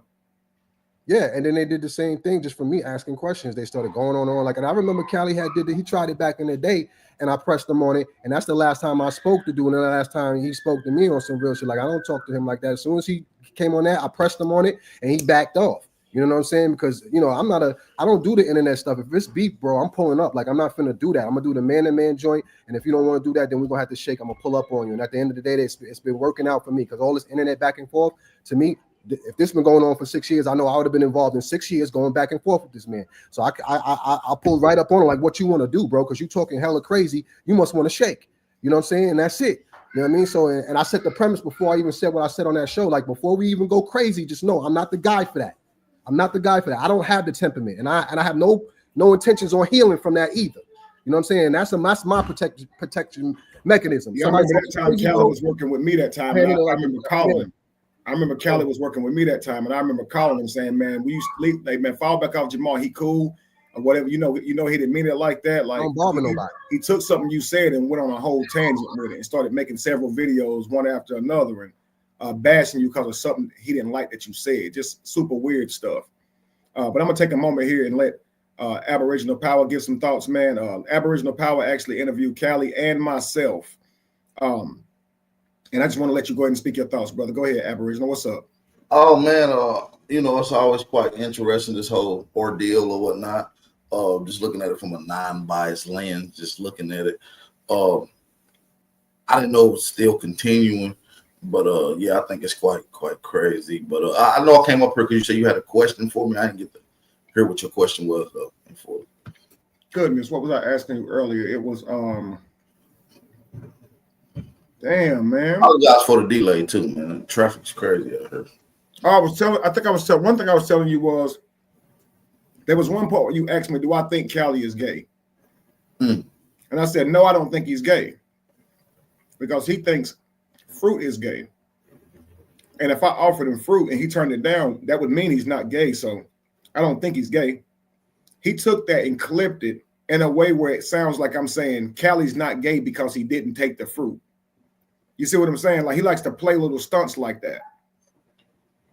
Oh, I see what you said. So it was a clip from the interview that we did, where you were explaining that he didn't take it, and it's not gay if you offer fruit, only if you're thinking the fruit is gay, right? That's what was said, right? Yeah, because I mean, you asked me, do I think Callie's gay? And I could have said, hell yeah, I think he's gay. He must be gay for thinking I'm gay, but I don't see a need to do that. So I'm saying, if he's saying, get that fruit out my face, so I don't want this fruit because he thinks the fruit is a gay offer, how can I say he's gay? Right. You see what I'm saying? If I'm going to believe him that he feels really offended about me offering him fruit, it'd be weird to call him gay. Because he didn't take the fruit, according to his logic. Right. If he thought I'm offering it for a gay purpose, him turning it down would mean he's not gay. Yeah, that's obviously I never offered him fruit in a gay way, but if he thought fruit is a gay offer, I can't say he gay if he turned it down. You see what I'm saying? But he takes that and goes, see, you talk too much. You know, there's one time I told him, I said, bro, I don't know why you always go around lying. You think you winning by lying. If that's the case, I can go lie on you. And just like that, he takes that clip and freezes that where it goes, I can go lie on you. He's like, see, he's telling the people he's gonna go lie on me. He's silly, man. Did you play the full clip of the video? No, I didn't see it. I went and looked at your page and it looked like you got the video where I interviewed with you, not the one where you interviewed Callie. I really would like the one where you interviewed Callie. Okay. I believe both of them are available. Let me go to my channel. Okay, cool. I'm gonna hit play on this video. So while you're doing it, okay? What do you think? Guys, this is my conversation with Lewis, okay? Listen to this. Sorry, man, I'm just so busy this morning. Oh man, I don't know what you and Callie got yourselves into. Well, I'm sorry, man, I'm just so busy this morning. Oh man, I don't know what you and Callie got yourselves into. Well, I just found out all this stuff about, all his videos and stuff late last night. Well, I didn't know that incident had, kept going. I thought it was just, over with after we, them couple of days after that incident. I didn't know it was something that kept going. Yeah, most certainly did, man. I definitely want to hear what issues you have, but can I tell you about this guy first? I mean, I remember you definitely talked to me about him, like, back when we was at Dwight's. Like, I remember you talking to me about him. Like, I kind of know, like, y'all's history a little bit. So I'm not even, bro, like, I don't even care nothing about y'all's situation, to be honest with you. I don't care nothing about that. I don't care nothing about, I don't want nobody to lose money, to not be able to feed their families. I really don't care about none of that. Like, I'm not a vengeful, vindictive person. Like, you are someone that I wanted to speak to because I feel like, I kind of feel like you wronged me a few times. Well, more than a few times, but to start out, like, I feel like everybody has flaws, right? Everybody does.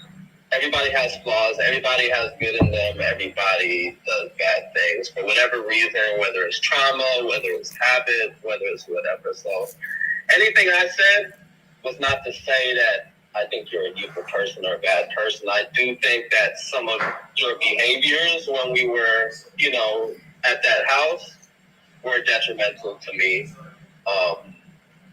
And like I even said last night on the video, like I understand why you are the way you are in some way, but I still, at some point, you still have to accept that you're like that and try and change those things because they do affect other people, right? So it was multiple instances of you, whether you call it out of the, you know, looking out for Dwight or whatever, but it was quite a few times like you lied on me and you said things about me that weren't true to Dwight directly that I know of, that other people were in the room and told me. What was that? It was multiple things. It was multiple. Like it's not even necessary to go into because the back and forth don't do nothing, right? But I know that, I don't know. For instance, I'm going to say one thing that I do know for a fact was that certain people that were there on that property, and then when I would try to, you know, guide them to do certain things, they you know, or give them directions, they wouldn't listen to me. And then I found out afterwards that you were telling them that you were the property manager and that I didn't do nothing there. So it made sense why they weren't listening to me, why they weren't, you know, following whatever the rules were. It was a couple people. I'm saying Royal was one of them. I got real cool with Royal after all of y'all left. And she told you that I said don't listen to you? No, she told me that you told her that you were the property manager and that I didn't do anything there, that I didn't do no work. Right, so you saying she told you I said you didn't do any work? Yeah, that you were the property manager and that you did all the work. I didn't do no work. Let me ask you this. Now I get you with the going back and forth stuff, right? But see, I've had all this happen before with Callie and them. They come back to me and they say they heard I said a bunch of things about them that I didn't say, but they never actually tell me what I said, but they actually believe whatever thing that someone told them. And it's, you know, it's one of those things where I'm on the outside looking in. I don't get to find out truly what's going on. So I know you say somebody said I know you say I said something behind your back, right? There was multiple instances. We had talked about one of them. I mean, especially like when Mimi, you know, Mimi had died, and like you know, around you, I was showing you that I was, you know, just being in your presence, you could see that I was hurt. So I know that you went back and told Dwight, you know, that situation, like to watch out, like I know that because you and I had even discussed that. He told you I said to watch out? You and I had this conversation already. Like, it was brief, it wasn't really nothing, but you was supposedly looking out for Dwight because it's like, okay, well, he's cool. He was cool with your baby mom. Like, he didn't say nothing to you. You know, you gotta look out for him, right? So, I know that Dwight's a liar. You and I have had a lot of conversations, brother. We know what people in that house, how they were. We know that. Like, we've had conversations. And I actually, bro, like, I was cool with you. Like, I liked you until I started not just hearing things, bro, but even your energy, bro. I could tell your energy. Like, you were for yourself, bro. Like, you weren't for nobody else. You weren't for nobody else. Now, what do you mean? What do you mean by that? Everything's so vague. What you gotta talk to me for real? Just tell me. No, I'm being vague on purpose because I'm not speaking on specifics in that house, bro. I'm not speaking on specific instances in that house. I mean, if you're trying to tell me, how am I going to see what you're saying so I can work on it or have it's not specific instances. I can tell you some things that I can tell you that we actually discussed, bro. Like, you would always leave trash all around the property, bro. Trash like what? What kind of trash? This don't have nothing to do with me. Like an issue that I have personally. What type of trash? In the Cullinan, you would leave empty soda cans on the floor. You would stuff them in the side of the door, like anywhere you on the property, drinking wine or whatever. You would just. Lewis, hang on for a second. Hang on for a second. I want to try to deal with each thing at a time. I don't know why you think I would stuff a soda can anywhere, but I want you to think back and think of any time you ever saw me with a soda can. I'm not saying soda, bro. I'm saying I know that you and I walked around with a thermos full of ice. I know when you were in the car with him, bro. Like I knew when you were with him, and I knew that you were not driving, you were in the passenger seat. So whatever trash was on the floor on that right side, when I cleaned that car every single day, bro. You can't tell me that it just magically appeared there. So I'm telling you that happened multiple instances. I'm telling you that you walked around the property and you would drink your drink and then just put the cup down, bro. You would just put the cup down like. Yeah, I definitely. You're right. I was always leaving cups around. You're right. Right. Your mama was always telling me about it. When you had guests there, you were leaving. They were leaving stuff everywhere. I talked to you about this, bro. Like I had a conversation with you about this, and you were like. You were kind of shocked. You were like, why are people making a big deal about this? It's such a big property. Like, who is it bothering? That's what you said to me. Like, you were dumbfounded that on such a big property, someone's going to complain about, like, a cup being somewhere, trash being left in different places. But what you don't realize is someone was responsible for keeping that area clean. So by you doing that, you were making more work for someone else that you shouldn't have because you were a guest on the property. So to say that, well, to you it's no big deal, but I'm the manager and we don't even have enough positions still, so I'm the one that has to clean up half the time. Like, why am I having to clean up? It's not even my position to have to clean up behind anybody, but I had to do that on multiple instances. You know how it was different. You know there was no butler there was no security there. There was a lot of positions that weren't filled, and I agree. You and I had conversations. I agree that the way he, didn't, we talked about that, like that he should have paid you. Like he should have paid you and you should have been doing more. Like I feel like you should have tried to actually have a position and be getting paid for something. Like we had those conversations, right? So I don't think that and it's other stories about stuff that happened, needed money for the surgery, different things that I agree with you on, bro. Like, I completely agree with you on those. I'm just saying there are ways that you've developed, and I kind of spoke on this last night because I don't think nobody is good and evil. I think of people as a result of their experiences, and this is how they are, and, you can change whatever you want to, right? But there were definitely things that you did that were quote unquote narcissistic, right? Like you were thinking about you were only able to see it from your own perspective, right? Like you weren't able to see it from another perspective. Like what? That should be like that example I just gave you, bro. Like if I left trash on the floor and someone asked me why I left it there, I wouldn't be shocked as to why someone would be concerned with that, because obviously I know that when trash is put somewhere, someone has to clean it up. So because I'm not a narcissist, I'm able to automatically think about who I'm affecting, right? And the fact that you were in survival mode a lot of your life, I understood why you were the way you were in some ways. I understood because I don't look at people as just being, I try to find the root cause of everything. And I understand that when you're in survival mode, bro, you got to do some things that you may not want to do morally to survive. Like, I know that. Like, survival is a completely different thing. So when you're in survival mode, it is all about you. But when you get to a point where you're not in survival mode anymore, or you don't need to be in survival mode, you have to get rid of those behaviors that you had when you were in survival mode, because those behaviors are still only thinking about yourself. gonna say this real quick. When it comes to leaving a cup around or two, I would never deny that I left cups around and stuff like that. All right. My problem with it was if I walked outside, someone would have brought a cup all the way back to my apartment and wrote a letter on it. So my thing was like, it's not that serious. So I want you to hear this. From your perspective, you're like, okay, this guy's inconsiderate. I'm telling him that he should watch out for the cups and stuff he leaves. We're short-staffed. I don't want to have to clean up behind him, right? All right. I would talk to Dwight about stuff like this, man. You feel like I'm causing a problem. I accidentally left a cup. I hope you don't think I'm intentionally leaving a cup. So I wouldn't think somebody was like, well, but I'm just going to leave this cup right here. I saw Tail one time throw something in the floor just so Raul would have to get it. I think stuff like that is crazy.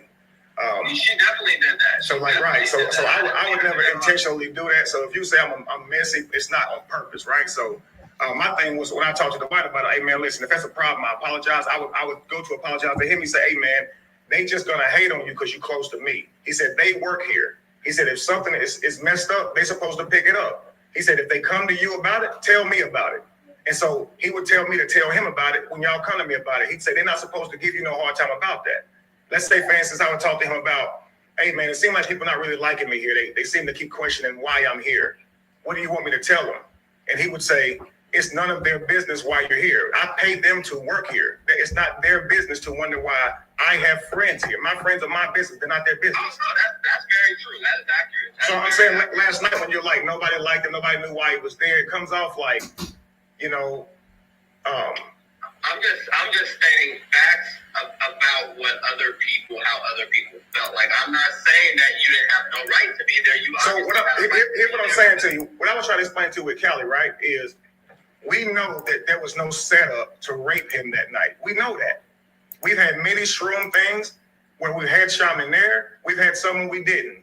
And we always know it's just to enlighten. They ain't never on no sexual stuff. At least I've never done nothing like that. All right? You said yourself. And I ain't never seen nothing like that while I was there. So right. And even you said last night to him, you never seen Dwight do nothing gay. But if you look at Callie's content, all he does is try to paint me as being Dwight's gay boyfriend. That's his whole thing, man.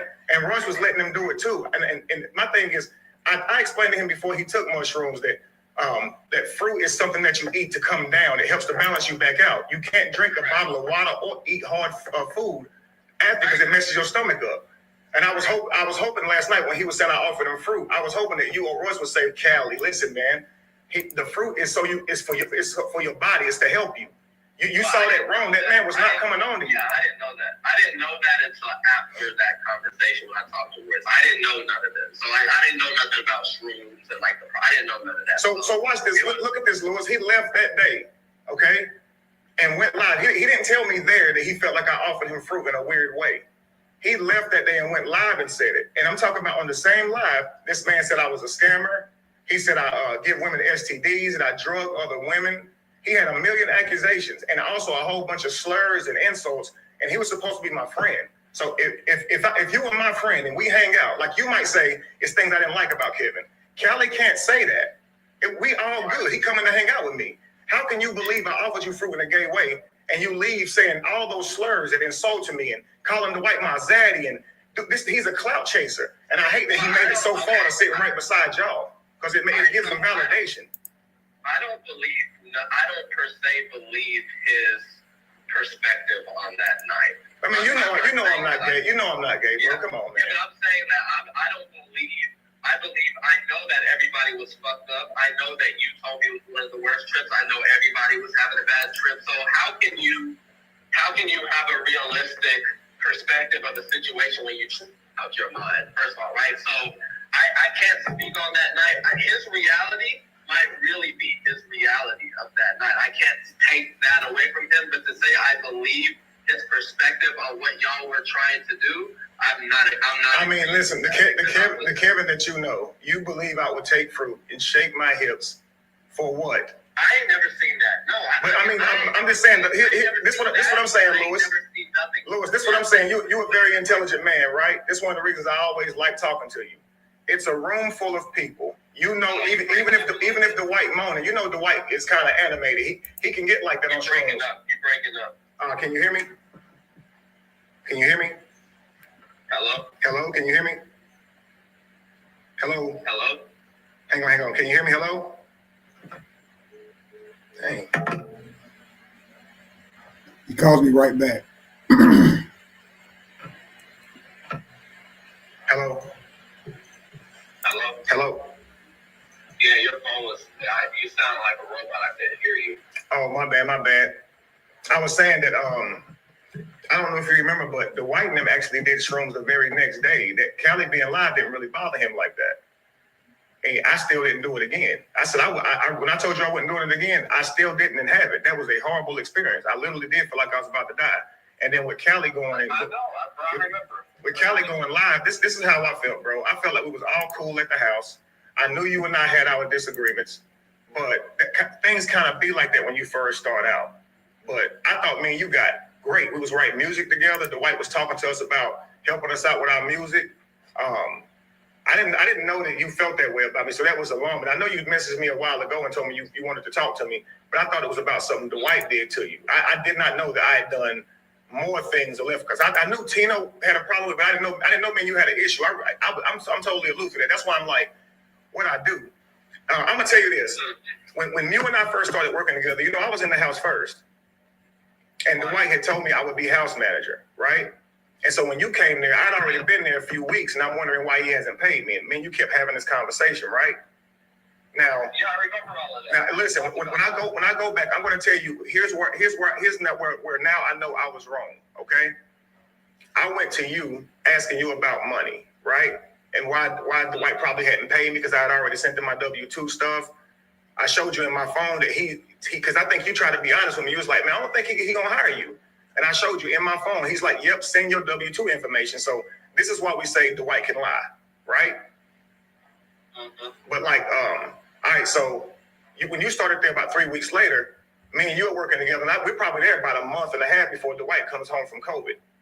All right, when Dwight comes home, I confront him about the pay, and he does shoot me, I think $2,500 to $3,000 for the time of working with you. But he told me, I'd rather you not work for me because it always messes up friendships or whatever. So he told me not to help y'all because, of course, it'd have to be working.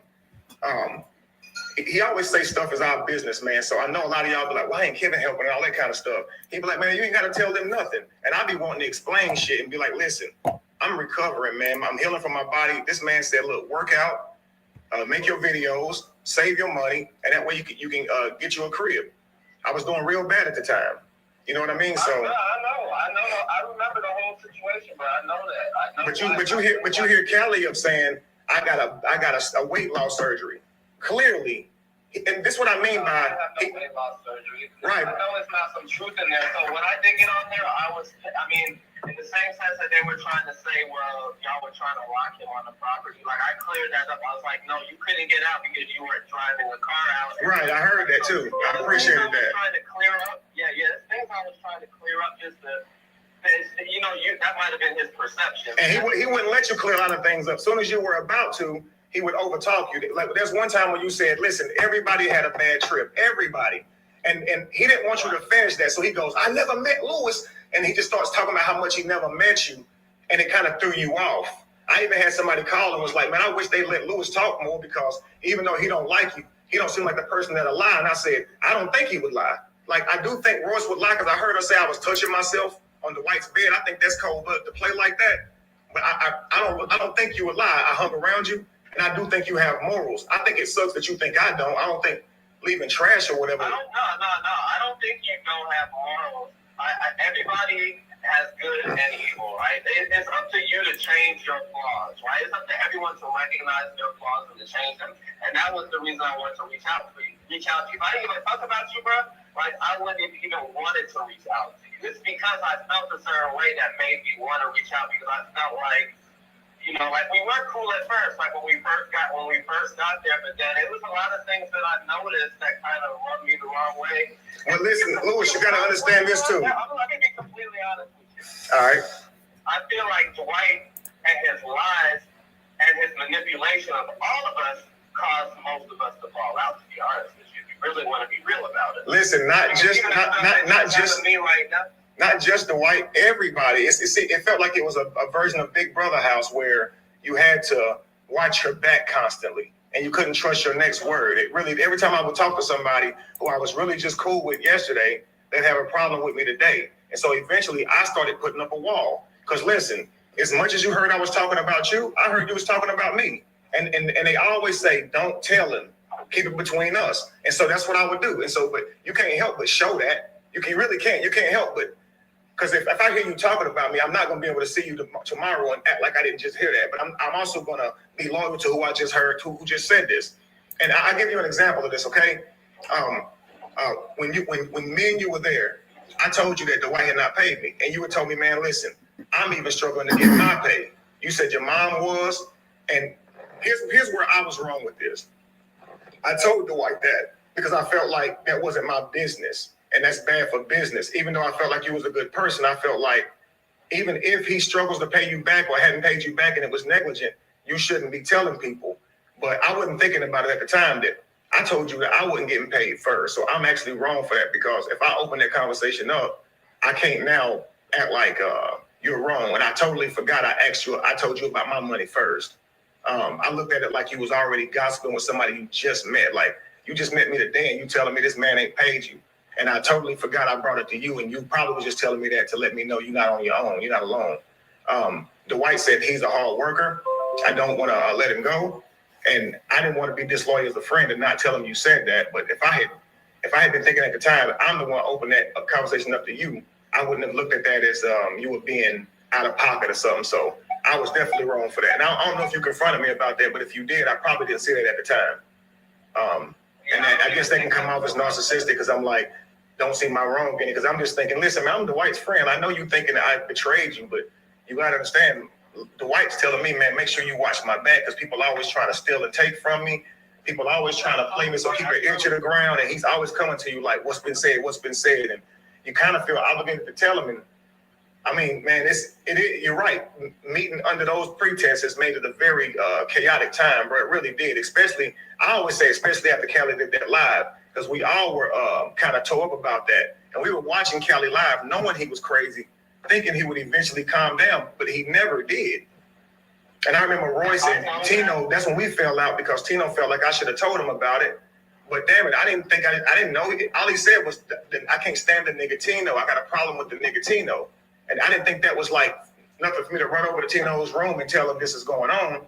I'm staring at the screen, listening to what he's saying about me. He calling me zesty and gay with Dwight Howard. And Dwight already had a few videos out calling him gay. So it's the last, like, Kelly know what he's doing. He really does. When Dwight had the Kitty situation, Kelly made 1 million videos calling me Kitty. So they said Kitty had a beard. I'm telling you, that's Kitty. He even to this day says, I believe Kevin is Kitty. Then when P. Diddy got locked up, he started calling me K Diddy. You heard him giving me those nicknames last night. Anything Dwight does. When Braylon, something about Braylon and a 14-year-old, when that happened, Callie said that I tickled a 14-year-old girl on Dwight Howard's property, and Melissa Rios called him and told him about it. And he said it was 2 years after Melissa Rios died, because he didn't know that when the woman died. And he just lies, like he follows every story and tries to build onto it. Yeah, I don't necessarily, I'm not a part of none of that. I'm not even that type to where I care. Like, for me, honestly, I feel like if it's any discourse, it needs to be about, trying to squash it and get back to a good place. Because we can even make mistakes and do things that kind of, get us on different paths or get us hating each other or whatever, right? But the whole goal of any conversation for me is to be cordial at the end of the day. And if we have any issues, to get over them issues. Like, that's also, I mean, I don't know what, all of this is happening for a reason. The fact that yesterday they got on that and they just happened to get on there, like, it wasn't no planned stuff, and then me getting on there wasn't planned either. I literally just hopped on Instagram and saw them online, and then they added me in. So everything happens for a reason. Like, maybe we need to talk. Like, maybe there's things that. Well, I was watching you in the comments, and for a while I was like, Lewis got my back, and then you said something like, I was straight, and then I get on shrooms and become a booty tickler, and I was like, man, Lewis about to get up there and say I'm gay. I didn't say that. Oh, I thought I saw your name say that. I know Lewis ain't about to say no shit. Bro, I don't say nothing about. I'm not even getting in no conversation, because put it like this, bro. If you were gay, I wouldn't love you any less, bro. That ain't what this it's about, bro. They trying to denigrate you by calling you gay. You know, I ain't got a problem with gay people either. I'm just saying, like, I don't discriminate not one bit, so I'm not even gonna make jokes about that because that's not even something to joke around about, right? So you notice when they was talking about that, I wasn't participating in that. Like, I'm not like I was very clear. But see, I felt like your silence was deadly right there because when he tries to say Dwight was in the other room moaning and you're quiet, it makes it seem like the reason why I was quiet was because I wasn't there, so I can't. Have you ever seen Dwight Howard shrooms and he be like, oh, you know how he is, yo? No, I ain't never heard Dwight Howard moan. I ain't never heard none of that. But what I'm saying is, I can't speak. Like, I can have an opinion, but like, I choose to not have an opinion on things that I know nothing about. Well, I didn't hear Dwight moan, but there was one night. Well, I don't know if he was there, but we did shrooms. We was outside on the lawn. It was kind of daylight, and we was just getting into the shrooms and. The music was loud, and for some reason, Dwight was just like going, oh, and everybody was just looking at him like, what is he doing? But he just landed on the grass being silly. But I'm thinking that that's something that Callie may have heard. But I was sitting in the room with Callie and never heard what he said he heard. And that's why I say he's lying. He's trying to use Dwight to troll. So he's like, I heard Dwight moaning, and he's trying to make it seem like these dudes, because he's like, no girls. So he's trying to make it dudes and trying to act like they was doing something to Dwight. And I'm going in out the room, and he's lying. Listen, man. When I offer Callie, I'm not saying I believe any of that, but this is one thing I do know is that he was high off of his fucking asshole. That's what I'm saying. Like, I'm not gonna never like listen to someone that's high off their ass telling me all these experiences they had, and they know this is the truth because you were high, like you were not in your right mind, so. You could have thought everything that he thought, everything that he believes, he may truly believe that. Based off of his reality in that moment. I can't say I believe it. Watch this, Lewis. Well, I'm sorry to cut you off, but I want you to watch this for 1 second, okay? You were around me for at least, I think you said you were there for a year, but I left some months before you. I was there for around like 6 months, okay? Okay, during that time frame, bro, have you met Callie? No. Okay, Callie says he was hanging around me and Dwight so much that we wanted to do our nasty stuff even with him too. So we planned to gang rape him so we could hang out with him more. So he tries to paint this picture like he was over the house all the time, but me and you was always solved for months, bro. Well, this is a question that I have because I know that he was there that one night. I don't never remember him being there not one other time that year. Exactly. Unless he was. He wasn't. Was he or was he not? Like, right. It was just that one. So why is he saying he hung around us all the time? Even the girl Shy, my ex or whatever, that was before Lacey, she acts like she was out there the whole time too. And she said she saw me going into the bathrooms with Dwight doing stuff, and this girl was not even there. Lacey was there. I bet you don't know Shy. You know Lacey.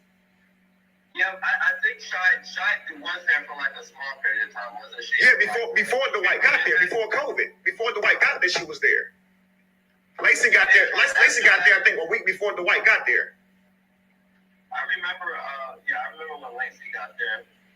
So Shy never came there, not at all. No, she was there. She came in at one time before Dwight came. But you remember, if you remember, when Melissa Rios died, me and Dwight was out at the dog trainer, and when we came back, you had knocked on my door. And I guess for me, but Lacey came to the door and you let her know that Melissa Rios had died, and you was talking about it.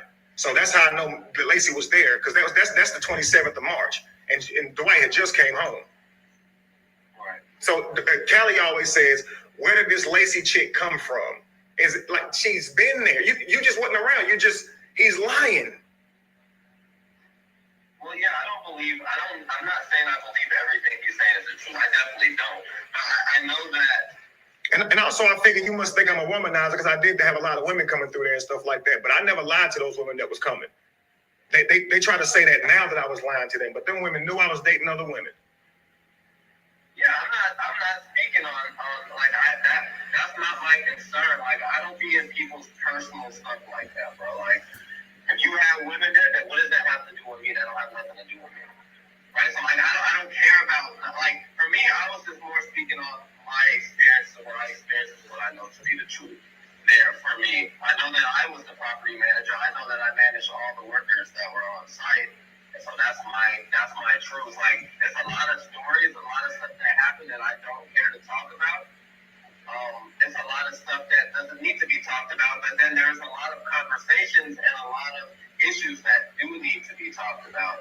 talked about in a way to where everyone involved can move past it. Like I'm really not one for gossip and all of that, just talking for sensationalized drama and all of that. Like, if I'm speaking, it's because I want an end result. I want us to get somewhere. I want us to learn from this. You know what I'm saying? Like, that's all I care about. So the reason why I even was gonna speak on you at all was because I feel like, okay, well, a lot of the stuff that they saying about him is probably not true. But there are some things that are true, and you should be held accountable for the things that are true. So I don't care about all that stuff, like whatever you assume. Like, if you high on shrooms or ecstasy, I'm pretty damn sure you're gonna moan. I don't think that's abnormal for someone to moan, like if they're high on. But I ain't done nobody's ecstasy. It was just mushrooms.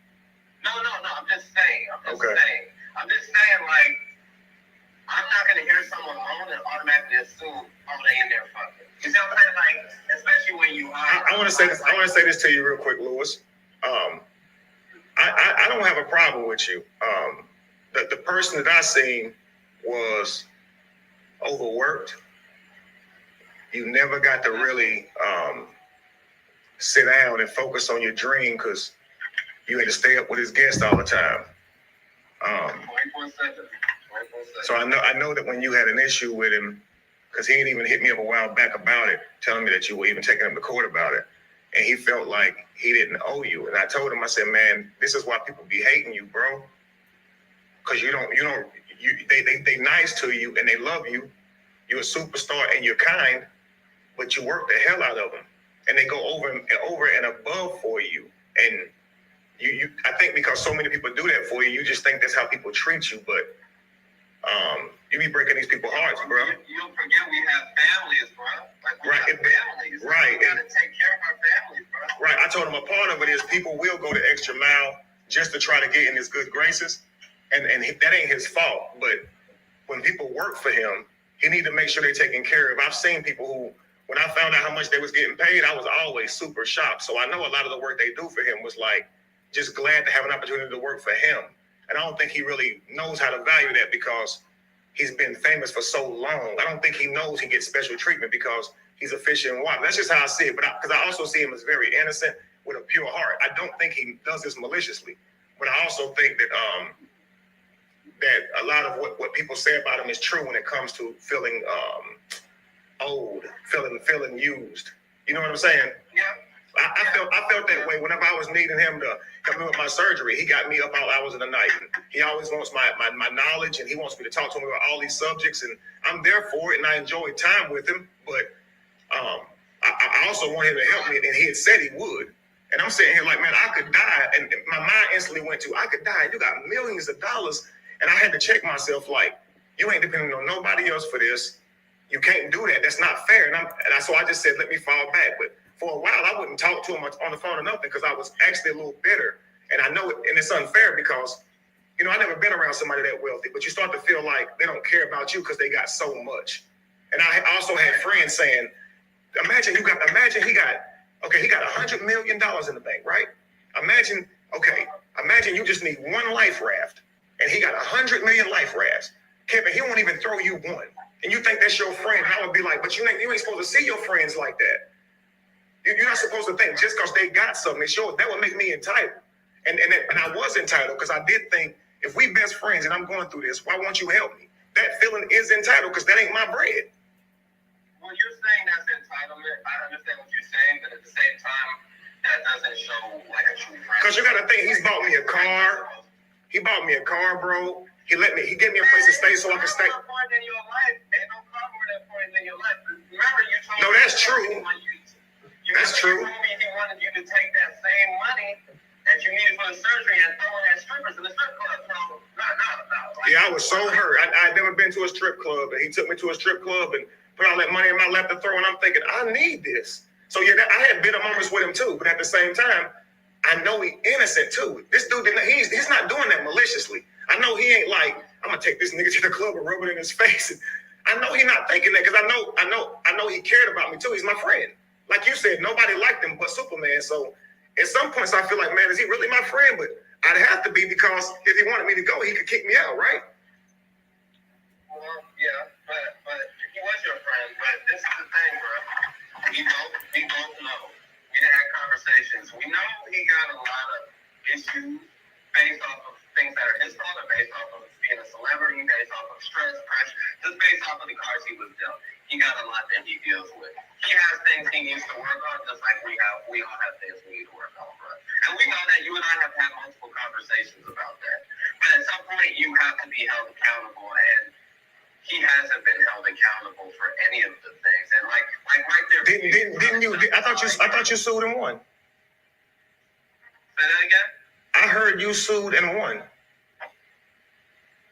Yeah, but we didn't even go to court. We ended up settling. But Right, but ain't that's holding him accountable. He had to pay up. No, I held him accountable. Yeah, I held him accountable, but I still had to pay $26,000 in lawyer fees to get the money that I worked for, that you saw me work day in and day out for. So I ended up making $25,000 less than I should have been making, because that money went to the lawyers, bro. I hate that. And check this out. But listen, I was the one that told him that, man. I said, man, just pay the guy, bro, because he had called. What he said, bro. Mm-hmm. Bro, you know, I talked to him before he said. I was like, Did he tell you he talked to me about it? Say that again. Did he tell you that he talked to me about it? No, he didn't tell you nothing. But bro, like I talked to him, bro, and I was like, okay, we've been going back and forth with the lawyers. Like, I want to know why you feel like you don't owe me any money. First of all, we agreed on an amount when I first started, right? And you said after the 3-month period or whatever, like, okay, I'll start paying you this. We agreed on an amount. He never paid me that amount, bro. He never paid me the amount he was supposed to. Watch this, Lewis. I'm gonna guess, Lewis. I just want to guess real quick. When you go to him about it, he'll say something like, "But you stayed in my house." He uses things like that to act like he did you a favor, but you have to stay in the house to do the job. Is that am I close? I was there. I was working 24. I know, but did he ever say anything like that? You went on vacations with me. I took you these. Okay. No, Okay. he never said those things. He was just like, get taken care of. I knew I was involved in everything. I handled like a lot of. I was spent hours on the phone. I had meetings with his bankers daily. I was in all aspects of his business trying to help it get organized. So I knew that he was switching banks. I knew he was leaving a service. Like, I knew money was being moved around and stuff. I wasn't tripping. I'm like, I know you got money, so you're gonna pay me. I don't need the money because I'm working around the clock right now. So it's not that I need the money right now, but I still want to get paid for what I'm doing. No, we was both running around like that for a minute. Man, we was paying out of our pockets for stuff and then get reimbursed. Like, why do Absolutely. we have to do that? It makes no sense. That's why I say a lot of stuff can make you better. I just don't think that he does this stuff maliciously. I just think he's bad with business in terms of getting people paid like they should be paid. That's the reason I asked you about. Have you ever used you traveling with him against you, or you staying at his home against you? Because I've heard him. He'll talk to me about when other people would complain about money, like say Tino or something, and he would bring up that Tino stayed there, and I would say, but he got to stay here. You can't do that. But he got to stay here. He could have been staying at a hotel, but I'm like, then if you tell him that at first, say, if you stay here, here's your pay. If you stay in a hotel, here's your pay, because then I have to compensate you for the hotel. You see what I'm saying? Yeah. But in my opinion, if they stayed in the hotel and you'd have to compensate them for it, at least give them half to stay with you because you saved money. I mean, I don't know, but I know that he would say things like that. He would say, like, you got to go here with me. Why are you charging me? Why you want me to pay you when you got to travel here with me? And I would say, like, they can't do that with you if they don't travel. That should be part of it. That's one thing I realized. Rich people do not like to pay people. They like to spend the money. Same with everybody, right? Like, you like spending money on the things you want, but I kind of like paying bills now, but I'd be kind of mad, like, dang, I got to spend all this money on bills. Like, nobody likes to pay bills, bro. Like, right, but you're supposed to know someone else's flight is your expense if you're flying them out to do work for you. And I don't think he really understood that, because a lot of people do him favors. They give him special treatment. He doesn't understand business at all, like at all. And you can understand why. People actually come giving him special treatment. If they sell it, they'll just give it to him. I mean, his life looks like a king. It really does. Yeah. Most people. was just saying most people who are selling something will just give it to him. You see what I'm saying? And so that like the normal barter system that we go by, he don't have to go by that. No, he don't have to. And that'll make a person believe that that's what life is like. You see what I'm saying? This is what this man told me, bro. So he didn't dispute that I worked all the hours that I said I did, that I worked around the clock, bro. I did not have 10 days off in the entire year, bro. The entire year, I did not have 10 days off. The entire year. Mm-hmm. Right? Right. He knew I worked 20, bro. Yeah, I know. You might have went home to get your kids. I mean, see your wife and kid. I think she was pregnant at the time. And every weekend, every once in a while weekend you would go, but then she'd come out there and stay with you. Yeah, I did like a day, go for a day. But then see, like I have my kids come with me too. I never really left, but I have my kids come with me a lot too. But obviously, you can't say I worked around the clock, obviously, but you were actually doing work. And I've never said you didn't work. I think that's crazy. That one of the reasons that Dwight looked over what I told him was the fact that you worked so hard. Ain't nobody ever disputed the fact that you work. And that's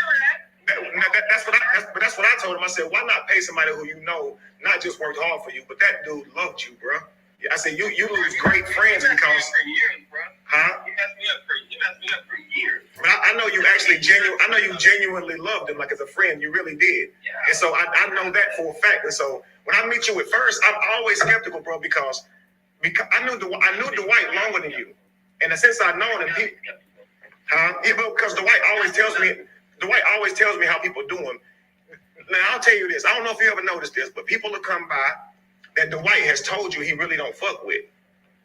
And then you'll see him come by and it'll seem like everything cool, and you feel like, am I allowed to like this motherfucker? Or so it makes you be like, what have you done to Dwight? I don't know you, bro. And so when you got hired and you came there, he's already telling me to make sure I watch and make sure I look out for him. So we really didn't have a fair shot, bro. We really didn't. So I hate to seem like I was a spy and you was telling me something, confided in me, and here I am going to go tell him.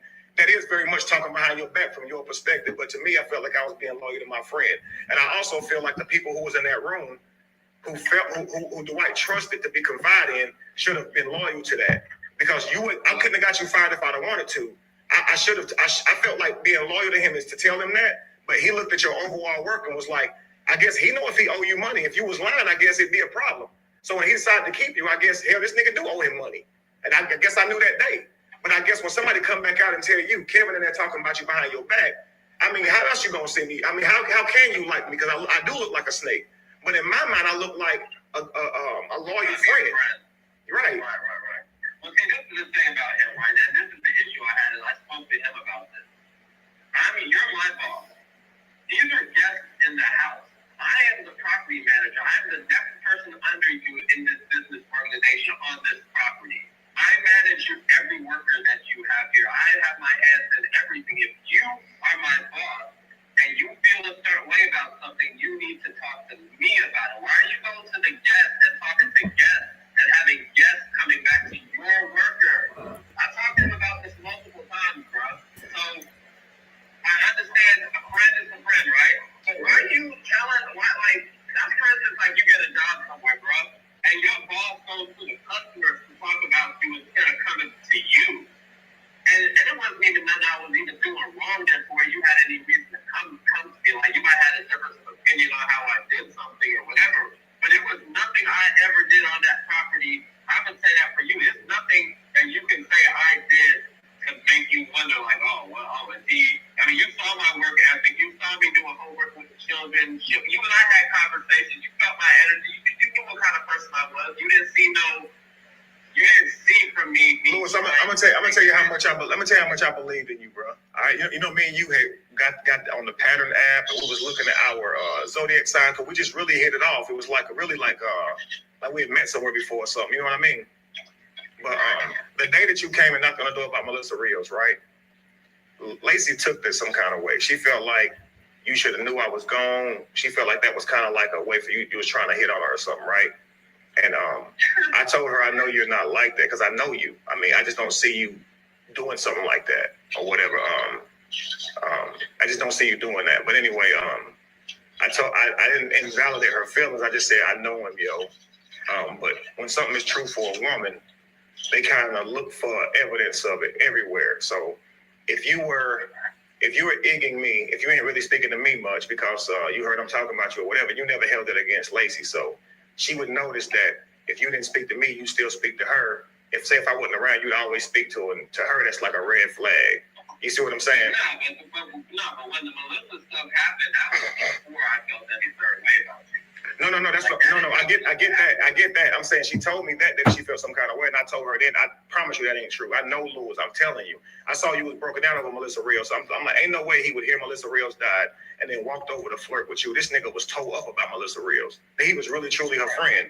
Because I remember you being upset because Royce was acting like she knew her, and I'm like, I saw you literally shed tears over her. I saw Dwight cry over her, and I remember you knew her better than Dwight did because Dwight, I think, just had a baby with her. He didn't interact with her every day like you did. You actually built with this girl. You knew her for real. He was in a relationship with her, but that was years back. That was years. Right, but I'm saying currently you knew her more because you. Yeah, currently I was. I think she sent you a last message before she died or something powerful like that, a song or something, right? She sent me a song, and that same day we had communicated because it was my daughter's first birthday, her 1-year birthday. So she sent a happy birthday like hours before she died. Right, so you got to think. I know all of that, and so I'm telling Lacey, there's no way he would hear that and come over and flirt with you. He wouldn't be in the mood to. There's no way. So I know he wouldn't do that, and so we're fine there. I don't even know how you get that. How you like if I come knock on the door and ask for Kevin, that's considered flirting. Listen, man, women do what they do, bro. They just do. And I always say a good man don't let her weaponize you. You don't just believe whatever she say. You think about it logically. You see what I'm saying? Because any girl can say that and then turn you against your homie and have you looking at her with a side eye because she done said some shit. You see what I'm saying? So, it's easy to make a woman feel uncomfortable or whatever. But like I'm saying, I think there was one day, it was some months later, I think she went over to get something out of the kitchen and you spoke to her. And then when I saw you, you didn't speak to me or whatever. And yeah. I'm at the hospital. I got to do some work real quick. We can talk later. All right, listen, man, I want you to know this. I apologize for anything I've ever done to you, man, but please don't go online and talk about me. This was 5 years ago. No, I'm not. I've grown in so many ways, bro. I want to talk to you. Like, anything I gotta say, I'm gonna talk to you about it. Because for me, with that whole situation, I want to kind of help squash it. I don't want it to get worse and worse. I want everyone to admit when they were wrong and try and do better. Like that's it. So I'll talk to you before I get on to say anything. But let me go. I'll hit you back up. All right, man. Now look, with all due respect, Lewis, if you're listening, I won't ever do that again. But you got up there yesterday, you said all these things that really did demoralize my character. And people are going to always wonder, what did Kevin do to this dude? You calling me a narcissist. You really sounded like there was something that you were going to say that was crazy. And man, I've built my reputation literally online. You have to really understand a lot of people know me and they support me based on my reputation. So I had to play that. Hopefully you don't do anything malicious. I still aim to squash whatever it is, but what our conversation revealed is clearly, Royce know, all of you guys know, I had no intention of harming Callie. And he knows based on mine and your conversation, because you had no clue you were being recorded, that is true. Now, what he does with that is on him. I know he's going to say, see, told you he was wrong. He records people. Look, Lewis, I hadn't saw you in 5 years, bro. And you got up on that panel last night and began to talk about me. And that's without understanding who Callie was, the damage he's done over the last few years. You have no clue the things that he's done to me, bro. So before you do respond in haste, go look at this dude's content and see what he's done, okay? And you'll understand why I had to do this. People in the chat, so Lewis can understand, put a 1 in the chat if you understand why I did this. Now, most people would say recording somebody without them knowing is wrong. You shouldn't do that. But put a 1 in the chat if you guys completely understand why I did what I did. Just go ahead and do that, because I know people are going to say I'm wrong.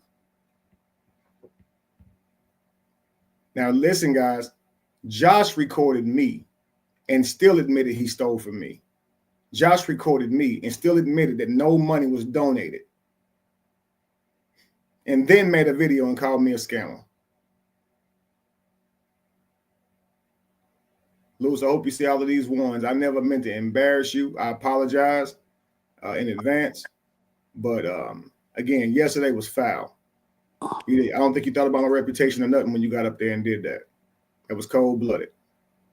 And it was almost like you was holding a knife to my neck, letting me know that you can go and say anything at any time. And so, man, I had to go ahead and protect myself. I'm always thinking moves ahead, and hey, I had to do what I had to do, bro. D-Ham, what's up? Yeah, I definitely understand, but I do realize that all y'all needed to do was speak to each other. Excuse me, and clear it up.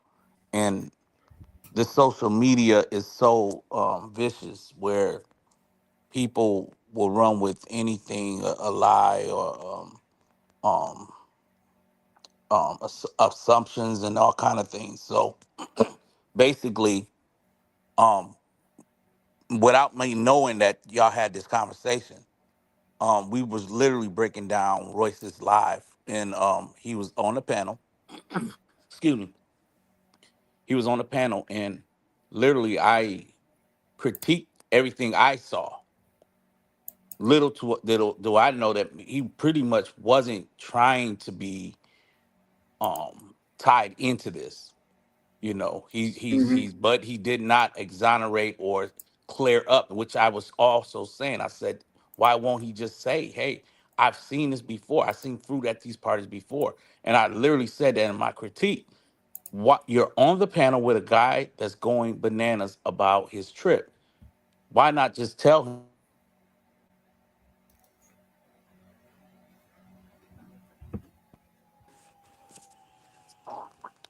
Cav, can you hear me? Yeah, I'm here. Okay. Why not just tell him that this is, you know, this is not abnormal, like he said on the phone. It could have just easily been said.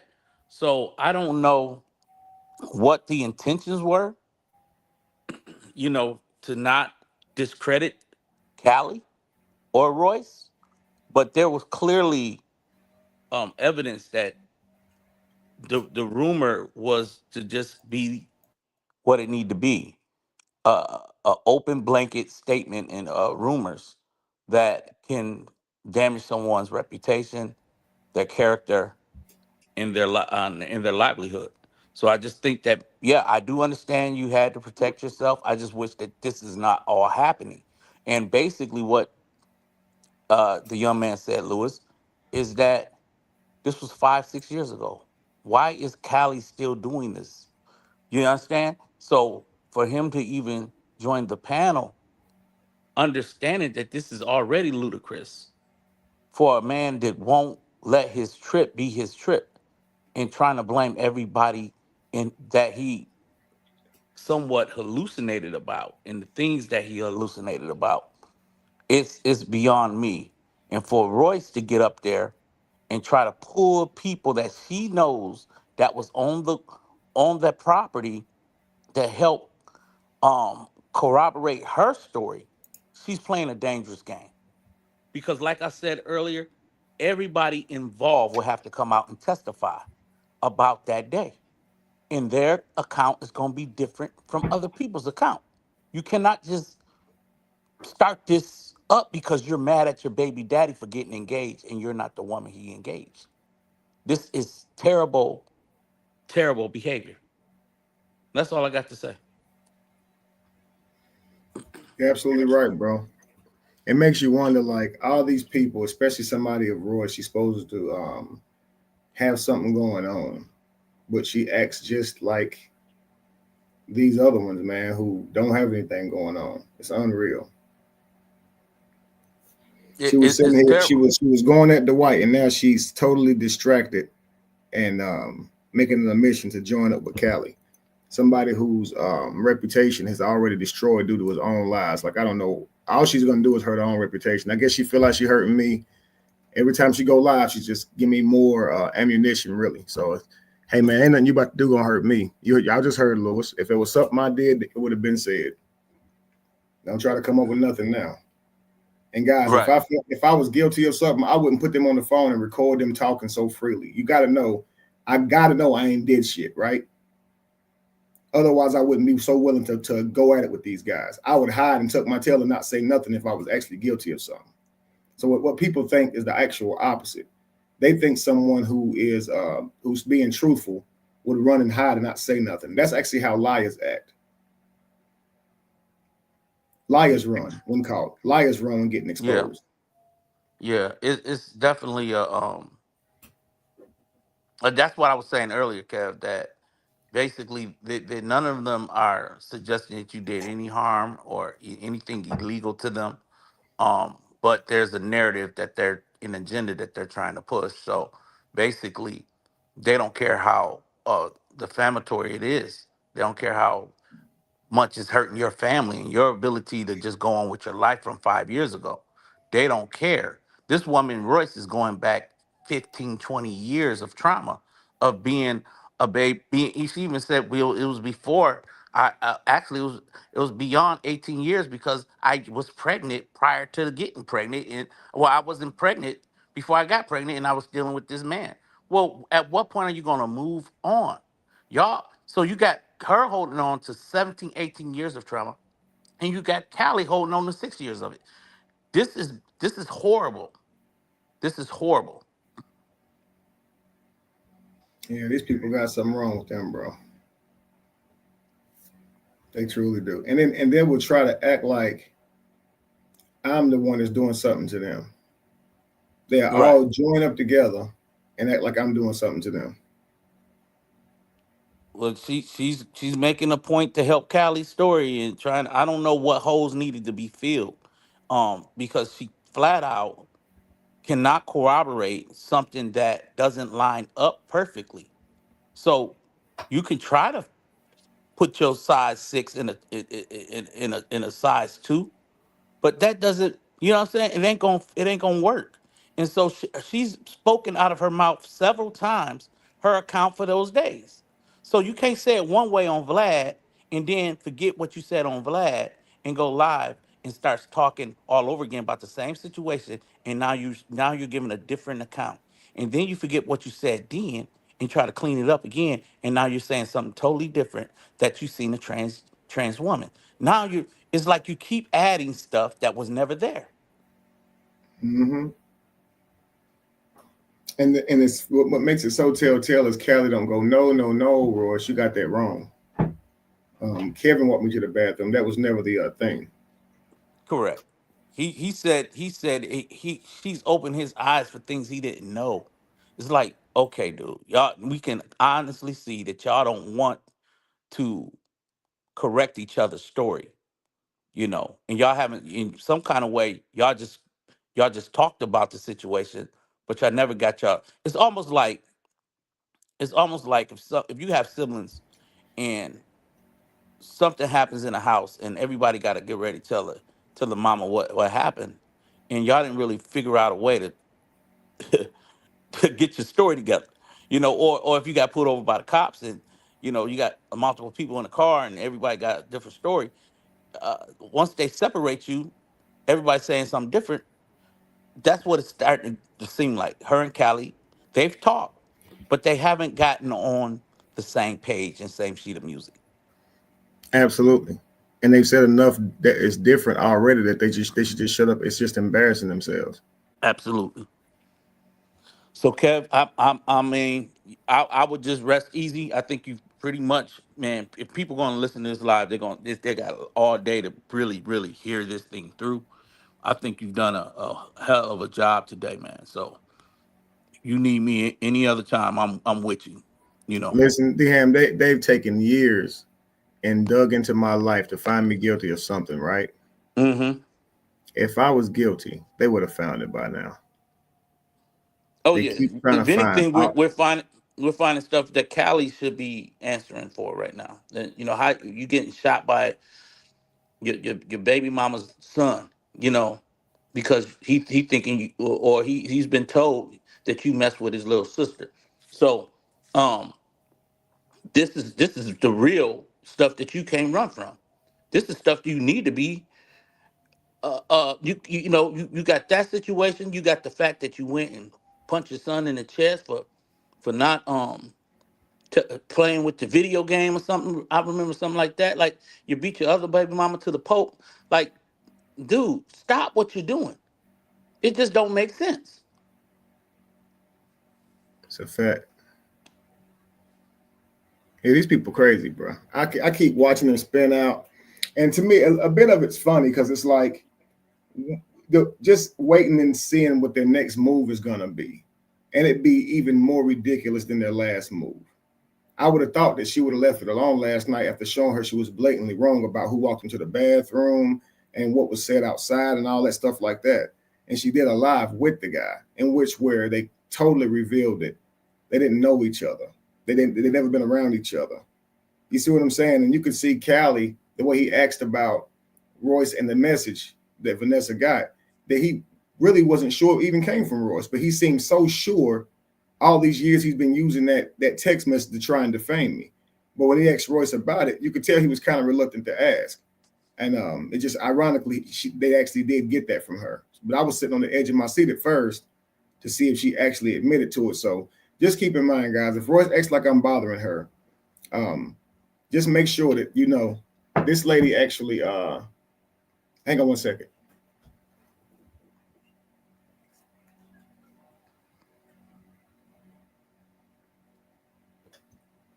I forget what I was saying.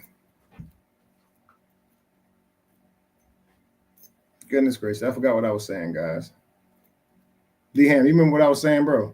You was saying something about something that Royce act like it bothered her. I think you were going into something that way. I'm not sure. I'm just trying to go back and like, dang, that's what I was saying. We can play it back in real time. Yeah. But like, oh yeah, I think I was saying it's just crazy to see their next moves, right? Right. And how this last live revealed that they really just met, and they trying to get their stuff together. You know what I mean? And Callie's sitting right here with them, and they're telling him that they had bad trips, and so he's gotten more enlightenment and more opportunity to find out more about that day, but he's not asking them questions. He's instead trying to tell them how to think and get them to say something negative about me rather than to find out the truth of that day. And it's just so obvious and telltale. So I'm not really worried about it. I hate that they keep this going on. Yeah. Because so many people are really unaware of what's going on. It's just a fool born every day that will believe the lies. But Yeah. To me, I just think it's very interesting to see how they still keep spiraling out, even though it's totally obvious what they're doing. It's crazy. Well, I would concur with that. I think the video, not just the audio with Lewis, I think that was you know that then you could have did with with it or without it, but the video that you proved that you were in the bathroom experiencing your own reality or of the trip on that you were on explains a lot of what people could imagine, because they couldn't wrap their mind around a man feeling like he's been a victim of something. And then he literally says out of his own mouth when he's supposed to be sober that he was on the couch and had a conversation with a voice in his head. And he told himself to either go look for your friend or just sit there. And he sat there, then he got up, and then as soon as he was prepared to get up, you were coming out. So I think when we seen the video you played today, it kind of gave us a little glimpse on the inside of what was actually going on with Kevin, and I just think that that proved a whole lot that would debunk anything comes out of Cali's mouth. That's just me. No, you're right. You're absolutely right, brother. So I'm trying to see if I can find something real quick and do something before we go, because this might be an opportunity here.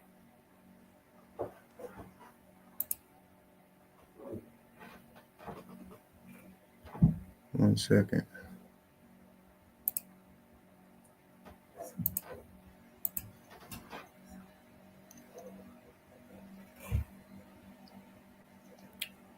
All right, so they told me that Royce and them went live again. I'm gonna go check that out, and if it's crazy, I'm gonna come back and light her ass up because I've already said it now that I got receipts to prove everything I've said. I'm seeing somebody in the chat say she was crying and acting like she had been traumatized by me in some way. All right, let me just go see what she's saying because she's gonna be the next person I just have to embarrass, and I hate to do that shit, but if it's what I think it is, just look for the what you call it, the advertisement. I'll post up the what's the name. You'll see I'll be going live probably in the morning. All right, I have to get my receipts, but I'll be back in the morning. I'm gonna light that ass up. I'm not playing.